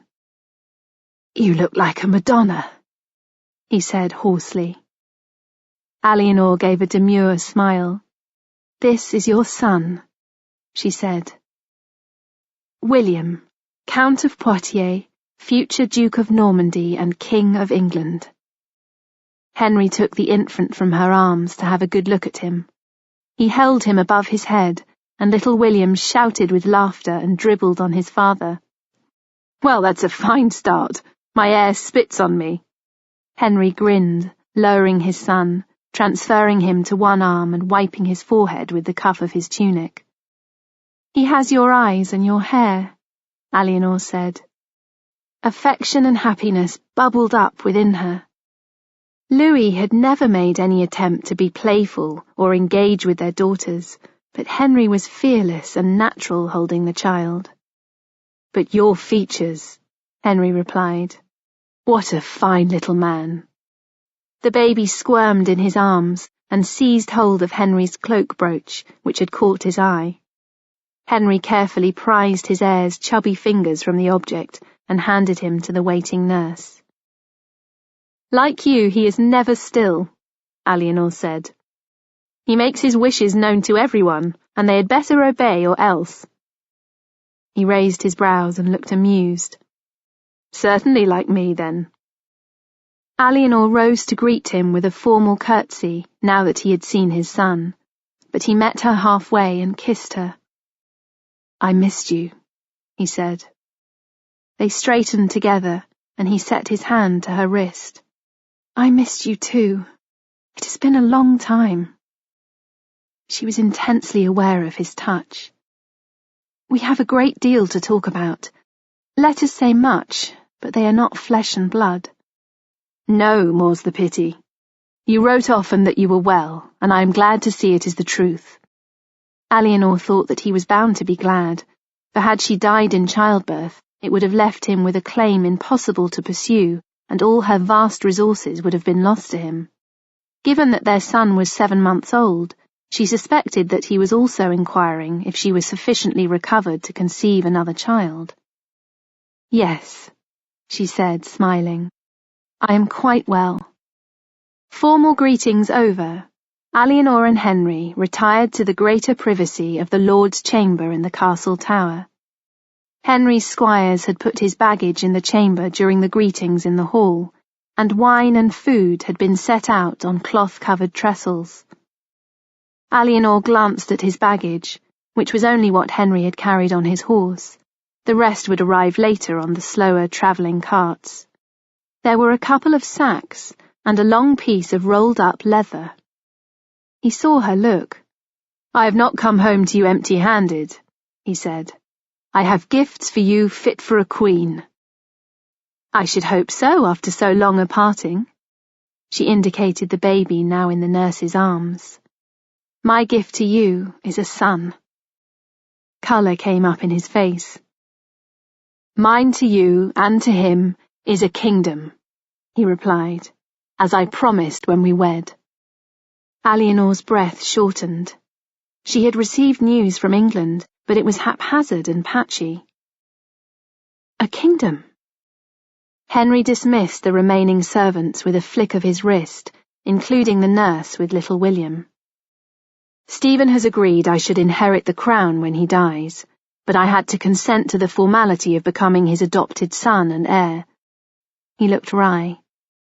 "So now I have 3 fathers, the man who sired me, my father in heaven, and Stephen the usurper, God help me. It was a way out of the morass. Everyone views me as the heir to the throne, but they are unwilling to fight any more to set me upon it. Stephen's lords acknowledge my claim, but will not see me crowned while Stephen lives. My own lords will not chance a pitched battle when they know it is only a matter of time. It took many hours of negotiation, but it is done. I am Stephen's heir, acknowledged by treaty, and all men are sworn to uphold my claim." He took her round the waist and pulled her close, nuzzling her throat with his beard. "And that means I can give my attention to our domains here and spend time with you and our son." He deftly unlaced the side of her gown and slipped his hand inside to cup her breast through her chemise. Eleanor shivered with lust. It had been so long. There was so much she wanted to ask him, but it could wait. She would not receive an answer from him if she asked now. The suggestive surge and retreat of his hips against hers, the feel of his hands on her body, the smell and touch of him was creating an overriding need. Her own hands became very busy, and Henry muttered an expletive. With his brace around his knees, he heaved her onto the bed. "Now," he gasped as he knelt over her, poised. "Speak now if you are not ready to conceive another child, because I am ripe to bursting." Eleanor laughed breathlessly. "Is this one of your fitting gifts?" "Oh yes," he said, his jaw tense and his stomach sucked in. "What could be more fitting than this?"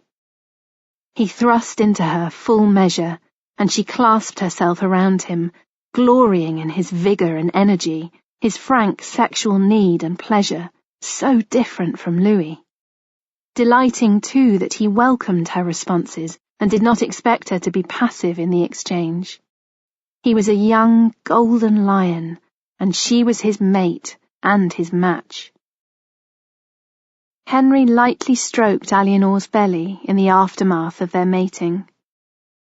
"I would fill you again and again for the pleasure of the begetting," he said. "We shall make a fine dynasty of sons and daughters between us." Eleanor turned in his arms to face him. "Your part is simple," she said. "You would find the constant bearing harder toil." "I concede that I would, but each to our duty and our role." Eleanor arched her brows. "Indeed, but being the bearer of my heirs and yours does not mean I cease to be a duchess. I am more than just a broodmare, I warn you." He looked a trifle taken aback. "Of course you are more. That is taken for granted."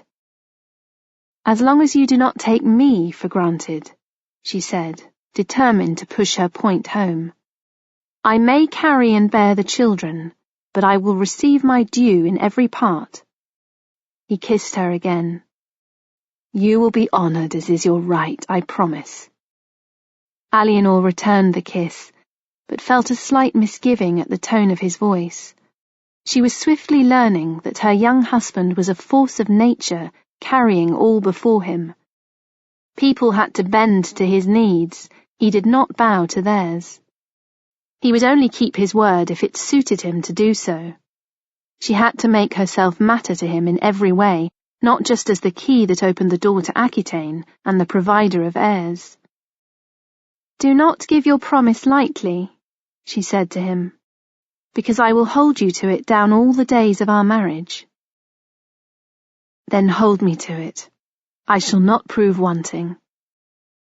He continued to nuzzle and kiss her. He had been going to tell her about Aylmer and little Geoffrey, but since they were far away in England, he decided for the moment she need not know. As their love-making progressed, Eleanor straddled him, taking control of the moment. Then let us seal your promise, she said, moving upon him lightly, the tips of her hair trailing over his chest and belly. I am your wife, your lover, the mother of your children. She tossed her head and rose and fell, and saw his fists clench on the sheets. I am the Duchess with lands and vassals. I am of ancient lineage. I have been a queen. I shall be so again, and I will have all that is my due. Henry swallowed and gritted his teeth. Christ, woman! Swear it. She rose and settled. You already have my promise, he gasped, but I do so swear again. And you must swear again, she said, because 3 times is binding.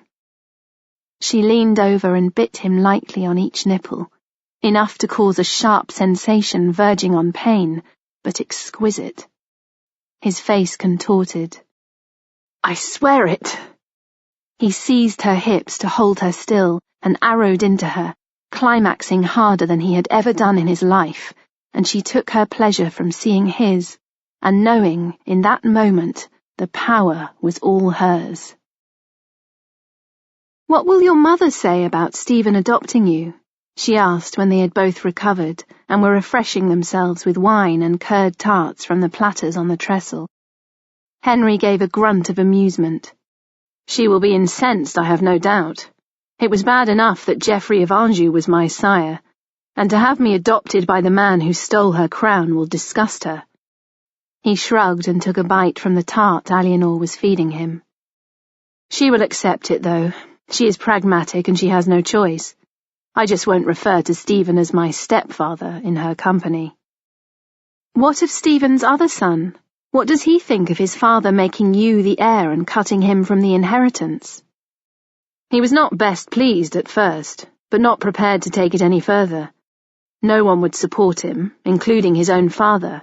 We had a long discussion before the tomb of my grandsire at Reading, and William agreed to step down. Those who began the fight are growing old, and do not want to see their own sons caught up in the conflict when there's a sensible solution under their noses. Henry went to pick up the long leather roll from his baggage. We must arrange a ceremony to display this before everyone. Within the roll, wrapped in a purple silk cloth, was a scabbard of embossed leather over a wooden core.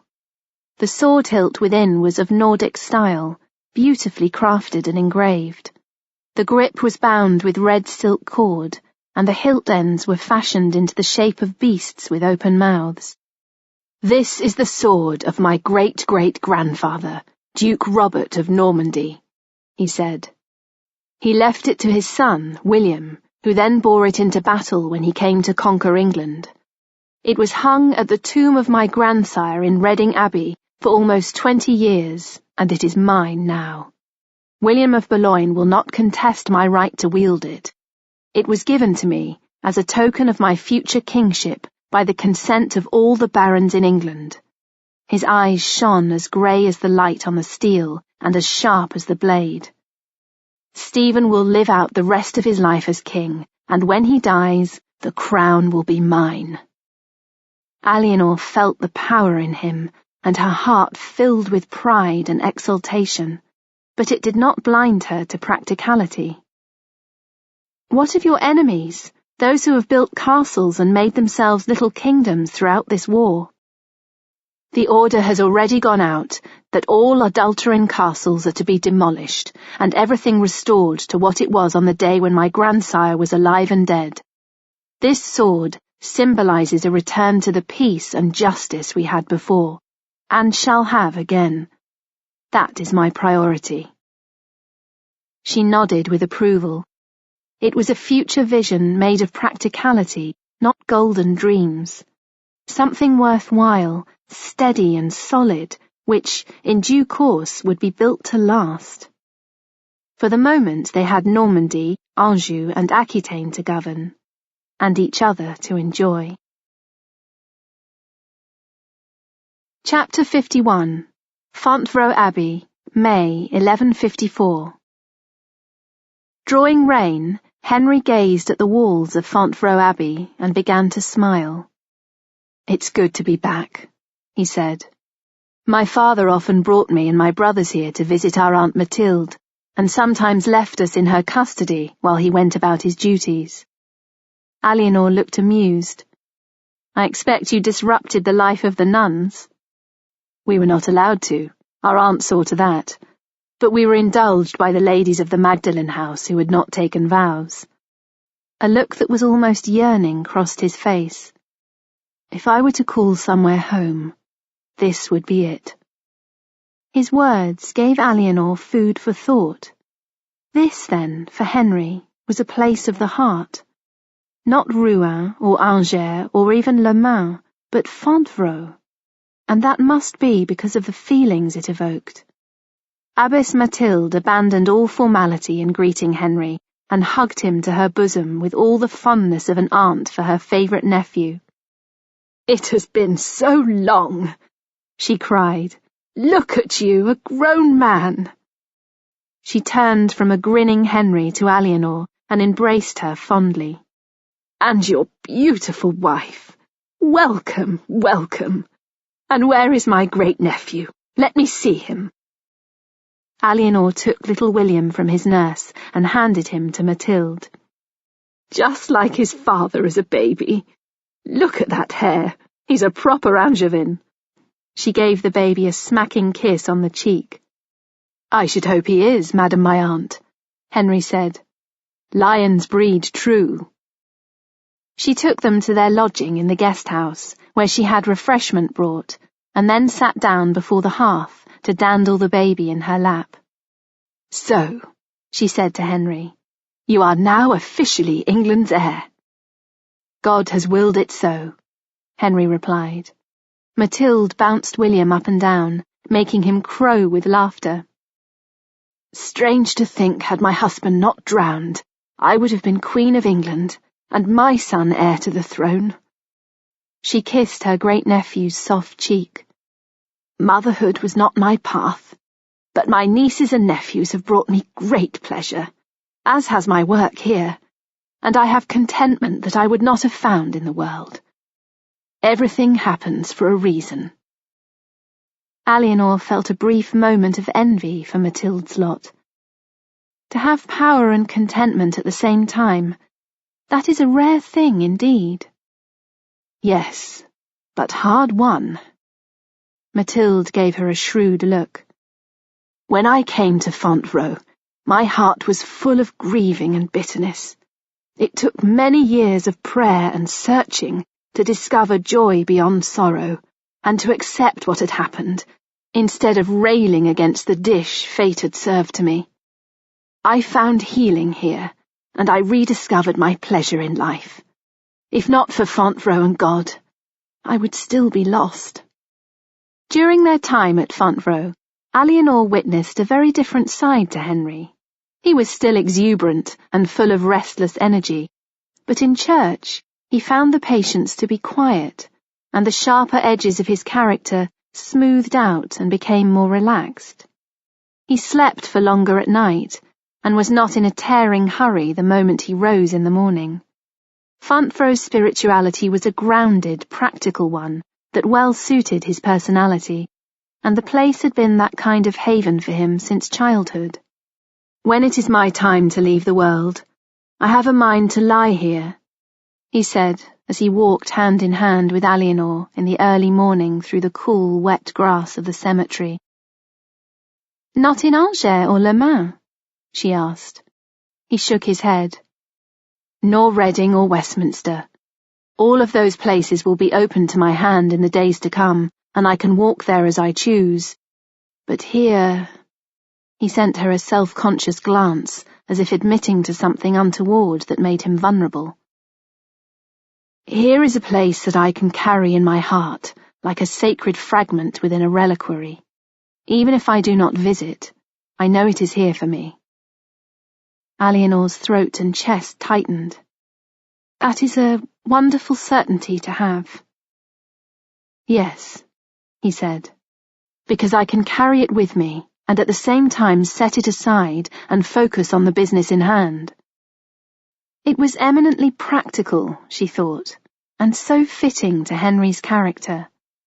To live in the world and walk through it with power and vigour, and then have a place of personal, tranquil repose when all was done.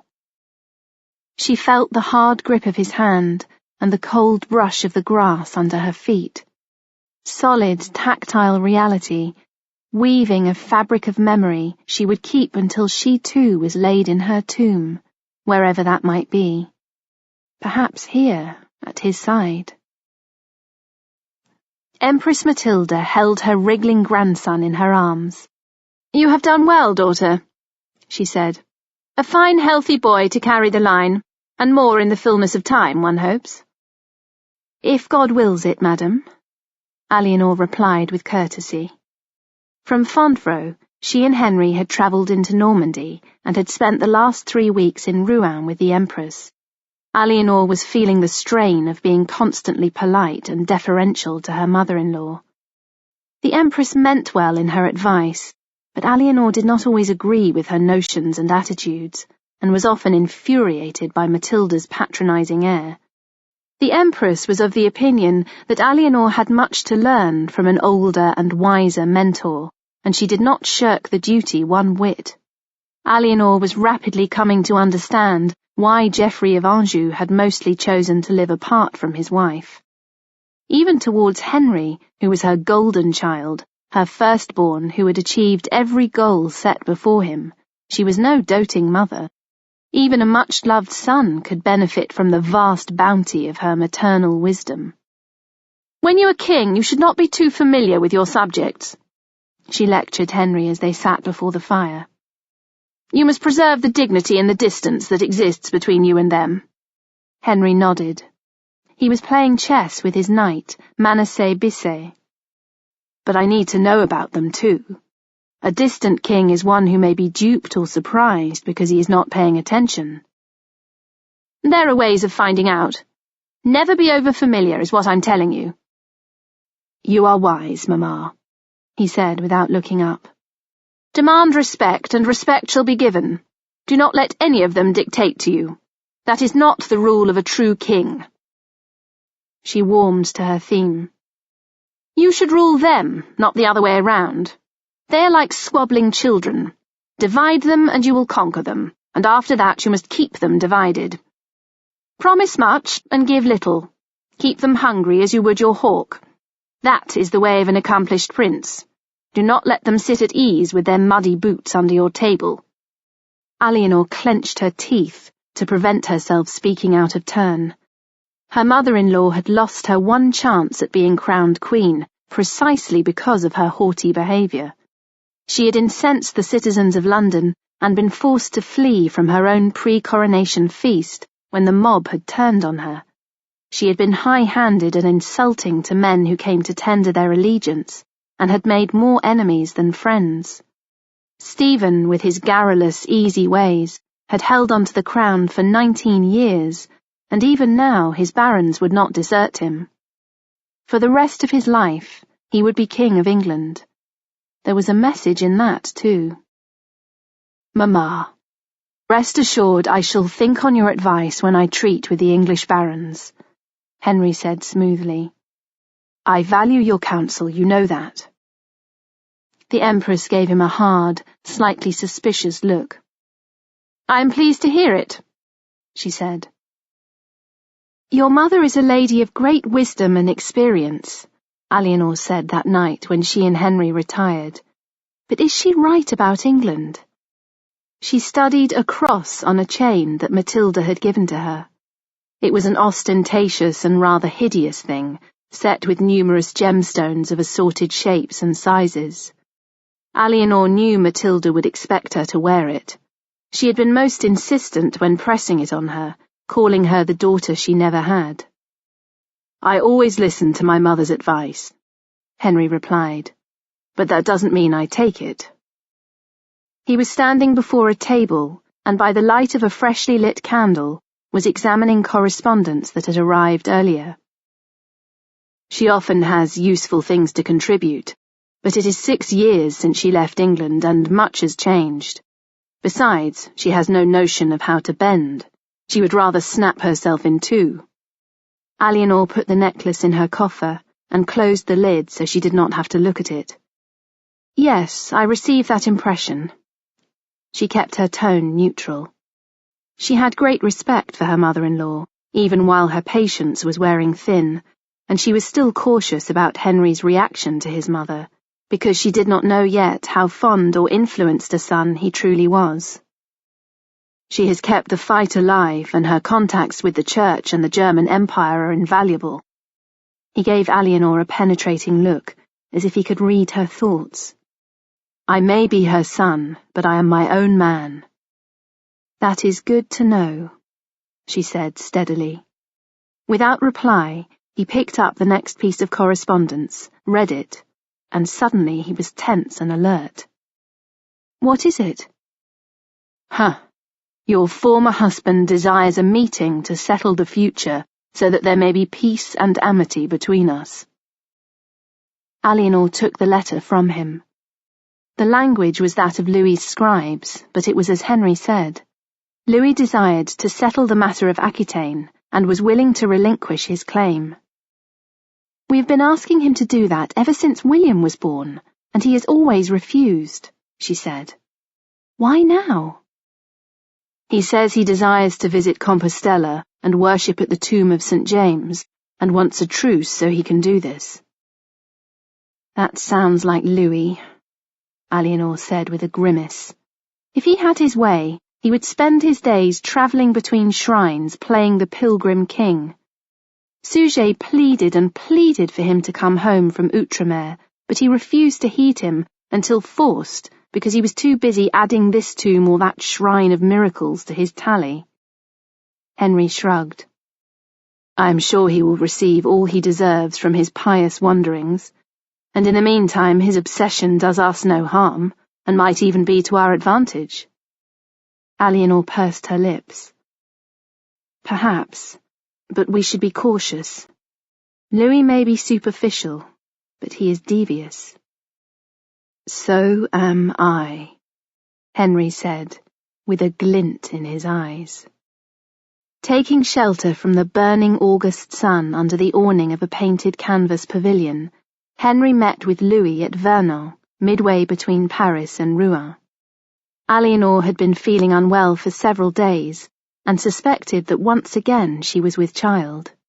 She had told Henry yesterday as they approached their rendezvous. He had been highly delighted and almost smug. Not only was it further proof of his virility, it was also a barb with which to bait his French rival. They had, however, left their infant son in Rouen with his grandmother. It would have been a jibe too far to bring him, and a political meeting was no place for an infant.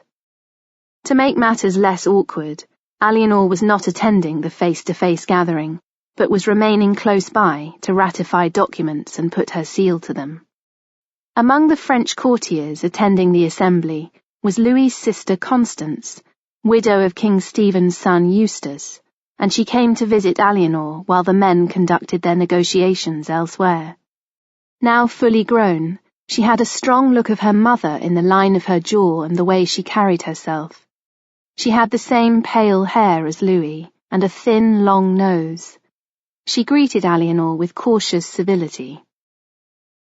"I was sorry to hear your mother had died," Eleanor said. "She was a noble and determined lady. May she rest in peace."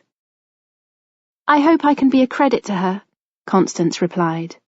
Her voice was quiet, but it had an underlying steeliness, and that too reminded Eleanor of Adelaide. "You do her justice."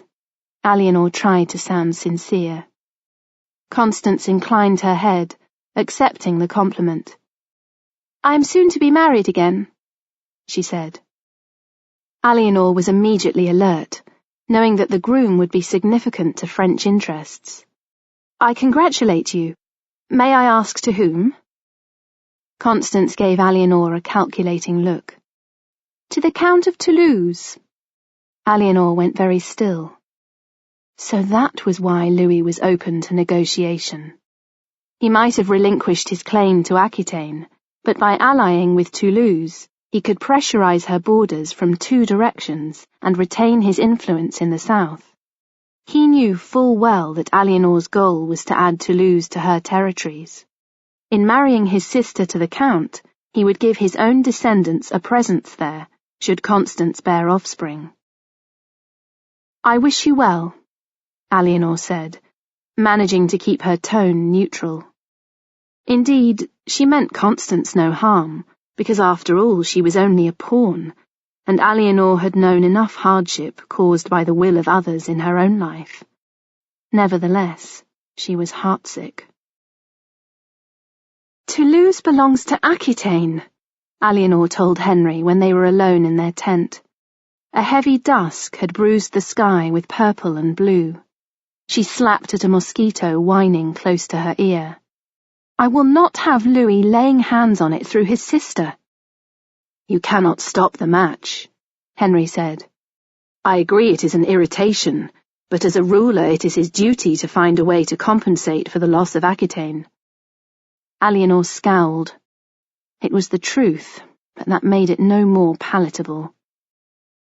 Henry lay back on their travelling bed and pillowed his hands behind his head. "He is doing more on his pilgrimage to Compostela than worshipping St. James and marrying off Constance. He is also planning a marriage with the House of Castile for himself, to the eldest daughter of King Alphonse." She stared at him. "He told you that?" "With a smile on his lips," Henry said, making a face but at the same time unperturbed. "The bride is 13 years old. He will be fortunate to get a living child out of her if he takes her now.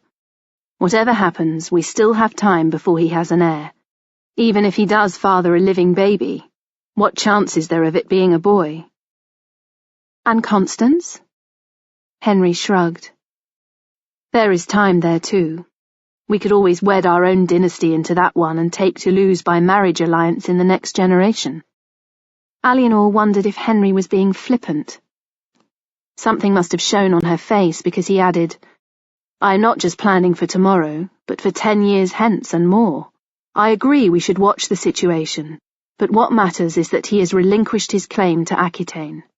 As far as Toulouse is concerned, I will put my mind to a campaign in the near future."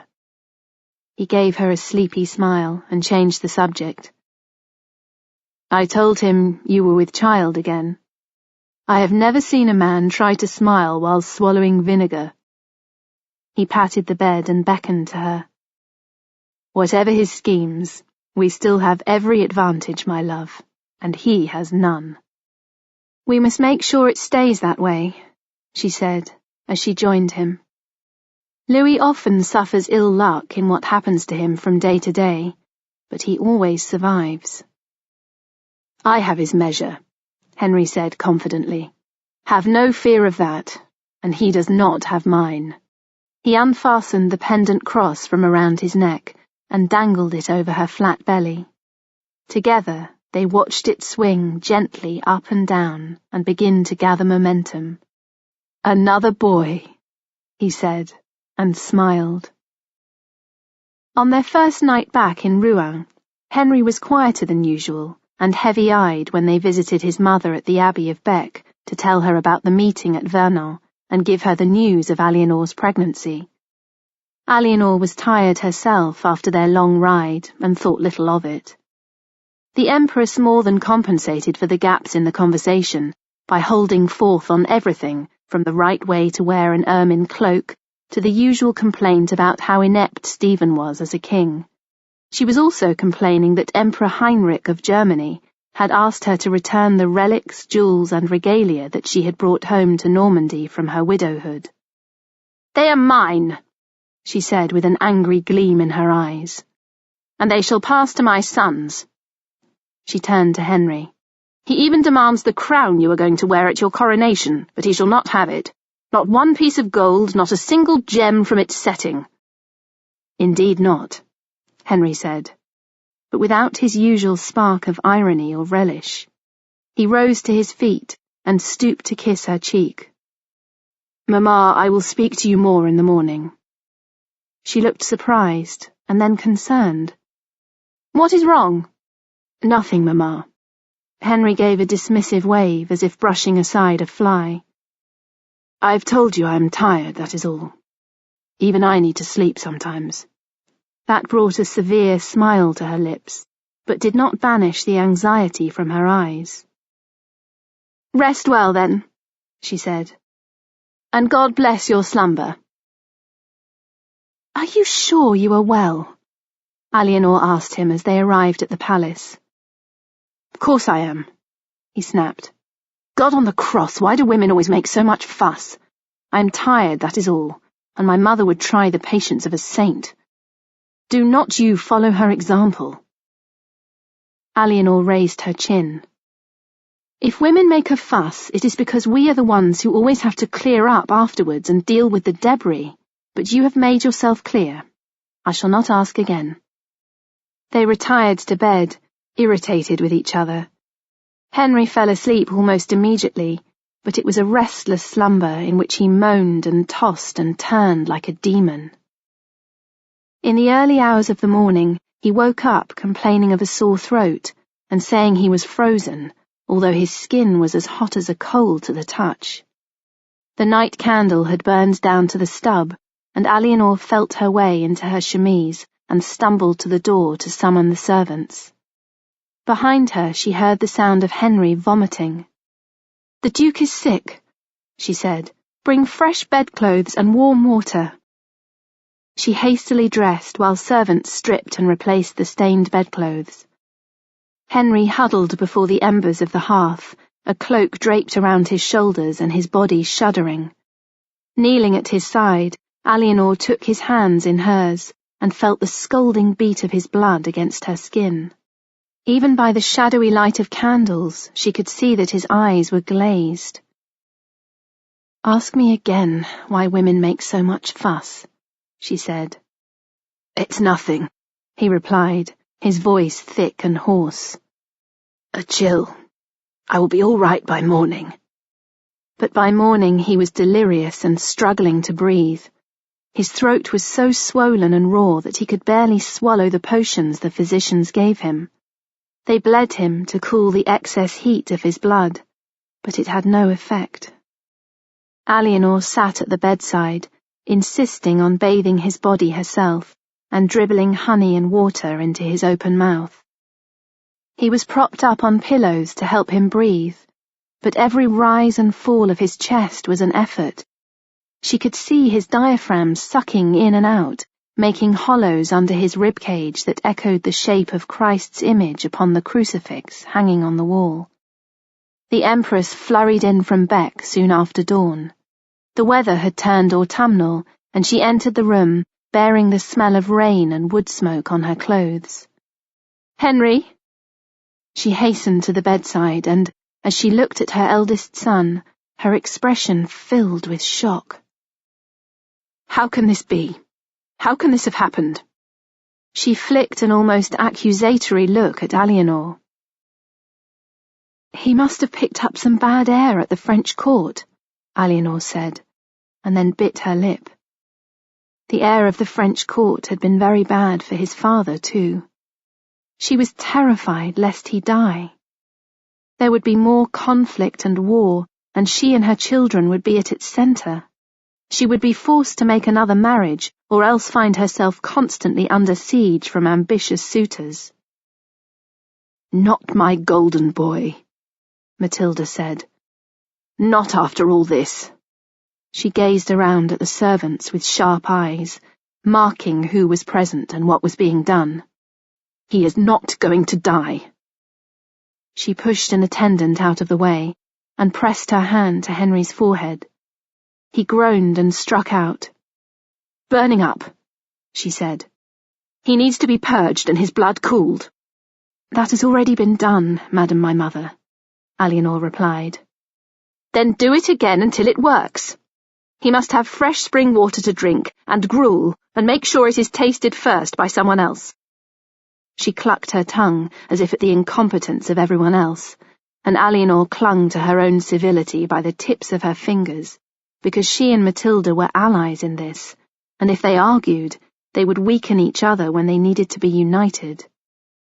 For the next hour, the Empress stamped around the chamber issuing orders, flinging blame about indiscriminately, and behaving like the termagant of her worst reputation.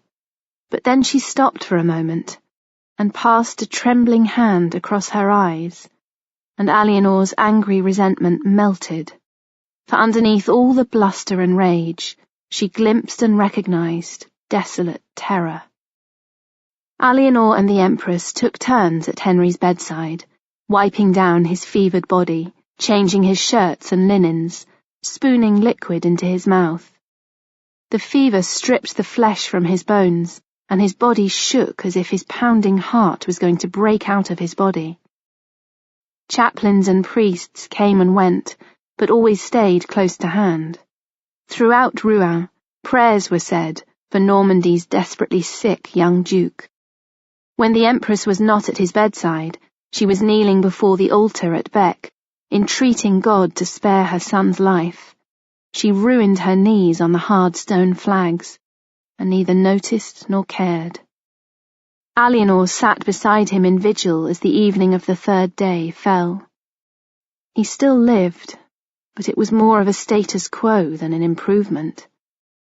She took his hand, tanned from the summer sun, but paler further up his wrist, and covered in faint golden freckles, overlaid by a shimmer of fine gilt hair. "How will you build your empire and leave your mark lying here like this?" she asked him. "How will you see your sons grow tall and strong? How will you beget daughters if you leave now?" She could not tell if he heard her, but his chest gave a spasmodic heave. "You will be an almost king," she said bitterly. "And that is worse than none at all. Even Stephen has bettered that. Even Louis." Her voice shook. After a moment she unclasped her hand from his and went to the coffer at the foot of the bed. She unlocked it and lifted out the purple silk wrapping containing his great-great-grandfather's sword. Carefully, she unrolled the delicate cloth, took the scabbard and unsheathed the blade. The steel had a dull glitter, cold as a winter morning. She brought it to him and put it in his hand, curling his fingers around the silk binding on the hilt. "This is yours," she said. "Take it and use it, for if you do not, then it will rust away in the hands of others less able." Gripping his other hand, she pressed it to her womb where new life was growing. And then she bowed her head and prayed. She woke several hours later, with the dawn filtering through the shutters, its grey light touching the sword and lighting a steely gleam along the blade. Her mouth was parched, and her eyes felt hot and gummy. Henry's hand was cold, and for one terrible moment, she thought his soul had flown his body in the night. His eyes were open, staring at her. "An almost king," he croaked. "What kind of insult is that?" Eleanor gasped, her breath leaving her as if snatched from her chest by an unseen force. She touched his cheek, and it was gently warm under her palm. "The worst kind," she said shakily, once she had drawn another breath. "I hope I never have to apply it to you." She held a cup of watered wine to his lips. "Will you drink?" He took a clumsy sip, spilling the liquid down his chest. She dabbed it away with a napkin. His heartbeat no longer thundered against his ribcage, and his skin was cool to the touch where it was exposed to the air. She pulled up the bedclothes. "Christ's bones!" he wheezed. My chest feels as if it is full of rusty nails." "You terrified us," she said. "We thought you were going to die." "I dreamed I was drowning, but the sea was made of fire," he said. "And I dreamed I was being ripped apart by an eagle and fed to its young, but they were my young too." He drank again, this time more steadily, and then he looked at the sword down by his right hand. "What is this doing here?" "I brought it to you last night to help you fight because nothing else seemed to be helping. Not all the prayers and supplication and entreaty. I could see you leaving my reach, and I did not want to lose you." The sword drew you back. Her chin wobbled. "You came so very close, my love. You do not know, but those who watch over you did." She knew the fight was not over. One moment of lucid awakening did not signal a full recovery. They would have to be very careful with him in the days to come, and she knew he would not be an easy patient. Henry was sleeping again when the Empress arrived, but Eleanor was able to report that he had eaten some sops of bread and milk, and his fever had abated. The sword had been locked in its chest, and the bedclothes neatly folded over Henry's torso. "Thank God!" Matilda made the sign of the cross on her breast and eased onto a stool at the bedside. "I prayed all night to the Virgin that his fever would break, and she took pity and listened to a mother's entreaties." Eleanor bit her tongue and did not tell her about the sword. "How frail we are." The Empress used the long sleeve of her gown to wipe her eyes, and then she straightened her spine and she rallied, her expression becoming proud and autocratic. "I will watch over him now. You go and sleep, my daughter." Eleanor looked at the Empress's dark-circled eyes and pale, dry lips. "You have not slept either," she said. "That does not matter. I have often gone for days without sleep in my life. You are with child, and you must take care for both your sakes. It is my turn now." While Henry recuperated, Eleanor spent her time at his bedside. For one who was usually so exuberant and brimming with energy, he was content to let time and rest render their cure. She fed him meals in bed, tempting him with tasty morsels of meat on skewers, little marrow tarts and custards. She told him amusing tales and brought musicians to play for him, especially his favourite harpist. She read to him from all manner of books, both serious tomes involving the law and judiciary, and lighter tales from history and myth. Being widely read, he already knew many of them, but was content to hear them again, saying he loved the sound of her voice and the exotic accent of Poitou in her Norman French. She played chess with him, and they tallied even scores. She told him what was happening at court, and they discussed a future campaign against Toulouse, planning strategies like an extension of their games of chess. Day by day, Henry improved. His appetite returned, and he took up business again, summoning his barons and knights to his chamber, and dealing with them for as long as his energy lasted. There came a morning when Eleanor arrived to find him absent, and his attendants making up the bed and clearing the crumbs of a meal from the table by the embrasure. "My lord said he was going out for a ride," said Henry's chamberlain, "and that if you asked for him, he would see you and the Empress at the dinner hour." She knew then that all was back to normal, and although she was relieved and delighted that Henry was back to full health, a part of her regretted the loss of the moments spent together in this chamber, enjoying mutual pursuits, because once again he would be too busy, throwing himself at the life he had so nearly lost, to find the time for his wife. Chapter 52. Rouen, October 1154. In the cold October morning, Eleanor sipped the ginger tisane Marquisa had made for her while her women dressed her in warm robes. It was the first morning in several months that she had not felt sick on rising.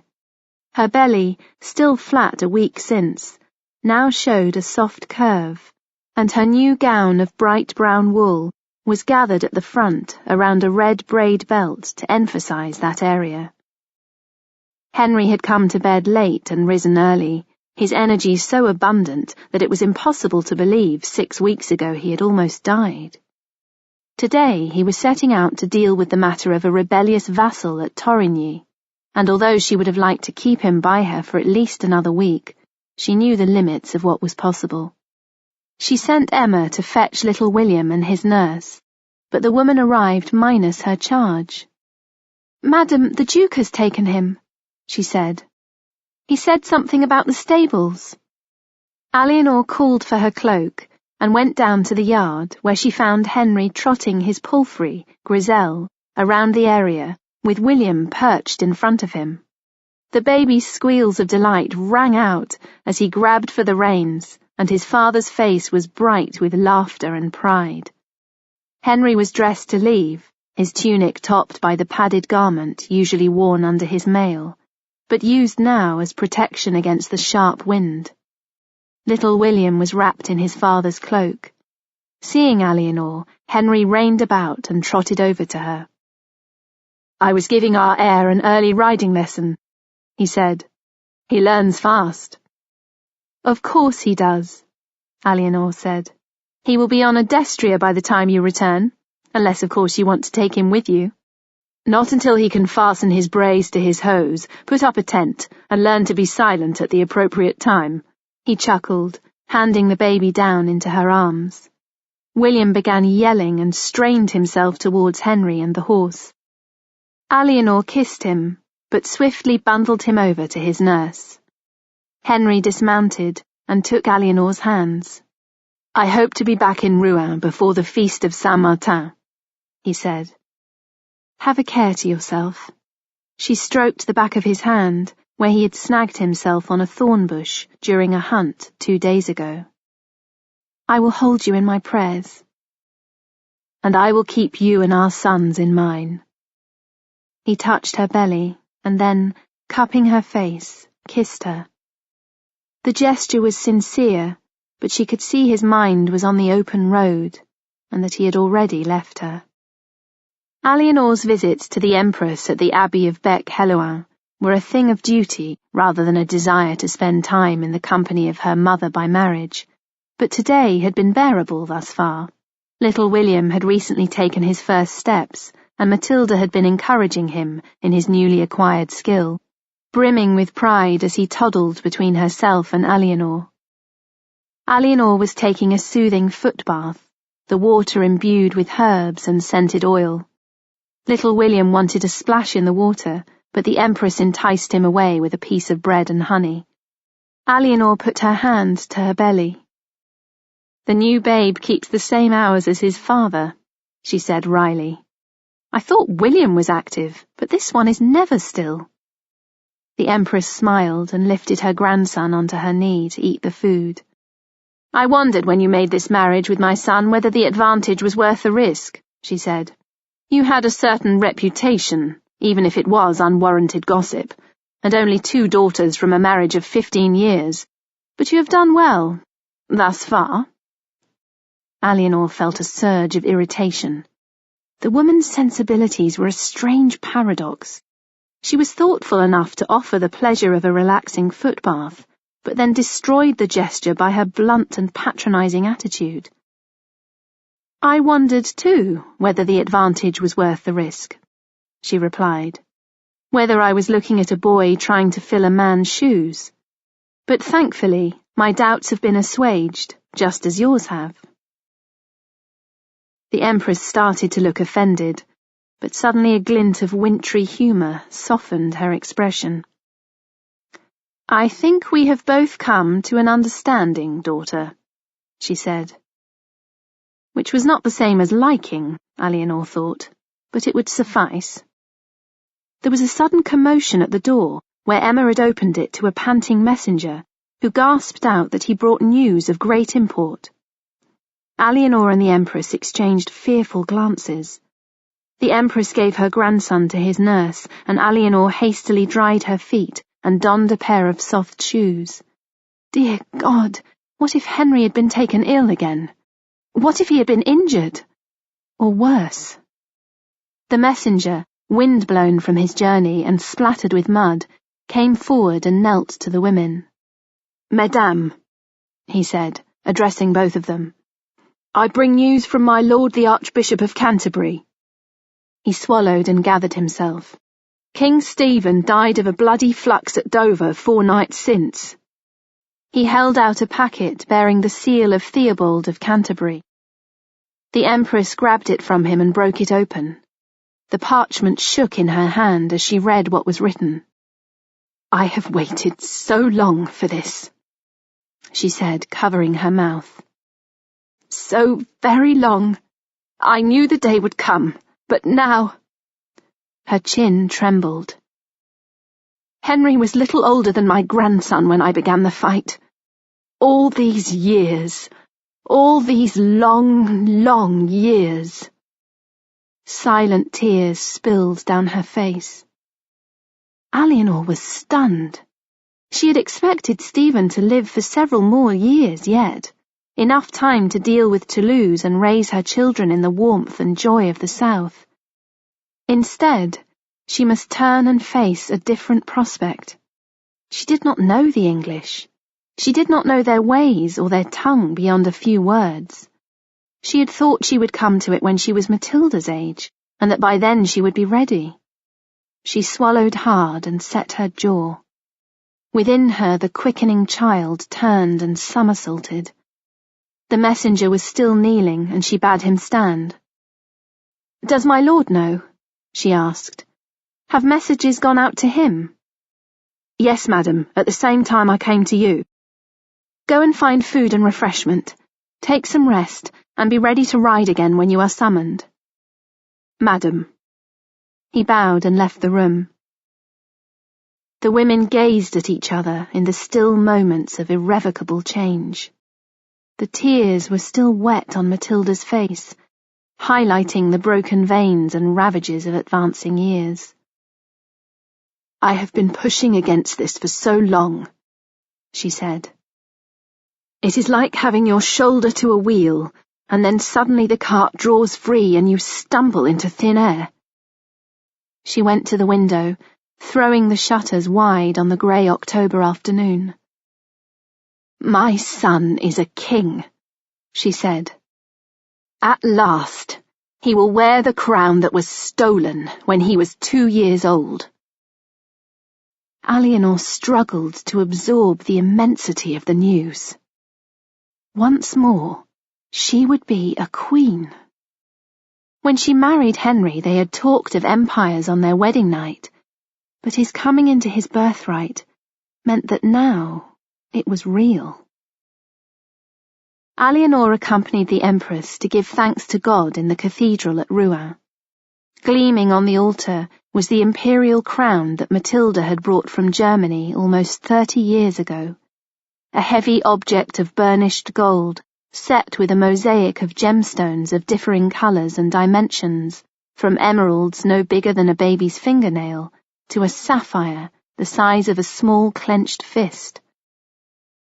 "I would have worn this at my own coronation," Matilda said, "but now it belongs to my son, and to William in due course." Such was the aura of weight and power emanating from the crown that Eleanor shivered. It would take a strong man to wear this, and a stronger woman to stand at his side.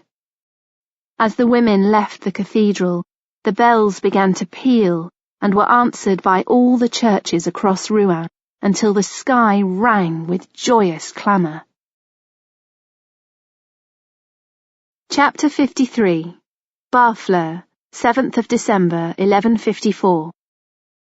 Standing in a fisherman's shelter on the harbour side, Eleanor drew her fur-lined cloak closely around her body and stared out across a sea the colour of a dull hauberk. There was sleet in the wind, and the waves were brisk, crested with white foam. Henry's small feet rocked at anchor amid a steady traffic of barrels and boxes, chests and sacks that were being borne from hand to hand up the gangplanks, and stored on board the vessels. One ship longer than the others, an Isneca with 60 oars, flew a red and gold banner from her mast. Servants were putting the final touches to a pavilion to provide shelter on the crossing. She watched Henry bustling about on deck, checking this, poking into that, making sure that all was to his satisfaction. They had been stranded in Barfleur for 6 weeks, while the wind blew in the wrong direction, and winter storms made the crossing more of a risk than leaving England to its own devices. Now the wind had changed, and the seas, while still vigorous, had settled enough to embark. To catch the tide, they needed to be gone within the hour. A flurry on the quayside announced the arrival of the Empress. She was dressed in full regal splendour, as if for the highest court occasion, and the effect was both magnificent and incongruous against the wide seashore and battering weather. The wind flapped her veil and blew her jewel-encrusted gown against her spare, upright body. "Madam," Eleanor curtsied to her. The Empress inclined her head. "So," she said. "It is finally time." Her jaw was rigid with tension. Eleanor nodded, but said nothing. In the weeks that they had been waiting for the weather to turn, Matilda had made it clear she would never set foot in England again. It was a place too full of hard and bitter experience. "You have no memories of England," she had said to Eleanor. "It is your turn to go and make them, and may they all be good ones." She had not smiled. "The people want a new young king and his fecund wife. They want summer out of winter. I am wise enough to know that, and to send the new green shoots into England with my blessing, but without my presence." Henry returned from the ship, dusting his hands. The wind blustered through his coppery curls, and his eyes were narrowed against the sleety wind, showing the creases where one day lines of age would develop. The energy emanating from him was as vigorous and exuberant as the sea. This was his moment, and he was seizing it with every fibre of his being. "Are you ready?" he asked Eleanor. "The tide will not wait much longer." "Yes," she said, and raised her chin. "I am." Henry turned to the Empress. "My Lady Mother." Kneeling to her, he bowed his head. She set her hands to his ruffled curls in a tender gesture of benediction, and stooped to kiss him on both cheeks before raising him up. "Go with my blessing," she said, "and return to me an anointed king." Eleanor knelt too and received the same. "God be with you, and the child in your womb," Matilda said, and her kiss was maternal and warm. Henry and Eleanor joined the Isneca, Henry going first and handing Eleanor down into the ship from the gangplank. The fresh smell of the sea was powerful in her nose, and the slap of the tide rocked the ship, making it difficult to balance. The horizon was a misty haze. On the shore, standing at the Empress's side, Hugh de Beauve, Archbishop of Rouen, raised his hands to bless the ship and the endeavour of its passengers, and the last mooring rope was cast off. The rowers took up the oars, wind surged into the sail, and the gap between land and sea widened to a yard of choppy grey water, then 10 yards, then 100. Eleanor let out a long, cloudy breath as the coast of Normandy grew smaller and the figure of the Empress became a small, dark finger on the shore. Henry drew her against him. "Are you well?" He stroked the curve of her belly, now 6 months round. "Yes." She smiled to dispel the anxiety in his gaze. "I am not afraid of sea crossings. But something is troubling you." She drew back to look up at him. "When you set foot on England's shore, it will be as her rightful king. It is your destiny. You know the land, you know the people. You have lived there and fought for your birthright. England only belongs to me because it belongs to you, and I have yet to make it mine in my heart." She looked round. They had cleared the harbour, and there was nothing in sight now but rough, grey water. "But I am going into the unknown, and I do it out of the faith I have in you, and for our children, both the born and the unborn." He gazed at her, his eyes matching the wintry hue of the sea. She could feel the energy vibrating through him, almost like the waves surging at the prow of the ship.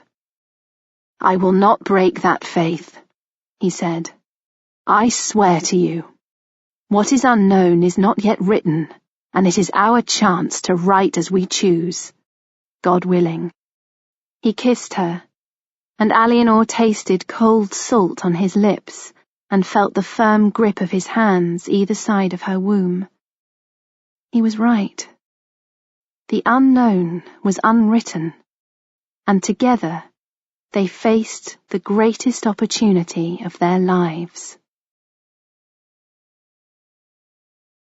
Author's note: Eleanor of Aquitaine, is one of the most famous queens in Western history and the subject of numerous biographies, plays, and historical novels. More than 800 years after her death, she still exerts a magnetic fascination that continues to draw in each new generation. It could be said that she is one of the longest established examples of the cult of celebrity. I have wanted to add my own Eleanor novel to the oeuvre for some time, because although she has been the subject of a wide variety of books before, I feel a great deal has lain undiscovered or unsaid.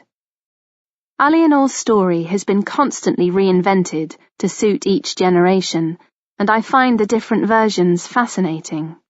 I was particularly interested in an article by historian Regina C. de Aragon entitled, "Do We Know What We Think We Know? Making Assumptions About Eleanor of Aquitaine." The piece is widely available online for anyone who wishes to look it up. The basic premise is that for all that has been written, we actually know very little and assume an awful lot about Eleanor, and that includes the historians.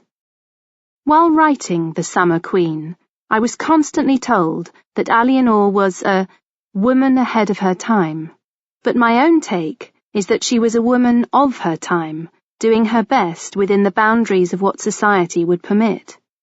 Any attempt to go outside those boundaries was immediately and sometimes brutally quashed, but she was nothing if not resilient.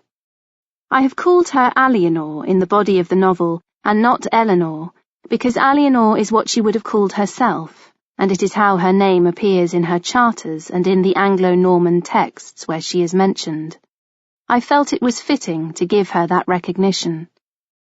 Eleanor's birth date in the past has been given as 1122, but historians now accept the more likely date of 1124, and that her marriage to Louis VII took place when she was 13, the age of consent for a girl, then being 12 years old.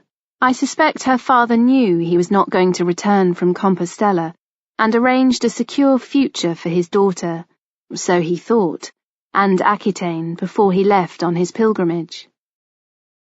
Eleanor is sometimes seen as a political player at this stage in the game, but when one looks at the hard facts, it becomes very clear that the power lay in the hands of the high barons and clergy of France and Aquitaine, and they were the ones brokering the deals. We know Eleanor's father was on battle campaign with Geoffrey of Anjou the year before he died, and I wonder, this is pure speculation, if he broached the subject of a betrothal between Eleanor and his infant son Henry at that point. We do know from the historical record that the Counts of Anjou had long sought to unite their lands with those of Aquitaine. Geoffrey, keen to continue that pursuit, hoped to betroth little Henry to Eleanor's daughter Marie, and that match was considered for a while, before finally being turned down on the grounds of consanguinity, the all-purpose 12th century get-out clause should it need to be invoked. Palace of Geoffrey was still pursuing a link with Aquitaine, though. I strongly believe that as the head of the family, the initial driving force behind the marriage arrangements that took place between Eleanor and his then 18-year-old son Henry in Paris in 1151 were of his design. That Geoffrey did not live to see the marriage is a pity. It would have been interesting to observe the family dynamic. I work hard at the historical research and do my best not to defame the dead, and I try to portray my characters within the realms of historical likelihood and to stay true to their characters, inasmuch as we know them from primary sources. However, this is a work of historical fiction, and, within the parameters of integrity I set for myself, I have had the leeway to explore paths where historians might not choose to tread. Up to her, the familiar speculations of Eleanor's life is whether or not she committed adultery and incest with her uncle Raymond during her stay at Antioch during the Second Crusade. Several chroniclers accused her of improper behavior while on the journey, and there are dark hints about certain goings-on in Antioch. But when one reads the texts, none go so far as to accuse her of having sexual intercourse with her uncle. Some biographers have taken the bit between their teeth and decided Eleanor probably did have an affair with Raymond anyway. But to me, the evidence fails to stack up. Eleanor and Raymond were both astute players who had been through the political mill. They were together for around 9 days, and while I am certain that plotting and manoeuvring went on, I can't see either of them kicking over the traces and going mad with lust for each other in that short space of time, especially as Raymond was known to be a devoted and faithful husband. It doesn't ring true. I do suspect, but cannot prove through conventional research, that Eleanor had a long-term affair with her vassal, Geoffrey de Rancon. Finding Geoffrey at all in the historical record is difficult. There are numerous different and contradictory genealogies, not to say some far-fetched longevity in some of Eleanor's biographies, that have the same Geoffrey around in the reign of Richard the Lionheart, when, given his earlier career, he would have to be pushing 100. The Geoffrey de Rancon mentioned in Richard's reign was obviously a son or grandson of the man known to Eleanor. Walter Map, one of the less reliable chroniclers with a tabloid journalist mentality, suggested that Eleanor had an affair with Geoffrey of Anjou when he was Seneschal of Poitou. Whether Geoffrey ever held this title is dubious, and whether he would have found the time, place, and suicidal bravado to romp with his overlord's wife is also open to doubt. I had an epiphanic moment while researching when I came across Sidney Paynter's article, Castellans of the Plains of Poitou in the 11th and 12th centuries, published in Speculum in 1956, where he discusses the career of various de Rancons in their position as important ducal castellans. I have a suspicion that this is the smoke that started the chronicler's fires, and they attached the scandal to the wrong Geoffrey. I also suspect that Eleanor's closeness to Geoffrey de Rancon was the cause of some of the scandal hinted at Antioch. It certainly makes far more sense to me than Eleanor and her uncle leaping into bed together at the drop of a hat. De Rancon, up until that point, had been a mainstay of the crusading army, but at Antioch was sent back home. Historians debate whether this is because he was in disgrace, having nearly got the king killed during the crossing of Mount Cadmos, now called Mount Honas in northern Turkey, or whether he had completed his stint and was needed back in Aquitaine. Perhaps there was another reason. It's a point still open to conjecture, as is Eleanor's relationship with her uncle.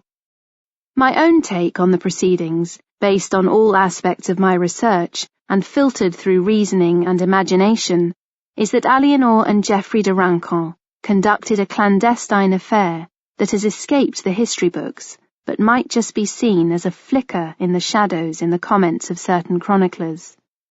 Eleanor and her uncle may have spent a lot of time together, but my belief is that they were formulating policy and even plotting against Louis rather than enjoying each other's bodies.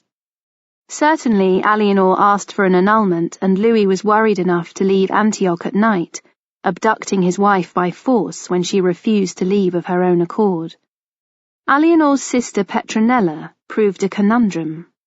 In the records, she is sometimes referred to as Eolith and sometimes Petronella.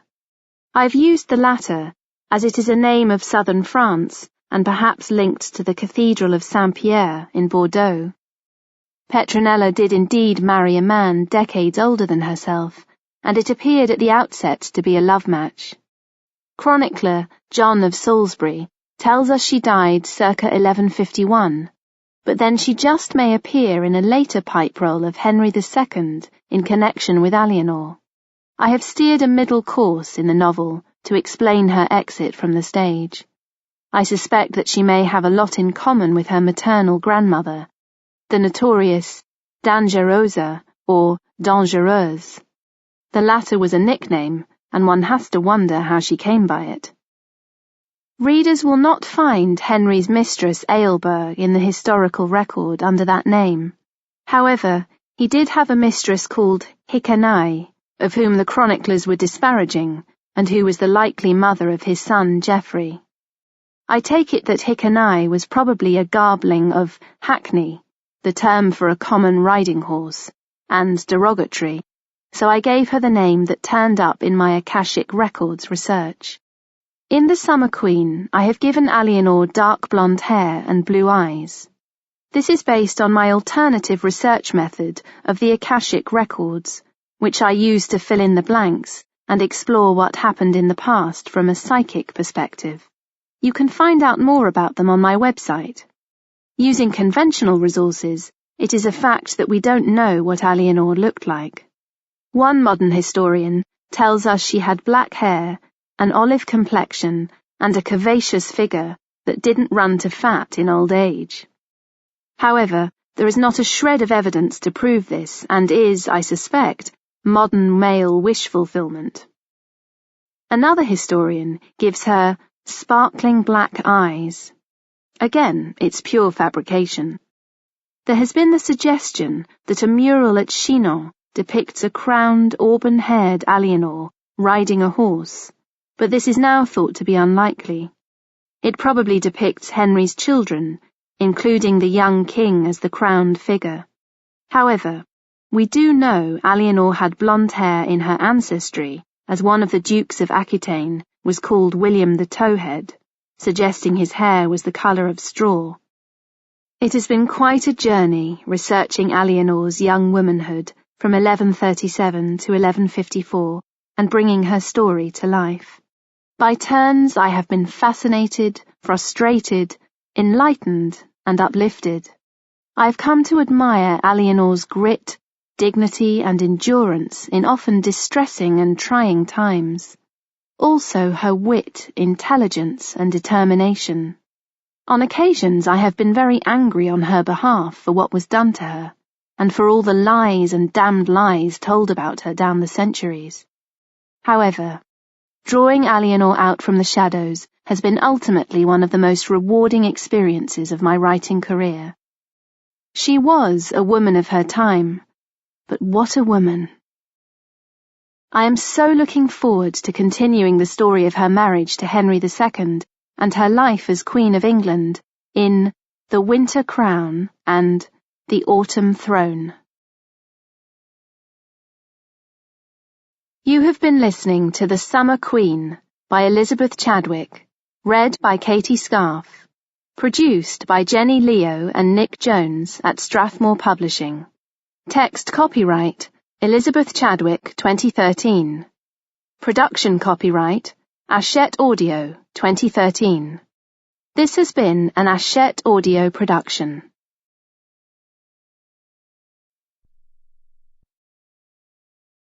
Audible hopes you've enjoyed this program.